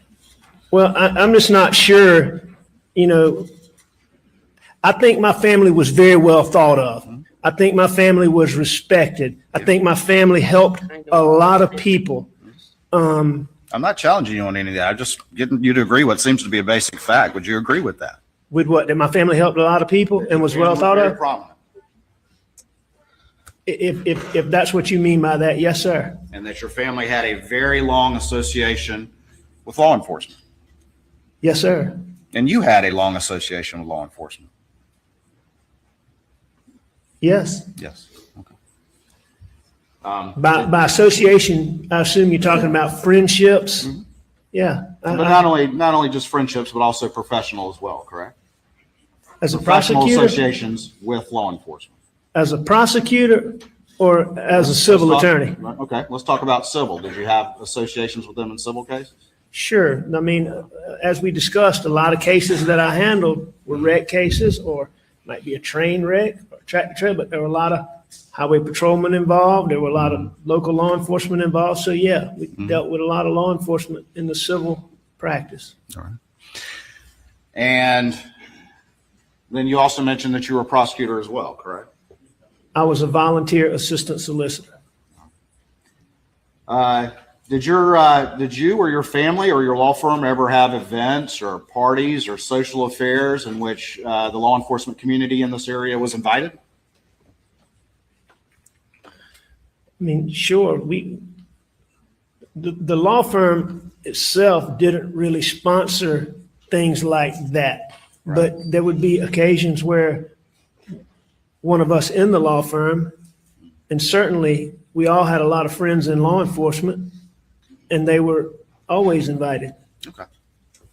And it's a simple point. You had a lot of friends in law enforcement, your family and you had a long association with the law enforcement community in this circuit. Is that correct?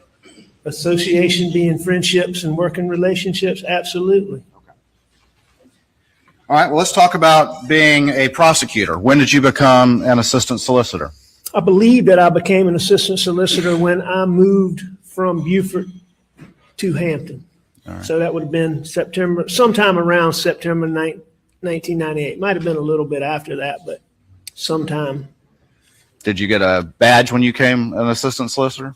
At some point I did, yes, sir. And who gave you that badge? My father. Mr. Randolph? Yes, sir.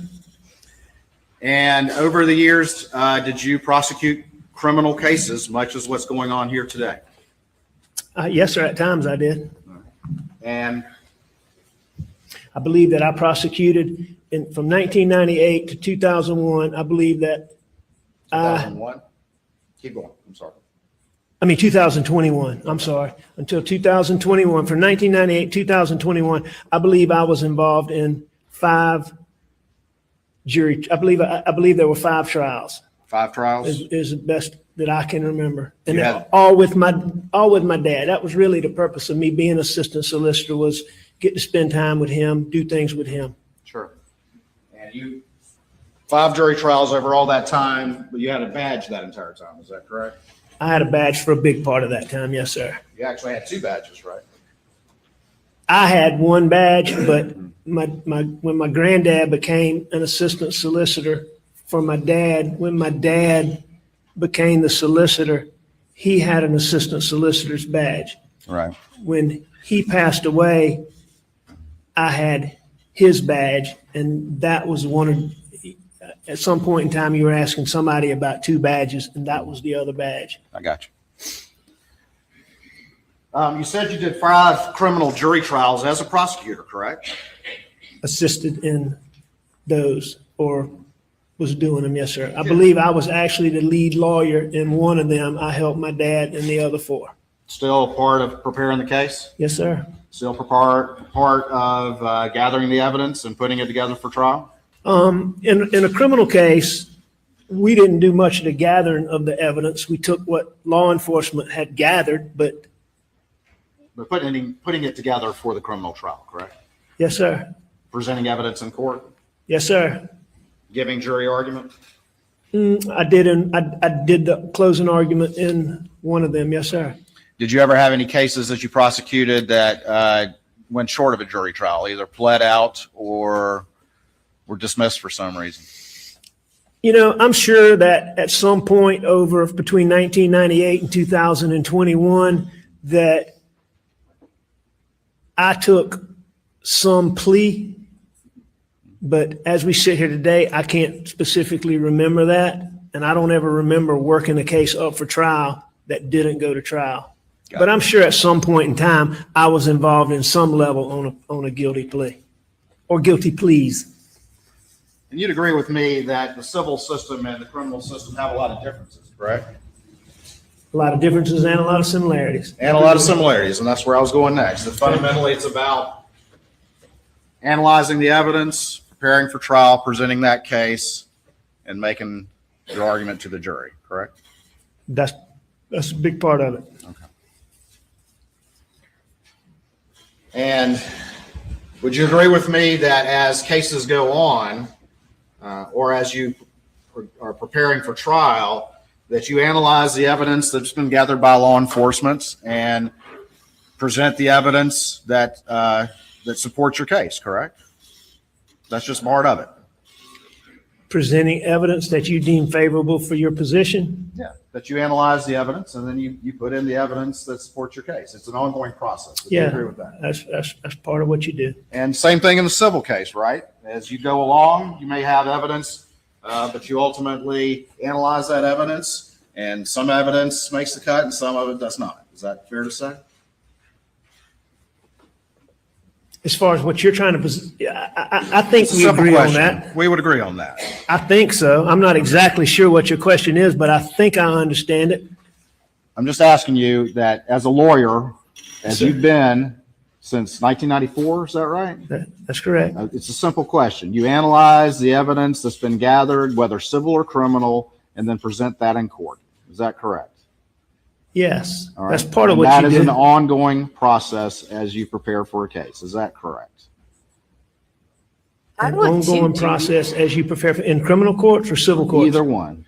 I Well, actually would too. I mean, but there's a distinction because in civil court, you have the deadlines, and so you aren't allowed to gather evidence during a trial or a week before a trial. Or, for instance, if this was a civil trial and we found that OnStar data during the third or fourth week of trial, you wouldn't be able to use it because you're past deadlines. But in a criminal case, you are able to use it. But you would agree that none of that was the fault of anyone on this side of the table, that GM initially responded they had nothing and then responded all of a sudden that they did.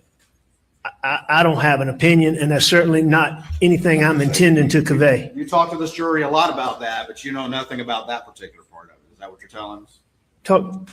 You talked to the jury a lot about the GM data, but you're telling me that you're unaware that GM initially responded to law enforcement's timely request and said they didn't have that, but then in the course of the trial, all of a sudden came up and said, you know what, we found something, and that's the reason why it arrived late. You're saying you don't know anything about that after talking to this jury about that?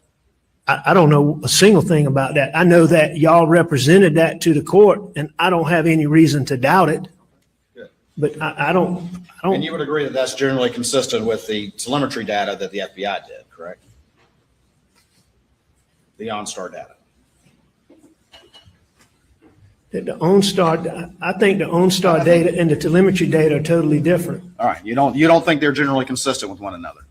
Is that what you're telling this jury? No, I'm not telling the jury anything about that. I'm just saying, do I think they're consistent? I think the OnStar data gives you one set of information, and the telemetry data gives you another set of information. Okay. But you don't think they're consistent? I mean, you talked about it to this jury. I think we're struggling on what seems to be a fairly simple point. Don't you agree? Mr. Warden, I'm just trying to answer your question. Right. And so I'm not trying to be difficult. My understanding of what you're referring to as the telemetry data is when a car goes into park and drive and that sort of thing. Is that what you're referring to? Yes. And the GPS information is telling you where a vehicle is on a certain path. Correct. And what direction it's going. So I think that they're two different types of information. The question was, were they consistent with one another? How can they be consistent if they're two different types? I guess so. I don't think they Melissa? contradict each other. All right. Thank you. All right. You were the breadwinner for your family, correct? For your immediate family. Yes. And that included obviously for Maggie, correct? I'm sorry? That included for Maggie, correct? Absolutely. And in large measure for Buster and Paul as well. Would you agree with that? That I was the The primary breadwinner? breadwinner, yes. No, I was their source of, I was the source of income for Maggie, Buster, and Paul. Okay. I mean, I guess as they got older, there's some point where Buster had a job, but I mean, I would still consider myself the provider for them at that time. Okay. Again, there's no trick here. I'm just trying to ask a simple question. Mr. Waters, I don't think that was a trick. Okay. So, All right. So you were the primary breadwinner. We can agree on that. yes, sir. Go ahead. Give me 1 second.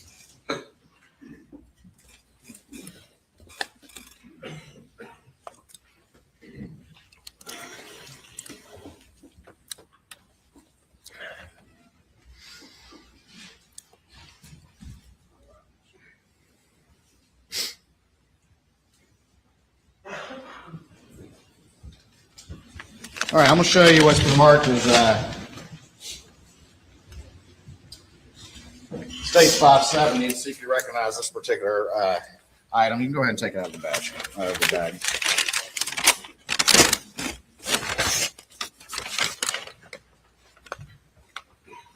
All right, sir. You know what that is? Yes, sir. That's 571. Yes, sir. All right. And then I'm going to show you what was in the bag in 570. Can you tell me what that is? I can.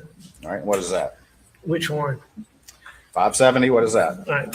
571 is what I would consider to be my badge. All right. And then what is this one right here, which is 570? Okay, 570 would be the one I told you about, was my grandfather's badge after he retired, when he became an assistant for my dad. Your Honor, this time I'd offer States 571 and 570 in the evidence. Yeah, I admit it. All right. Where did you keep 570, the one that was your grandfather's? It didn't have a single place that it was kept. Do you know where it was recovered by law enforcement? No, sir. Would you dispute if it was recovered out of the Mercedes you were driving on September 4th, the day of the side of the road incident? No, I believe that. Yeah, the Elmo, please.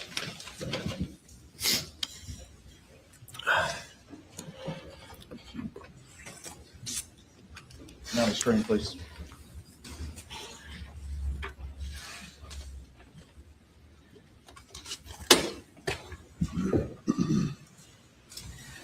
And 571, where did you keep this one? Usually in my car. Where in your car? It could be all over. It could be on the dash, like you were talking to Mark Ball about. It could be in the center console. It could be in the cup holder. It could be on the seat. Usually in the front seat, but in my car is where I tried to keep it. All right. And when you had it in your dash, would you have it face up or face down? I didn't have any particular manner in which I stored it anywhere. There was no rhyme or reason to it, is what you're telling the jury? How you had it in the dash? There may be occasions where I had it in the dash for some particular reason, but there were a lot of times where it probably was in the dash for no particular reason other than that's where I put it. Just like I put it on the seat or in the cup holder.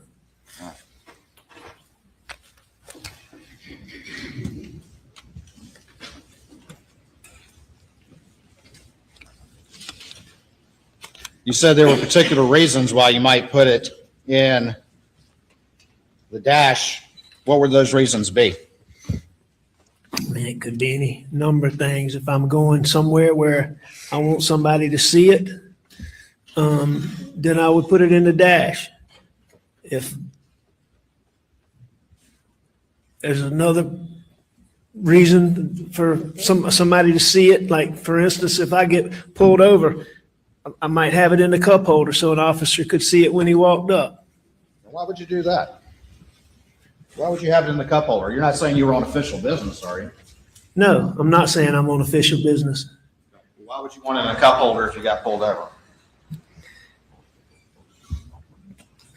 Because I found that law enforcement oftentimes is friendlier when you're in law enforcement.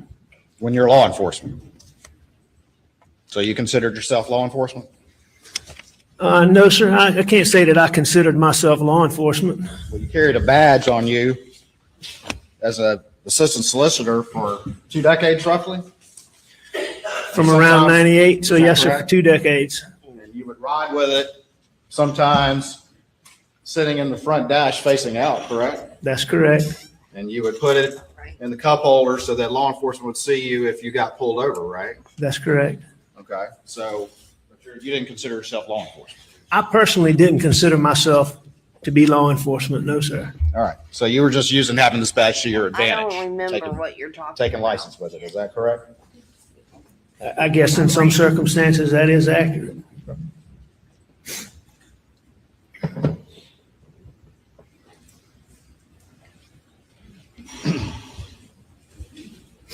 See if you could use it to get away with something, correct? Get better treatment if you got pulled over. Get better treatment if I got pulled over. I mean, that's probably a fair statement. That, yeah, if somebody in law enforcement saw that, yeah, I'd say that's true.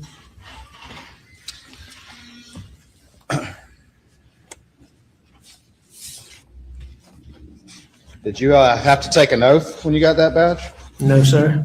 You didn't? Not that I remember. I don't. I certainly don't recall taking one. Like, so going somewhere and raising my hand. Raise your and- hand and saying, I promise to do my duty fairly and with integrity. You never had to do that?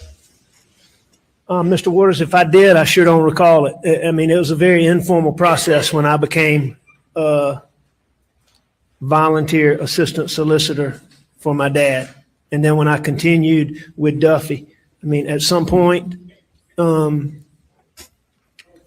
know, if I took any oath at all that I can remember, it would be on some paper that I may have had to sign, but I don't specifically remember doing that. All right. Well, let's talk about it. Let's go back to 571.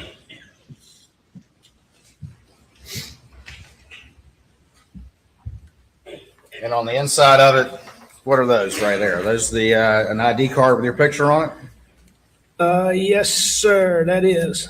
All right. And at the top, on that top, leave it in there if you would, please. Can you not see it? I can, but I was just going to see what's on the back. Okay. All right, sir.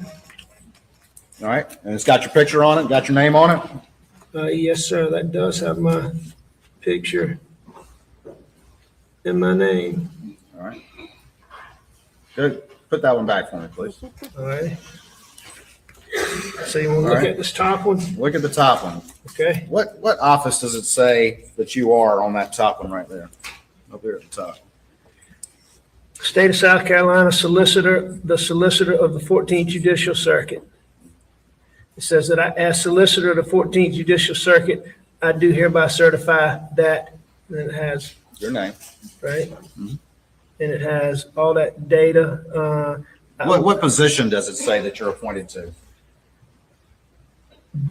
As the, okay, it says that as Solicitor of the 14th Judicial Circuit, I do certify that Richard A. Murdaugh was on July 1st, 2013, appointed as the Deputy Solicitor of Allendale, Beaufort, Colleton, Hampton, and Jasper counties in and is authorized to enforce the laws in the 14th Judicial Circuit of South Carolina. All right, awesome. Can I hold it back? And it's, yes, sir, signed by Duffy Stone. Signed by Duffy Stone. So deputy solicitor, is that correct? I was never a deputy solicitor, Mr. Waters. That's what that says, but I've never been a deputy solicitor. Unless deputy solicitor is, I was a volunteer assistant solicitor. And as far as I know, Sean Thornton has been the only deputy solicitor that Duffy Stone had. And it's a simple point. It says deputy solicitor, but deputy solicitor is a higher rank than assistant solicitor, correct? To your understanding? That's what I think. Yeah. And that was Sean Thornton. I've never been deputy solicitor, even though that does say that. All right. I agree with.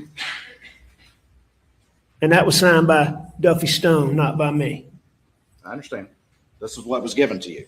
That's what was given to me. I went through this whole long thing at the beginning about whether or not you had an association with the law enforcement community, but this was given to you not by your father, but by a successor, correct? Well, no, sir. I believe we got to this because you were asking me if I took an oath, and I don't remember taking an oath. And then you started asking me about these things. Okay. And you agree that this card says deputy solicitor, right? I agree that card says deputy solicitor. All right. Would you agree with me that it says on the back that it is reposing special trust and confidence in your ability, care, prudence, and integrity? Is that what it says on the back of this? I mean, if you're, no, sir. I mean, I trust, if you're reading that off the back of that, I assume that it does.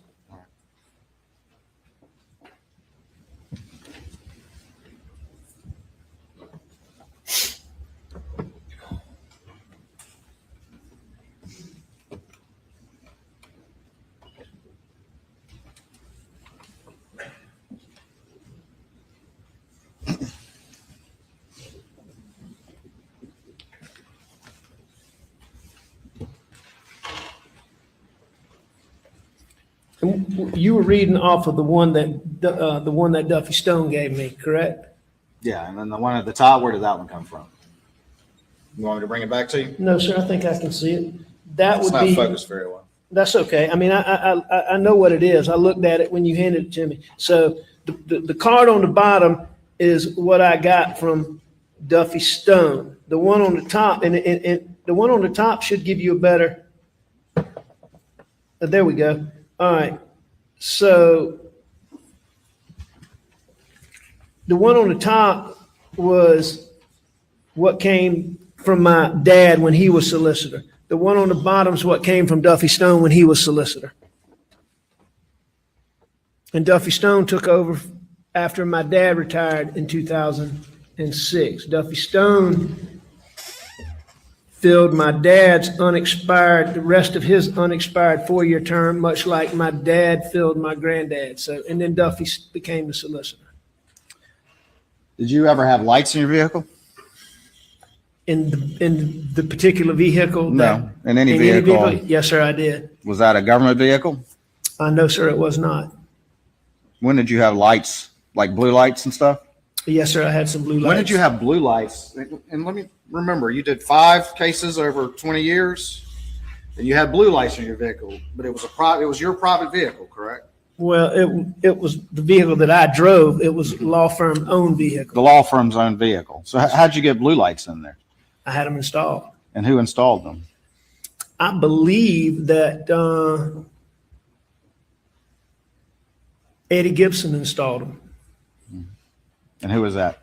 He's the guy who apparently does blue light. He didn't have a siren. He just had the blue light.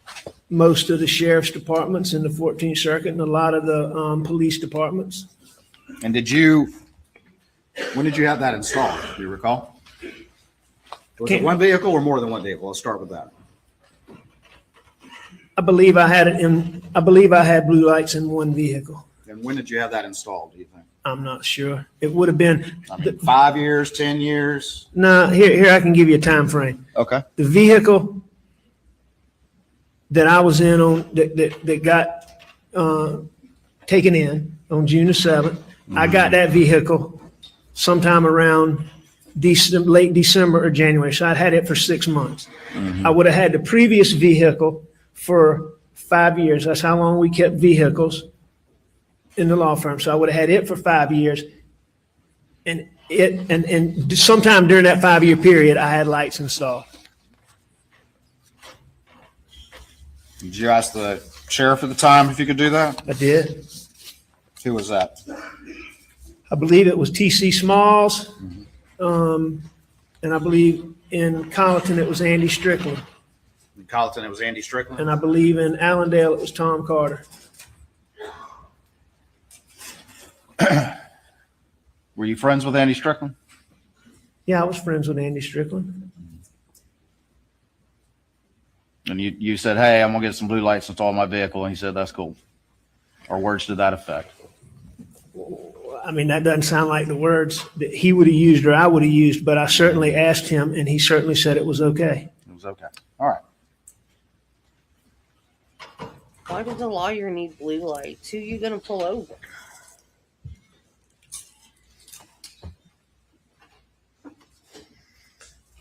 Along with Sheriff Smalls and I believe Sheriff Carter. I'm not positive about Sheriff Carter, but I believe so.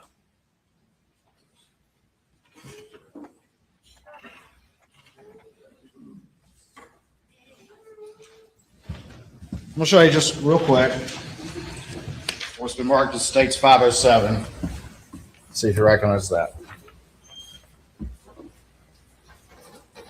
I believe this is my Suburban. Yeah, this is my Suburban that y'all have. Okay. Does that look like where your badge was on the day of the incident? I have no idea. You don't recall putting it there? No, but I don't take issue with the fact that it's. I don't take issue with the fact that it's there. If that's if that's how they say it was, found it, and that's a picture. Your Honor, Dr. States 507 in the evidence. Judge, submitted.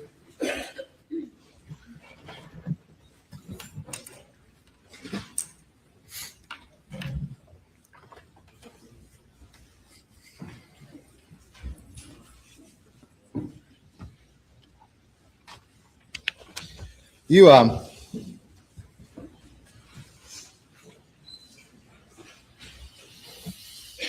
testified some about the boat case, and we'll talk more about that later. Boat case, I'm sorry. The boat wreck case. Can we agree that that's what we're talking about when we say the boat case? February in 2019? Well, there's two things. You referring to the civil case when you say the boat case, Okay. but when I think about the boat case, I think about the charges that y'all brought against Paw Paw. Okay. So, but there also the civil case. All right. Paul, that was your new name for Paul? I mean, I called him Paw Paw. Maggie called him Paw Paw. Bus calls him Paw Paw. Sure. Roro calls him Paw Paw. All right. Roro. Who is Roro? That's Rogan Gibson. Okay. And this jury, of course, has heard multiple recorded statements of you during the course of this. Did you ever refer to Paul as Paw Paw during that? I don't know Do you recall? how I refer to. I can say Paul if you prefer that. No, you can call him whatever you want. I'm just asking you if you ever called him that during the course of that entire investigation, or is that also the first time today, at least publicly? Is today the first time I've called my son Paw Paw? No, sir, that is not correct. Have you ever called him that on all the recorded statements that this jury has heard? I don't know. You ever called Rogan Roro? I And call all the him Roro recorded statements? all the time. In the recorded statements, did you ever call him that? I don't know. I mean, I called him Rogan also, so I don't know. But I'm happy to call him Rogan, and I'm happy to call What Paul he's Paul. trying to get out is that he's doing it on purpose just for Let's talk about, and I'll be specific with the boat wreck criminal case and the boat wreck civil case, okay? Is that Yes, sir. fair? Yes, sir. All right. And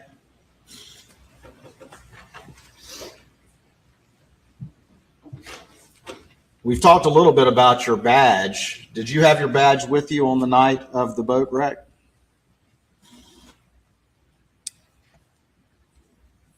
On the night of the boat wreck, did I have it with me? Yeah. When? Did you go to the hospital that boat night? wreck. I did go to the hospital that night. Did you have it with you then? I don't know, but I don't believe so. But I really You don't don't know. believe so? But When you went to the hospital on the night of the boat wreck, were you acting in any official capacity? the night of when I went to the hospital, was I in Yeah. an official capacity? Yes. No, sir. Okay. You pretending to act in an official capacity.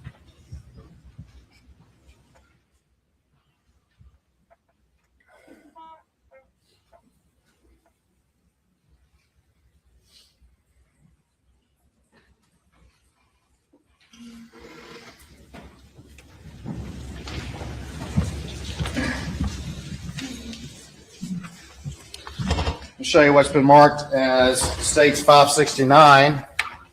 And do you recognize the person on the right in that image? No, sir. You don't recognize that? I don't recognize him. No, I'm asking about that. Oh, me? Is that you? Yeah, it looks like me. All right. What's hanging out of your pocket in plain view? Looks like a badge. You didn't recall that until I just showed you that picture? No, sir, I did not. Your Honor, it all for States 569 in the evidence. Okay. Submit it.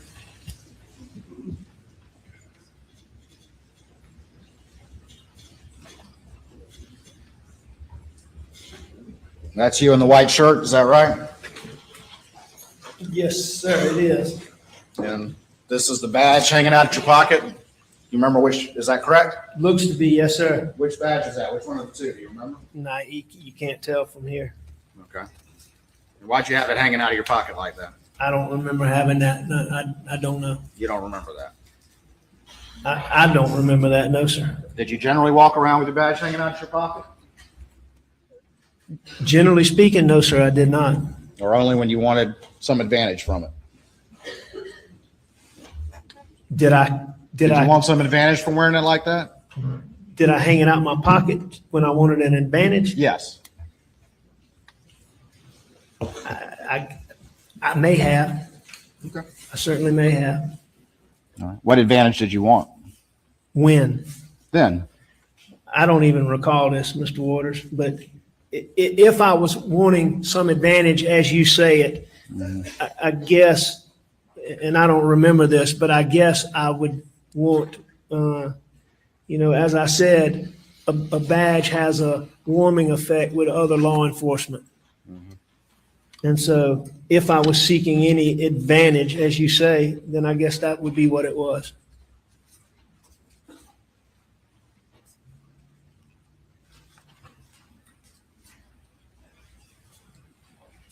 Did you ever want to be the solicitor? Yeah, there was a time period where I did.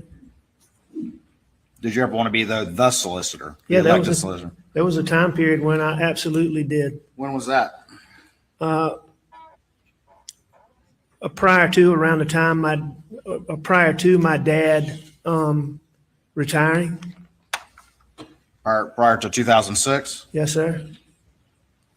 How long did you explore that? I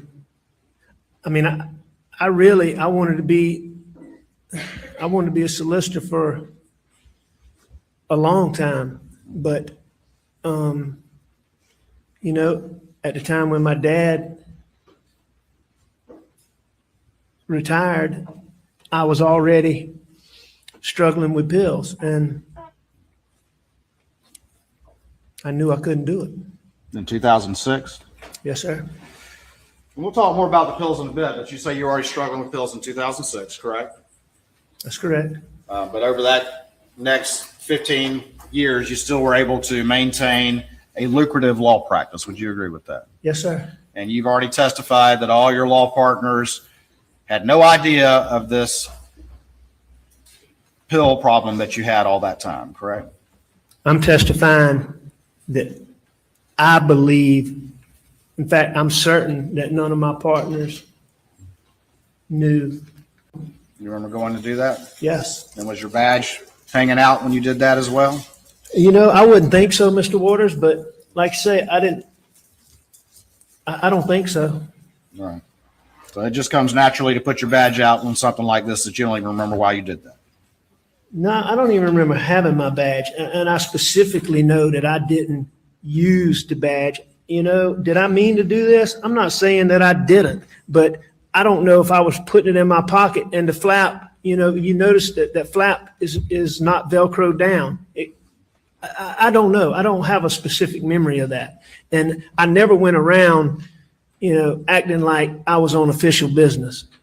So you're saying it might be an accident that your badge was hanging out there? I'm saying that I have no memory of that whatsoever. All right. Well, you never used these badges as like a wallet, right? No, I did.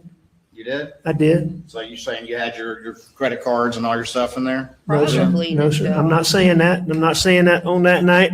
You just asked me if I ever used it as a wallet, and there were times when I used it as a wallet. Were you using it as a wallet that night? I don't remember, but I don't think so. I didn't use it as a wallet very often, and I didn't use it as a wallet for very long when I did use it as a wallet. So let's see if we can get back to what we agree on. So you would agree that you had to make a conscious decision to grab that badge and when you went into the hospital, correct? Would you agree with that? Yeah, at some point I had to make a conscious decision to pick it up. But you're saying you don't know if you hung it out like that on purpose while you're talking to that law enforcement officer, or if it's just an accident that is hanging out of your pocket in full view of everyone. Well, I am saying that because that is not how I would normally carry a badge. And even if I wanted to give somebody an impression, to me, that's got kind of an obnoxious look to it. That's just not something that, that's not something I would typically do. But I may have done it that night. I have no memory of that. Okay. All right. So you're saying that just could be an accident that it's hanging out like that. I'm saying it could be, or I could have put it there like that. All right. I don't remember. Did you generally just walk around with it in your pocket? Or would you only carry it when you wanted to use it for something? No, I wouldn't generally carry it around in my pocket just any time. Okay. All right. All right. So we got the badge that may be accidentally hanging out of your pocket. You won't concede that you did that purposefully. I mean, Mr. Waters, if you want me to say I did that on purpose, I don't have a problem with that. I'm saying I don't remember that. All right. So can I tell you that I did that on purpose? No, sir, I can't. Can I say that this happened by accident? No, sir, I can't. What I can say is I don't remember it, and that's not how I would normally. They've all been. That's just not how I would normally. The podium. You know, that's just not. That's not something I did. That's not a normal thing. So I don't know. He's not allowed to. He's not allowed to get You up concede there. to this jury that there was any intention or purpose for to getting you up there doing by that the witness at the stand. hospital on the night of the boat wreck. I'm saying I don't remember using that badge. And I specifically remember, I'm sorry, go ahead. You can ask You specifically remember what? That when I went into the room with the kids, did I pull my badge out? And I know that I did not do that. Yeah. No, because it was They're on your not pocket allowed like to get that, up there. They got in trouble. It's on my pocket like that right then. Did you use that to get into areas that shouldn't be accessed by non-official personnel? No, absolutely not. I mean, there was nowhere that I went that. Pointing the gun at the prosecution was the last That was straw. not And the judge was like, no truly more. public domain. Stay at the podium. I mean, basically, the places that I went to were, when I got there, I went to Paw Paw. When I left Paw Paw, I went to Morgan Dowdy, who was like a daughter Oh, I know. to Maggie and I, had dated Retrial. Paul for a long time. And I went to Morgan. Morgan, He's getting a retrial because the clerk of the court influenced the jury. She was telling everybody on the jury to listen closely and don't let his lies fool you. She wanted them all to vote guilty. And then she had people falsely removed from the jury because she thought they were going to vote not guilty. She made up lies to get people thrown off. So he didn't get a fair trial. had an injury to her hand that was bad. And she was very upset about Mallory. And they were working on her, so I left her room. I went back to Paw Paw. At some point in time, I noted I went to Connor's room, and I believe those are the only rooms I went to. But again, I can't tell you that with certainty. While you're wearing that badge like that, did you tell any of the kids who were in the boat wreck not to cooperate with law enforcement? I never told anybody not to cooperate with law enforcement, whether I had a badge hanging out my pants, didn't have a badge. Oh, he's lying. Any point in time did I tell anybody don't You cooperate told with law enforcement? everybody. Did you become aware in March or April or May of 2021, shortly before June, that an investigation into the investigation of that night had begun, as well as your conduct? She won. Yes, I did learn of that. Found guilty.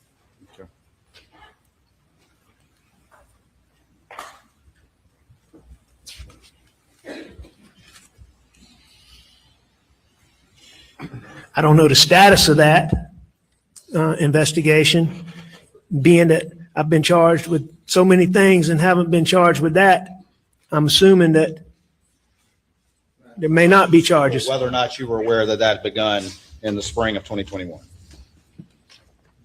Yes, sir. I was aware. Well, at some point in time, I became aware of it. Was that the spring? Was it, February, March, April? I know it was after. I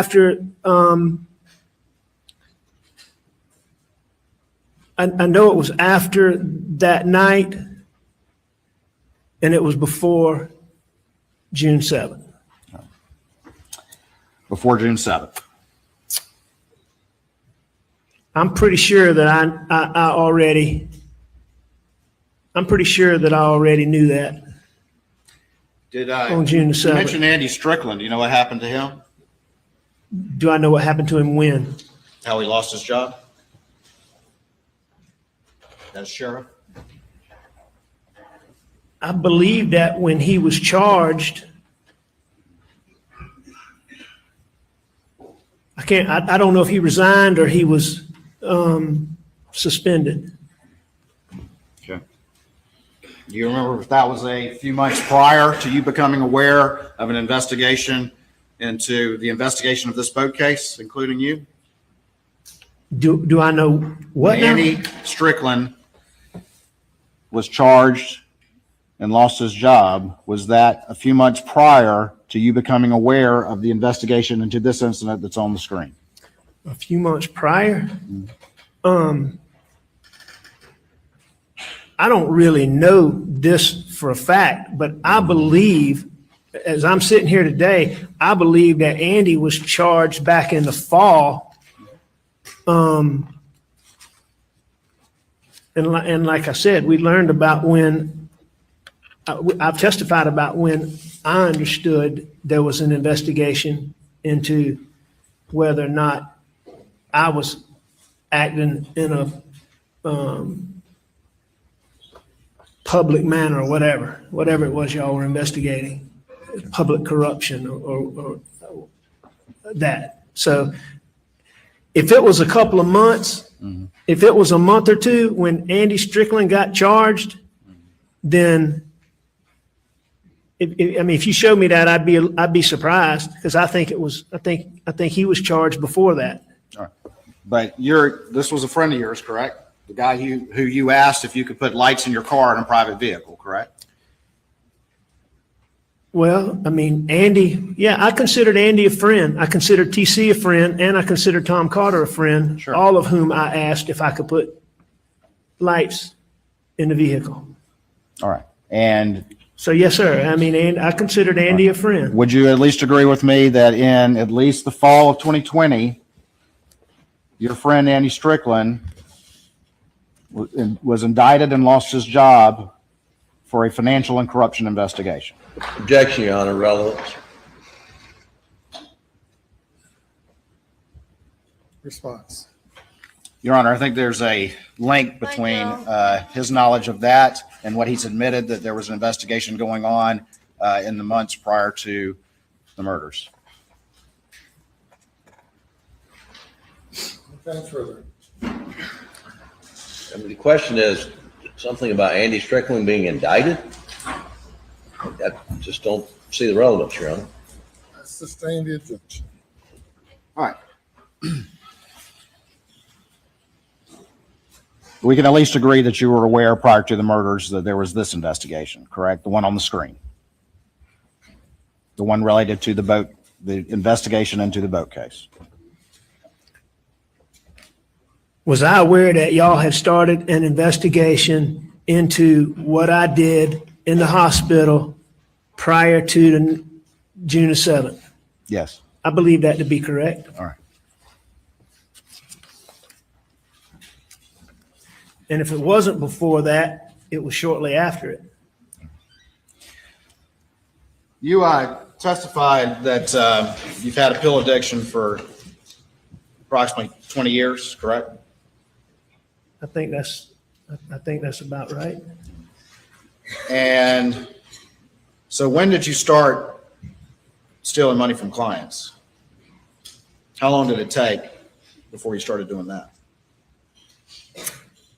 I'm not sure when the first time I did that is. You don't know? No, sir. You Not haven't gone back and thought about that? Oh, sure, I've thought about it, but to be able to sit here, I mean, you got to understand, I've been in rehab and I've been in jail, and I don't have access. You know, all my telephone calls were put on the media, so I haven't had a lot of phone access. I haven't had a lot of access. So as we sit here today, I cannot tell you the exact time. I don't deny that I did it, but I can't tell you the exact time that I first did it. And you told this jury that's the cause of your financial problems? Did I say that Your opiate addiction was the cause of your financial problems? it was certainly a cause, yes, A sir. cause, not the only cause though, correct? No, I wouldn't think it was the only cause, but yeah, it was certainly a cause. You recall testimony in this courtroom about how you had some land deals go bad around the time of the recession in 2008, 2009? Sure. And you recall testimony from your law partners in this courtroom that you had some big cases that they thought cured those issues, correct? I heard them say that, yes, sir. Do you disagree with that? Do I disagree with what they thought? No, I mean, I don't have any No, you reason. disagree if that was true. That they thought, that my partners thought that I gotten past my financial difficulties. I have no reason to dispute that, Mr. Waters. I'm not Was trying to that true? frustrate Was you. what they thought true? That I was past my financial difficulties? Is that the question? Yes, that's the question. Was it true that I was past my financial difficulties? I mean, they were certainly better after that, but I mean, no, I don't think I was past them. No, sir. All right. What was the first big case after the recession that you had? Mr. Waters, I can't tell you what the first big case was. Do you remember What date? All right. Well, let's go with the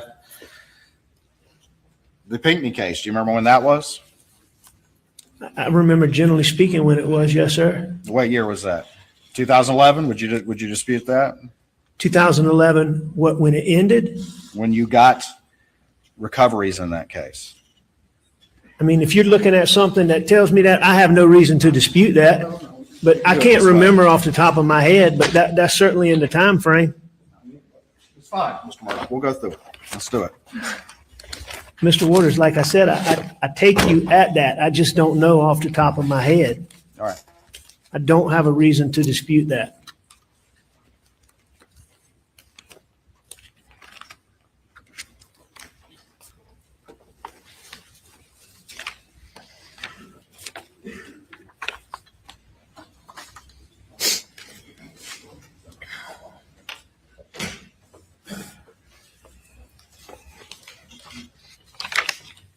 All right, I'm going to show you what's been admitted into evidence as states 331. Let's go with, actually, 332, 333, and 334. Do you recognize those documents? It's probably the truth, though, Michelle. Just generally, do you recognize it? I do. All right, and just generally, what are those? Those are disbursement sheets. Can I have them back, please? Yes, sir. Just give me 1 second. Yeah, take your time. Just trying to see which ones.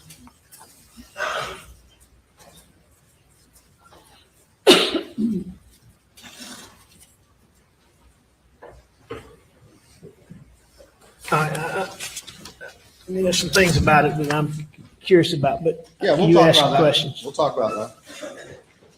All right.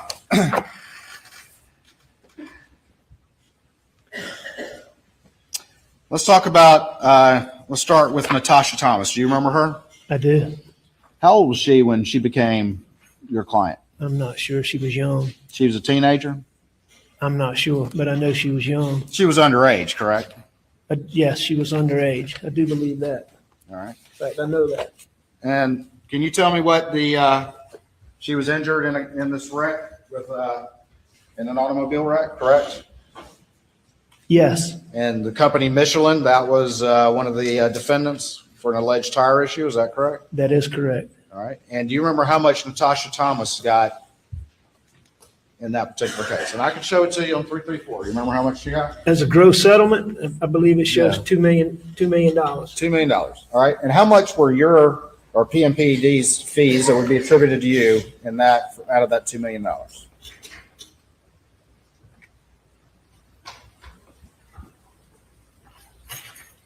$800,000. $800,000. Yes, sir. All right. Excuse me. Yes, sir. All right. And so that would be $800,000 in fees that would get attributed to you. That has nothing to do with the money that you subsequently stole from that teenager. Correct? The $800,000 is different from money that I stole? Yes. That's correct. All right. So you got $800,000 attributed to you with the firm, but that was not enough. You also stole money from that teenager. Is that correct? That is correct. All right. When you did that, did you sit down with her, much as you sat down with this jury, and explain to her what was going on while you were stealing her money? That would be the normal process, but I certainly don't remember specifically doing that. That would be the normal process, correct? It would be. It may be a little different with a teenager, but certainly, I mean. You would sit down with them across the table and go through these documents, correct? If that would not be abnormal, yes, sir. All right. And then you would explain to them what was going on and how they were getting everything they were entitled to, correct? If I was the one doing it, yes, sir. And you would look them in the eye while you did that, correct? It wouldn't be unusual for me to look them in the eye. While you were doing some fast talking to a teenager, correct? I certainly was not telling her the truth. I don't know if I was talking fast or slow, but I wasn't telling the truth. All right. Well, you ultimately convinced her that there was nothing amiss here, right? While you were stealing her money, correct? I don't know if I convinced her that nothing was amiss or I misled her, but I admit candidly in all of these cases, Mr. Waters, that I took money that was not mine and I shouldn't have done it. I hate the fact that I did it. I'm embarrassed by it. I'm embarrassed for my son. I'm embarrassed for my family. And I don't dispute that I did it. I understand that. But And you so- understand that we have to ask about these things because we've heard about it in a very academic paperwork manner. But every single one of these, you had to sit down and look somebody in the eye and convince them that you were on their side when you were not, correct? That's what you did in every single one of these. I mean, every time. Answer my question, yes or no, and then you can explain. I'll let you explain all day long. Well, I mean, no, sir, that may or may not be true.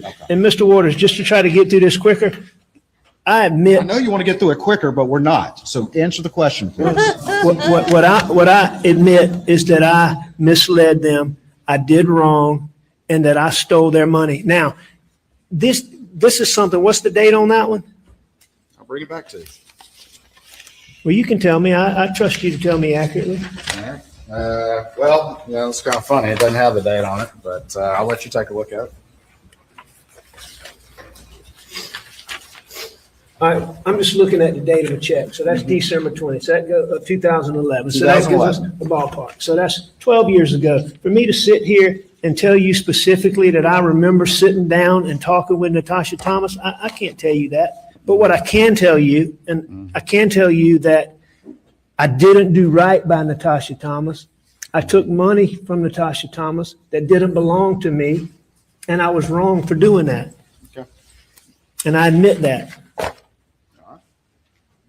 And I know, Mr. Murdaugh, that you would like for it just to be as simple as that, just to say, yes, ladies and gentlemen, I stole money, and have that be the end of it. But in every single one of these cases, To the comment, Your Honor.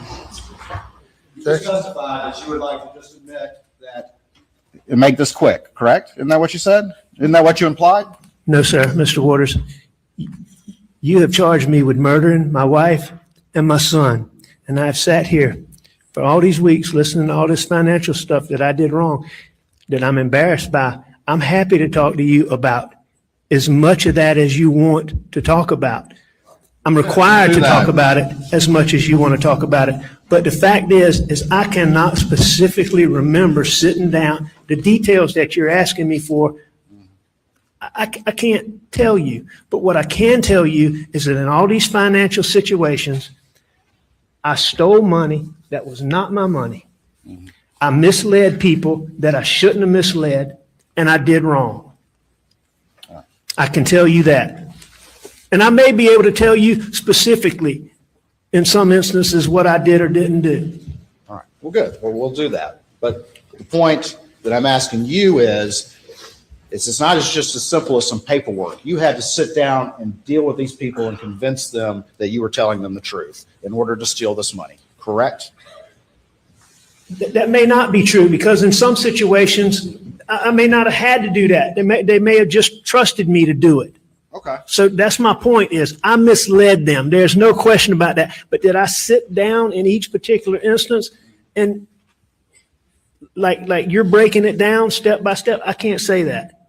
I can say I did wrong. I stole money that wasn't mine, and I shouldn't have done it. All right. And it was terrible what I did. All right, well, let's look at stage 330. This is Arthur Badger in the EPS case, correct? That's correct. All right.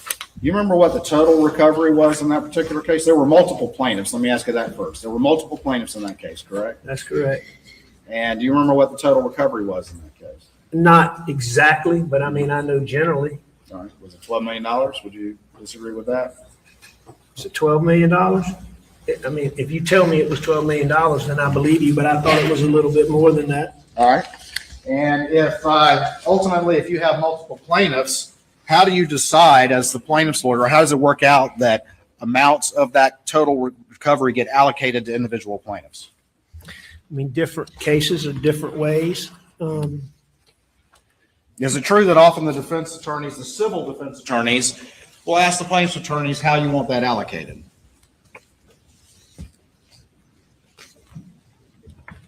Sometimes, yeah. Sometimes. Sure. Is that what happened in this case? Why are we In the Badger worried case? about- I can't remember exactly how we came to that. You got him on the Who was stand. the deep pocket in the Badger case? Do you remember? The defendant that had the money that you ultimately recovered from, the vast majority. Do you remember? Well, it was UPS, and I believe it was, I can't remember if it was corporate or if there was insurance, but it was certainly UPS was the major defendant. Okay. But I believe Arthur Badger was a defendant.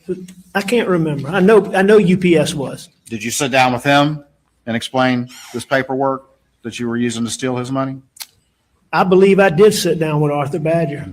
And managed to convince him that nothing was amiss while at the same time stealing money? I believe I did. And did you allocate millions of dollars to Arthur Badger personally while only telling him that his recovery was going to be around $300,000? I believe that I did. Yes, sir. And on this exhibit, 330 sat down and looked him in the eye with all this stuff on here and fast talked him past these figures so that he believed you and left thinking that you had done him right. I would have, I believe that I sat down with Arthur Badger, and I know that I misled Arthur Badger, and I'm sure at some point during that conversation that I looked him in the eye. Scum of the earth. Going back to stage 333, you remember Hakeem Pinckney? Do you remember him? But I do. still, What happened to him? does not prove he killed his wife and son. He was So injured why in are the we same going wreck over that it again? Natasha Thomas was injured in. Was he badly injured? He was. How badly injured Defendant was is he? just saying. Yes, I mean, he was terribly injured. Doesn't He matter. became can't remember what level, but he was a quadriplegic. And you stole his money. Do you remember what the total recovery amount was for him? Not off the top of my head, no, sir. All right, well, let me show you stage 333 and see what the total, if you recall, what the total recovery was in that case. It looks like it was $10,245,000. And that was for Hakeem, correct? That's correct. And how much of that was the attorney's fees that would have gone to PMPED that would have been attributable to you? $4,098,000.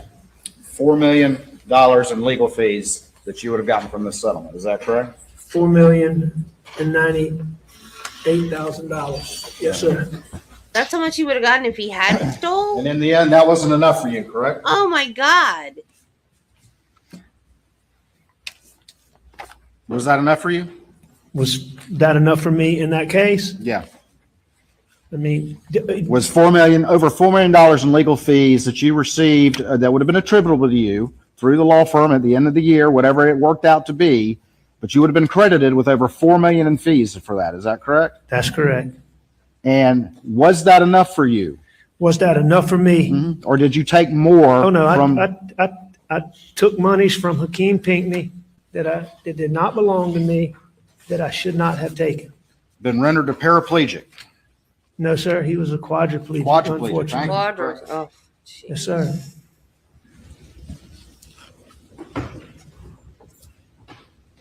You ultimately take money from his mother, Pamela, as well. I believe that I did.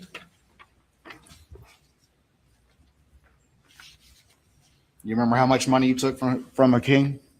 No, sir, not off the top of my head. I do not. If I told you it was over $370,000, would you agree with that? If that's what the records show, I don't dispute that. Do you remember how much you took from the teenager Natasha Thomas in addition to your legal fees? Not off the top of my head, no, sir. If I told you it was over $350,000, would you agree with that? I don't dispute it. Do you remember how much you took from Arthur Badger? Not off the top of my head, no, sir. It was over $1.3 million. Would you agree with that? I don't dispute it.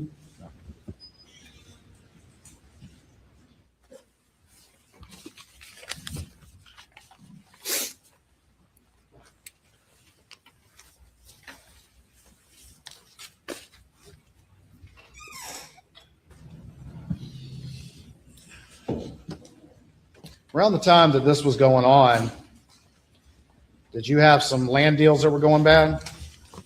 That had gone bad? Which 2008, 2009, 2010, 2011? I think those had happened a little bit before that, but I had some land deals that had certainly had problems. And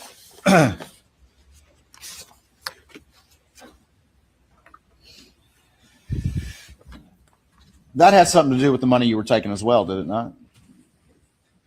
I think the whole picture had things to do with me doing stuff I shouldn't have done. I mean, I would agree that, that certainly would have played some role in it. Were you living a wealthy lifestyle? A wealthy lifestyle? Mm-hmm. yeah. You had 2 houses, dude. At least 2. Probably. I mean, we were living whatever lifestyle, probably. Would you characterize your lifestyle as wealthy? That's not how I would characterize it, but You wouldn't characterize it as wealthy? I'm not going to take issue with it. Okay.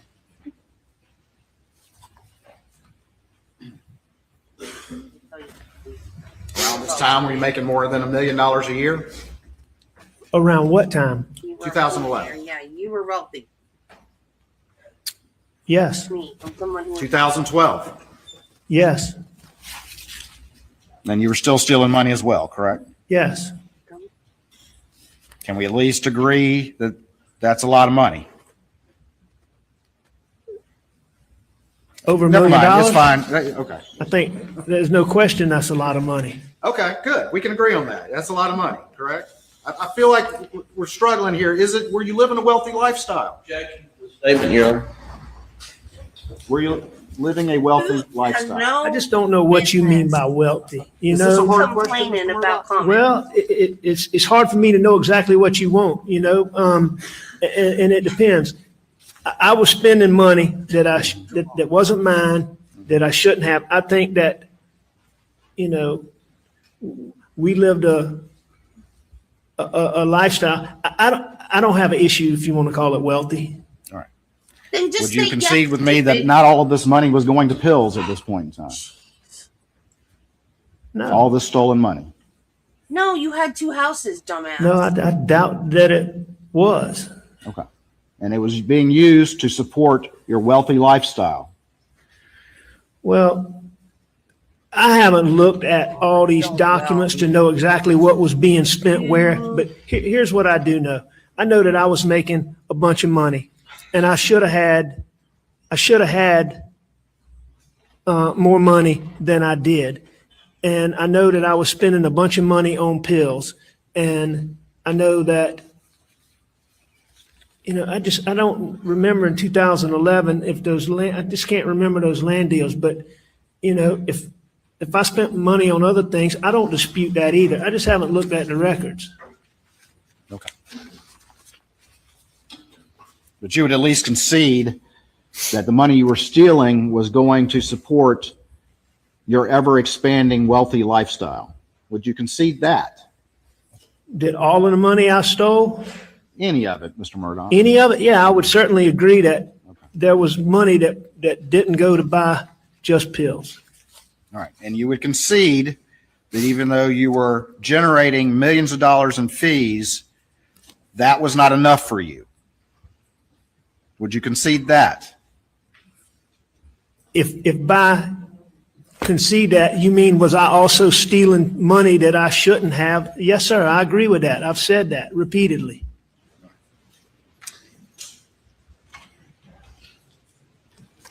Who were the Plowlers? They were 2 young girls from Columbia. They were underage when they became your clients? Yes, sir. Did they suffer a loss in their family as a result of an accident? They did. What loss did they suffer? Who died? Their mother did.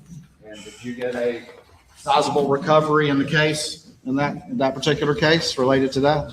Yes, sir. Do you remember how much that recovery was? I don't. Got any idea? I know it was a significant settlement. I know it was a very good settlement, but Millions of dollars? oh yeah, it was millions of dollars. But whether it was, 2 million, I know it was significant. I don't know if it was 8 figures, but I know it was a significant settlement. And was there a conservatorship for them because they were underage? There was a conservatorship for them, but I don't think the fact that they were underage is why there was a conservatorship. You don't think it was because, at least in part, they were underage when the settlement was received? No, that's not what I remember. But for purposes of your thing, Mr. Waters, I agree there was a conservator appointed. Well, what is your memory of why the conservator was appointed? My memory is that the father in this case, who was the beneficiary or a big beneficiary in this, and who was the PR of the mother's case, was an undesirable witness. And there was testimony that it was testimony that he had hit his wife. And it was clear we felt like we didn't want him to be the face of the lawsuit. So we appointed a conservator. Who was that? For that purpose is why I believe we appointed a conservator. Okay. And who was that? That was Russell Lafitte. At Palmetto State Bank? Yes, sir. And after that, did you get Russell Lafitte to start loaning you money from the Plowler Girls account that he was conservator for? He loaned me money from the Plowler account. I don't know if I got him to do that. Oh, you didn't talk to him about it? Y'all didn't talk about that at all? No, we did talk about it. I mean, there's emails to that effect. Are you disputing that to this jury? Mr. Waters, I'm not disputing. I'm just telling you that Russell Lafitte gave me a loan from the Plowlers. Your question was, did I get him to do that? And I don't necessarily believe that to be accurate. Well, who came up with the idea? I don't know that it was come up with an idea. There was, I think that Russell felt like that it was a sound investment for those girls to charge me a higher interest rate when they weren't getting but so much interest somewhere else. So What was that interest rate that y'all thought was such a good idea for these girls? Do you recall what it was? I can't remember. The reality is that you needed the money, and this was a convenient source to keep your massive cash flow going as early as 2011, 2012. Isn't that correct? Well, this was a loan. Yes, sir. But exactly why it came from them versus the bank, I can't tell you the details without looking at all that. I can't tell you that off the top of my head. And despite all you were earning, you would even send Russell emails saying, hey, transfer over $75,000 from the Plower account into my account, correct? You remember emails to that effect that you would have to him? Do I remember an email to that effect? No, I don't remember that. But Dispute that there were emails to that effect? not if you say there were, Mr. Waters. I don't dispute that. I don't dispute any of this, that I took money that didn't belong to me, that I misled people. I know that you want the answer to be that simple. That's not what I'm at. We agree on that. We've agreed on that. Well, no, sir. I don't necessarily want the answer to be simple. I just want everybody to understand I do not dispute that I stole money that was not my money, that I misled people to do that I misled people that trusted me to do that, and that what I did was terrible. I don't dispute that. It's just the way you're asking these questions, and, you know, I mean, there's some things in there that I do take issue with. Okay. Which part of what I just asked you about the pliers do you take issue with? You take issue that y'all didn't conspire to do that, you and Russell? You Yes. take issue with that? Take issue with that. Okay. I can tell you that Russell Lafitte never conspired with me to do anything. Whatever was done by me. Okay. So you told the Plower girls that you were borrowing money from their account? Yeah. No, I don't know. I don't know that I told Tell them Russell that. to tell them? I don't recall. I don't believe so, but I can't sit here and tell you what I told him however many years ago. Did you tell Russell he could borrow money from that account too? I don't remember having any discussion with him about him borrowing money. Was the supposed interest rate you were paying far lower than anything you could have gotten anywhere else? I don't even know what You don't interest even rate know? I was paying. Okay. One But thing's clear, you never told this to the Plower girls, did you? I would have thought the interest rate that I was paying was a little bit more than what a bank loan would have been, but I don't know that. I don't know that to be, I don't know what the interest rate was, so I don't know that for sure. When you stole the Badger money, how much did you steal from Arthur Badger that we talked about before, the UPS guy? I don't remember the exact amount. Over $1.3 million, would you dispute that? I don't dispute. Hey, I Jill. don't dispute Welcome that. back.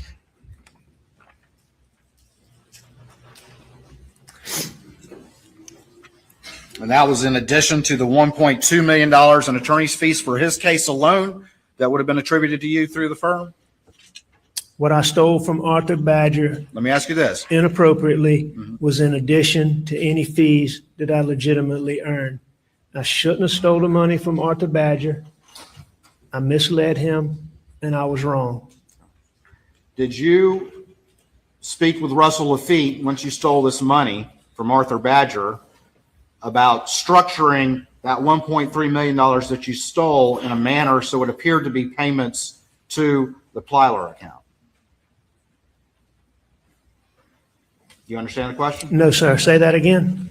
Did you have any conversations with Russell Lafitte about structuring this $1.3 million into multiple payments and then applying it to the Plyler account? I've heard the testimony, and I've seen some of I'm those asking records. if you did. Did you have any conversations with Russell about that? I had to. Okay. I had to have. All right. You even asked him to recut the check, correct? To have Jeannie recut the check. I've seen, I believe, an email or a text to that effect. So you don't dispute that? No, I don't dispute that. What I dispute is if you're insinuating in any way, this was stuff that I did. Okay. I mean, Thank this you. stuff, that I did these things wrong. Russell Lafitte didn't do anything. I'm not here to And- talk and about what- that. I'm just talking about but- what went on. And I know, but you keep talking about what I did with Russell Lafitte. And what I want to let you know is that I did this. And I'm the one that took people's money that I shouldn't have taken, and that Russell Lafitte was not involved in helping me do that.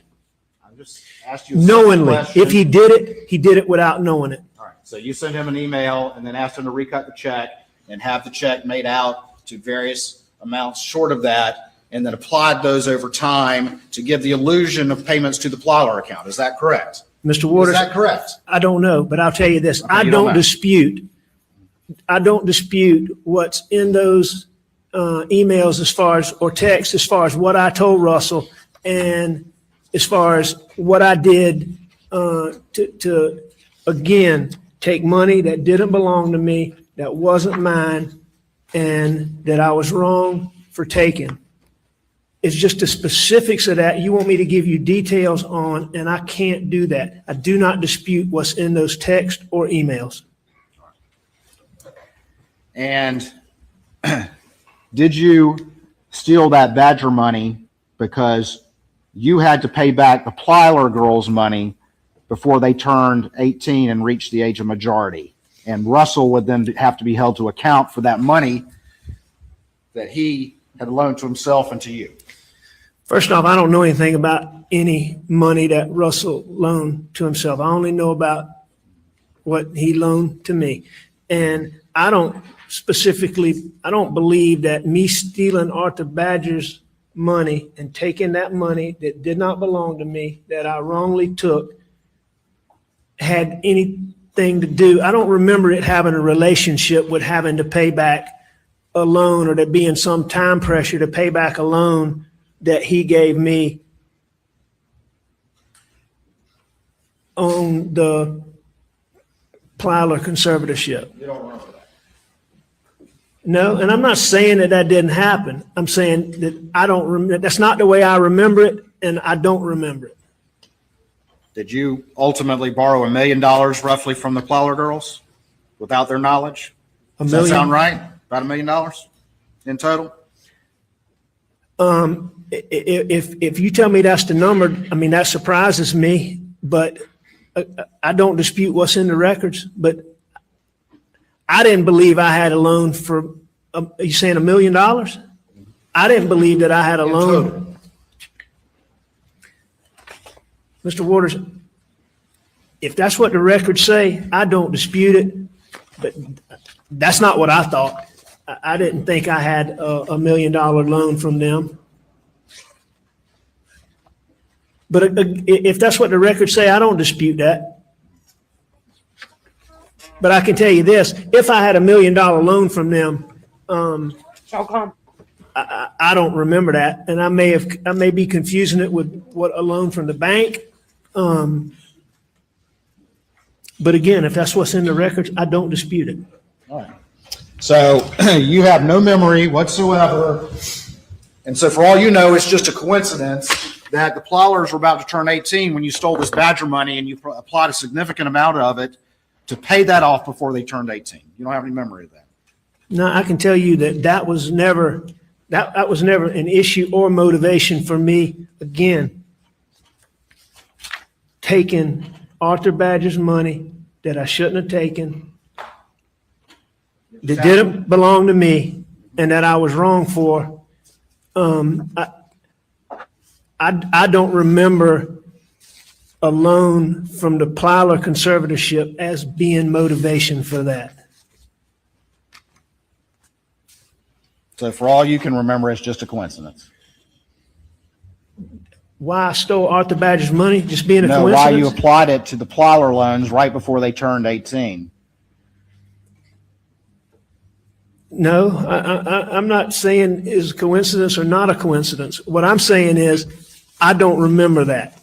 Okay. And so I don't remember that being the motivation. If it was, I didn't know I had $1 million loan from the Plyler conservatorship, at least as I sit here today. But You know, I would have known I had a loan from somewhere, and if I took Arthur Badger's money and applied it to that, I mean, again, I stole money that didn't belong to me. I misled Arthur Badger to take that money, and I was wrong. How many times have you practiced that answer before your testimony today? Because I've you never- the same one over and over again. I've never practiced that answer, but you keep asking me these questions, and I keep using that answer. Let me show you what's been entered into evidence as states 321. You recognize generally that document. I do. And what is that? This is the disbursement sheet on the Dion Martin case. Oh, Creighton. What happened to Supposed to Deion be up Martin? there. He got in a Don't get in wreck. trouble. Do you know his Just gonna family? yell at you. When he got in the wreck, Prior to him getting in the wreck.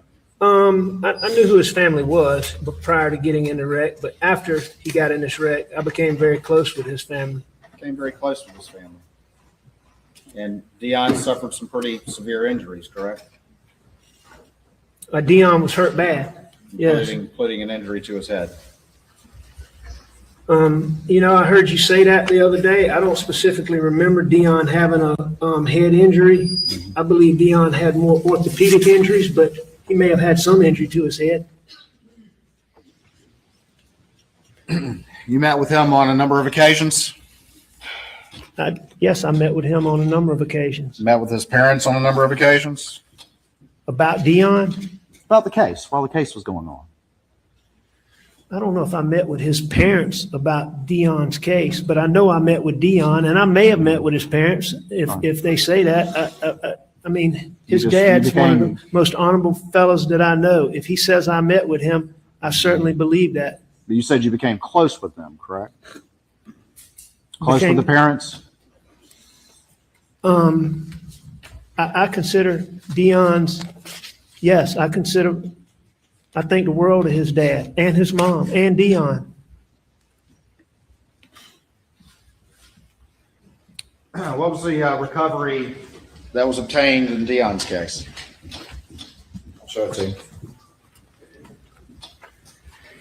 Let's see, it looks like recovery, $2 million. Actually, this is,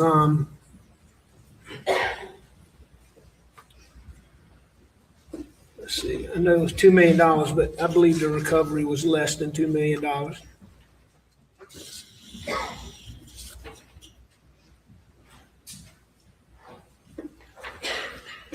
I believe the recovery was less than $2 million. I believe that I said it was $2 million.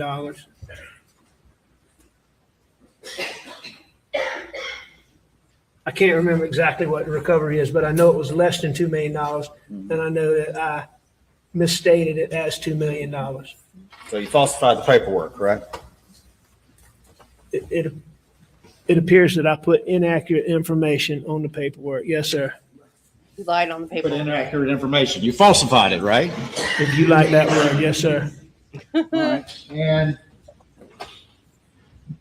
that's that right there where you put that $500,000 on there, correct? Right. Oh, I'm sorry. Can I have the Elmo, please? I'm sorry, Mr. Waters, what was the question? Let's get the Elmo out and I'll show you.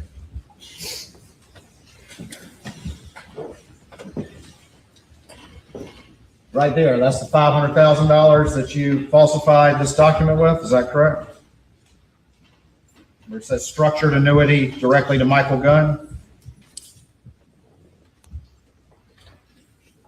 Yeah, that looks like one place that yes. Why did you do that? Why did I? Yeah, why'd you put that $500,000? What was your purpose in doing that?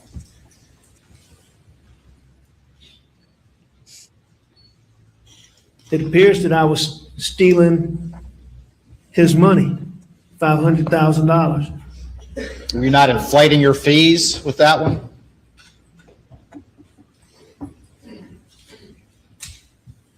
I mean, You don't remember? I know that I inflated the fees like I just talked about, but I believe go back to the top of that thing, I believe what I must have done with the structured annuity is I had that $500,000 check, and I must have had that made to, Forge, as you've heard, to steal that money from Dion Martin All right, down at the bottom. that I shouldn't have. Is that your signature down there? It is. Is that Dion Martin's signature on the other side? It, You dispute that? no, I don't dispute that. So you would have sat down with Dion Martin, this document with him, and convinced him that there was nothing amiss here? You know, again, I don't know if I went over the document with him or not, but I certainly misled Dion Martin. I certainly lied to Dion Martin. I certainly took money from Dion Martin that did not belong to me, and I shouldn't have done it. You don't specifically remember talking to Dion. There was nothing in you that causes you to remember talking with Dion, sitting there with this document in front of him, as you looked him in the eye, knowing that you were lying to him the whole time. You don't even remember that? Nothing in you that causes you to remember that? To specifically remember, I'm not sure that I did sit down with Dion Martin, but I certainly, Mr. Waters, I misled Dion Martin. I lied to Dion Martin. I took Dion Martin's money when I shouldn't have. Well, let me ask you this. Of all the people on here, all these exhibits, do you have any independent recollection of a time where you sat down and looked that person knowing that you were lying to him the whole time? You don't even remember that? Nothing in you that causes you to remember that? To specifically remember, I'm not sure that I did sit down with Dion Martin, but I certainly, Mr. Waters, I misled Dion Martin. I lied to Dion Martin. I took Dion Martin's money when I shouldn't have. Well, let me ask you this. Of all the people on here, all these exhibits, do you have any independent recollection of a time where you sat down and looked that person in the eye and you were lying to them and convincing them that everything was okay while you stole their money? Do you remember it, even one of them?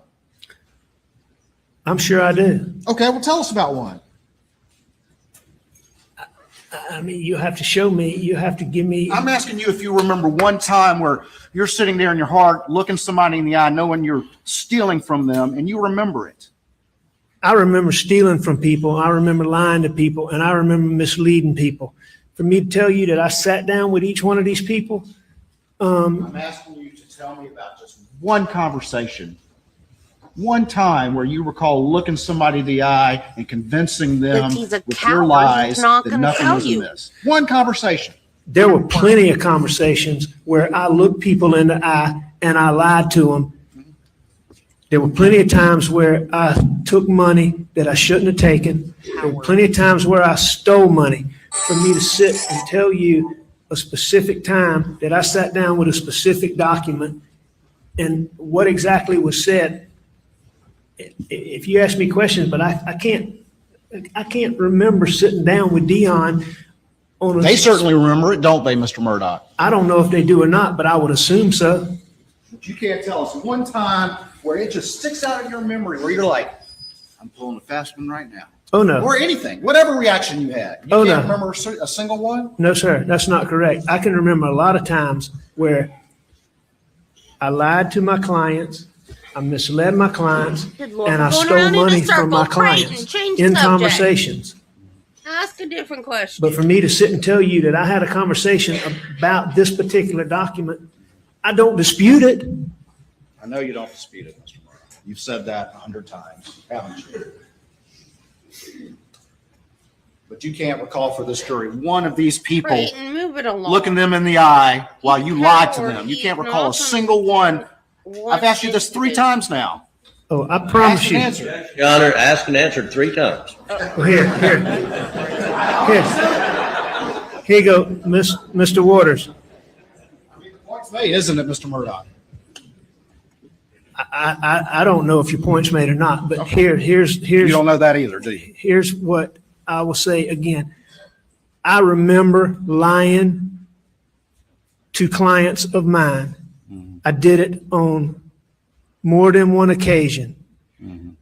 I took their money when I shouldn't have taken it. I'm sure that I looked them in the eye. I'm sure that I misled them. But I can't tell you exactly when those occurred 12 years ago is the only point. I don't dispute that they occurred. I don't dispute that everything about what I did was wrong. But I can't sit and tell you the specific details that you're wanting me to give you. We could just write that answer down on a sheet of paper and you could hold it up each time you want to say that, couldn't we, Mr. Murdaugh? Objection is overruled. If that's what you want to do, Mr. Waters, but I'm trying to answer your question. All right. These were real people you were dealing with, right? Absolutely. They were, I you know what? know you want to give that answer, but these were real people, aren't they? Nah, they're very real people. And, you know, one of the saddest parts of this whole thing is, you know, they're people that I still care about, and I did them this way.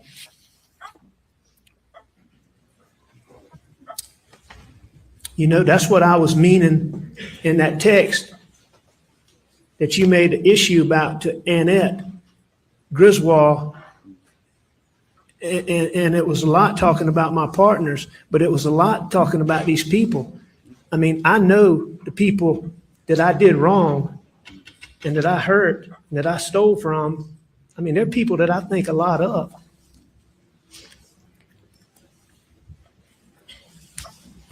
And they didn't know. Hang on. I want to say one more thing. And there's no question That's not how that that works the out. actions You know that I did, the things that I did wrong, hurt a lot of the people that I care about the most. And I did a lot of damage. And I wreaked a lot of havoc. That A lot of damage and wreaked a lot of havoc. I hear you. There's no question about it. I'll show you what's been marked as States There you 315. go, See if you Creighton. recognize that. Control your witness, or not your witness, but whatever. I do. Which case is this? This is Elise Mallory. And what happened in this case? I stole her money. What happened, though, with the underlying case? Can you tell the jury that? Do you remember that?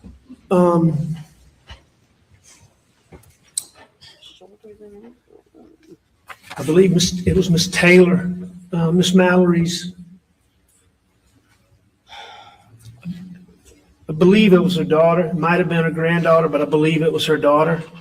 Was in a wreck Did she die? and she got killed. And Miss Mallory came to you for help? She did. You remember that one I at do. all? I remember. Okay, we remember one now. Oh, no, Mr. Waters, I remember all of these people. Okay. It's not that I don't remember them. You're just asking me details about conversations. Okay, great. I can promise you, I remember all of these people that I did wrong. All right. And you stole all of the money, didn't you? In this case? I stole all of the money, most of the money that I've been accused of stealing, I stole. No, I mean, you stole every single dime of the recovery. She didn't get one dime. Isn't that right?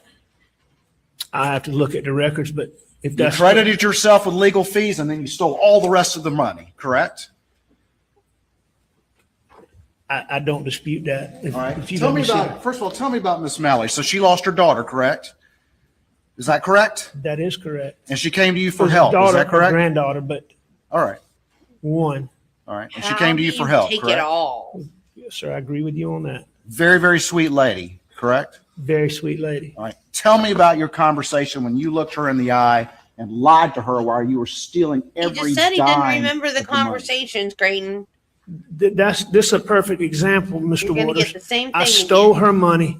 I did her wrong, but I don't even believe that Elise Mallory was there when I stole that money. If you look at that disbursement sheet, I don't even believe I ever showed that to her. Oh my gosh, she is So too you don't cute. remember having any conversations with her when you lied with her about this Look at case this while you were thing. stealing all her money? I don't think I did in this case. I don't think I had any meetings with her. I think I stole her money, and I don't believe that I had a meeting with her. So again, you can't tell us one conversation you had with any of these people when you looked them in the eye and convinced them that you were doing them right, that you were telling the truth. That's not true, Mr. Waters. I remember a lot of those conversations. I remember a lot of them. Okay. All right. You just testified you remember a lot of them. I've been asking you now for the past 10 minutes to tell me about one of them where it's stuck in your heart, There are a lot of stuck in your brain. there are a lot of conversations I had where I misled my clients and I stole their money, where they trusted me. And I remember them. Okay. So But you keep- can you tell me how it went Hey, down? God What you bless said, America. how you convinced them, how you looked them in the eye, how you made them believe, how you used your skills as a trial lawyer to convince them. Can you just tell me about one of those? What was going through your head when you did it? Your Honor, objection under Rule 403. We've been going over and over and over this. Objection's overruled.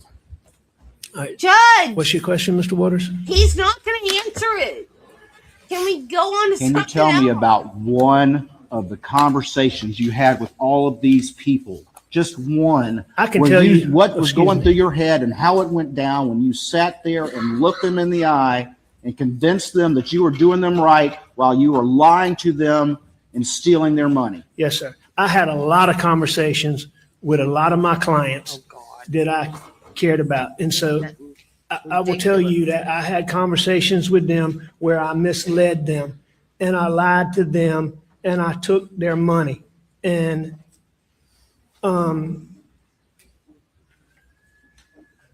that was a number of times. Okay.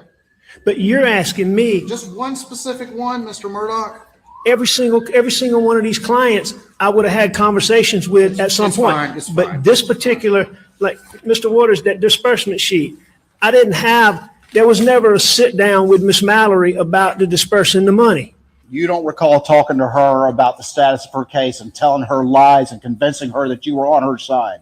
You don't remember that. No, I definitely remember that, but that's not what you Tell me asked about me. I had numerous That conversations is what he with wants. Miss Mallory, about this case. Lord, Alex. But the fact is you were asking me That about me right sitting there. down with this disbursement sheet, The looking double her in the speak. eye and That- convincing her. that's And I'm Alex telling you right that there. didn't happen in this case. Now, I had a Don't lot of tell Alex conversations come with out her on stage where I right misled there. her, Mr. Waters, where I lied to her Tell me about one. about Tell me how it went down. where Just a moment. We're going to recess for the day. And resume at 9:30 tomorrow morning. Everyone remain seated while the jury leaves.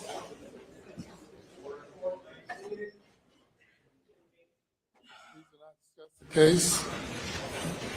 We'll see you all 9:30 tomorrow morning.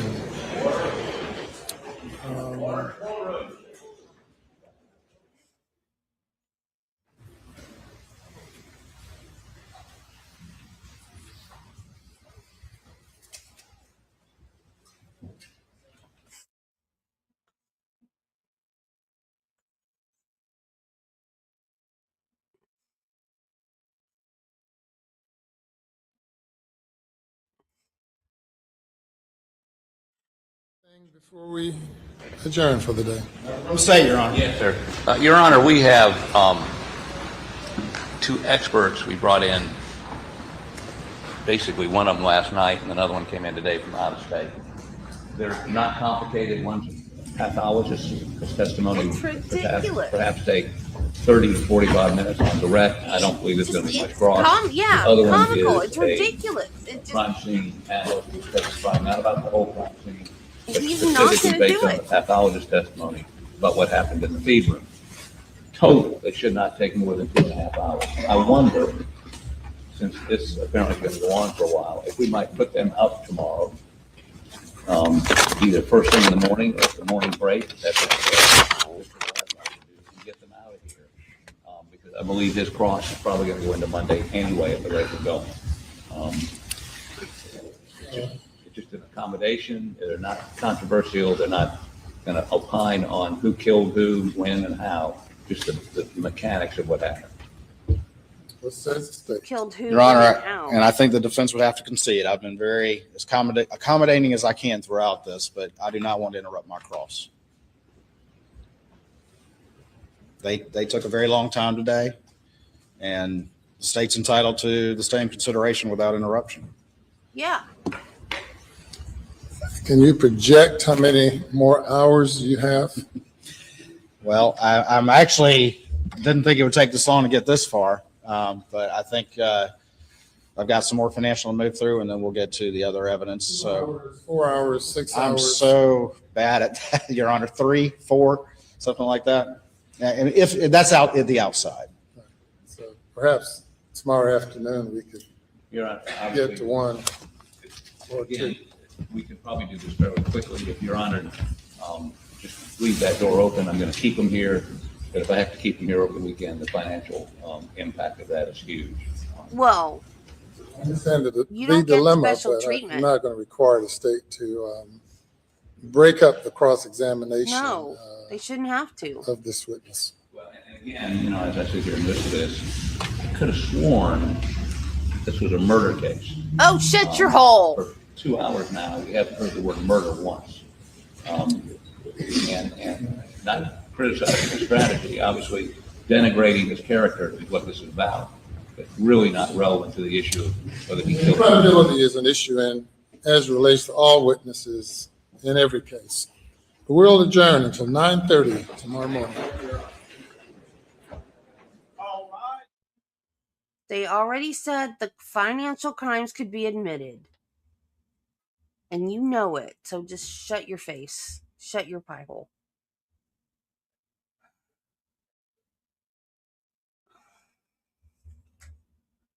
You guys, I'm worried about my Pooh Bear. I'm not sure. I think I'm not using the right kind of yarn. Because you can see the stuffing through the holes. Like the holes are too big.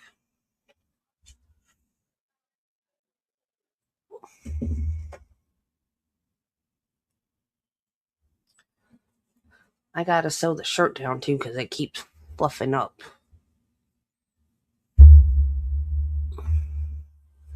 His legs don't look straight, but I think that's because he only has one arm so far. No, they're not straight. I have to take that one. I have to take the other leg off. Whatever. I'm done with you for today. I gotta tell you guys a funny story that happened while I was sick.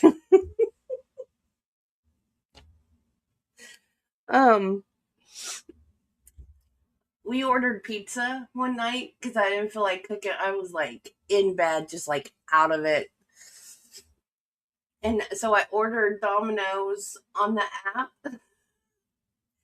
And Travis was laying in bed next to me, and I'm looking at the app. I'm just holding it, staring at it. And I said, okay, they got the order.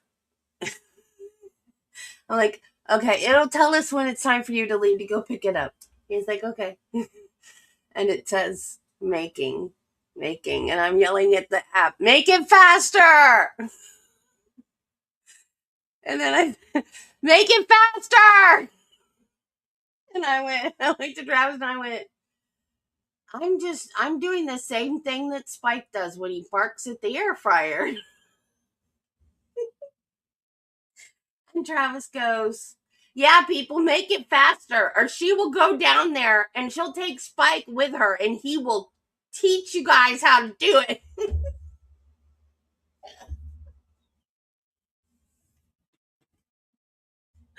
I was like, okay, now I understand why Spike barks at the air fryer. I was sick, y'all. And I was hungry.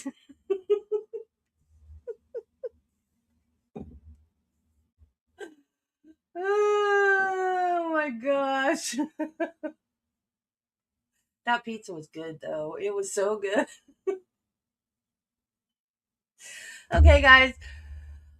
I don't want to overdo it on my first day back. So we're going to stop there. We did a whole day of court. And we will pick it up for the rest of his nonsense tomorrow at 9 o'clock. I will see you guys in the morning. Have a great evening. It's been fun. Thanks for coming and hanging out with me today. I missed you guys while I was sick, but I will be back in the morning at 9 and we will do it all over again. Bye, guys. Have a great evening. Love y'all.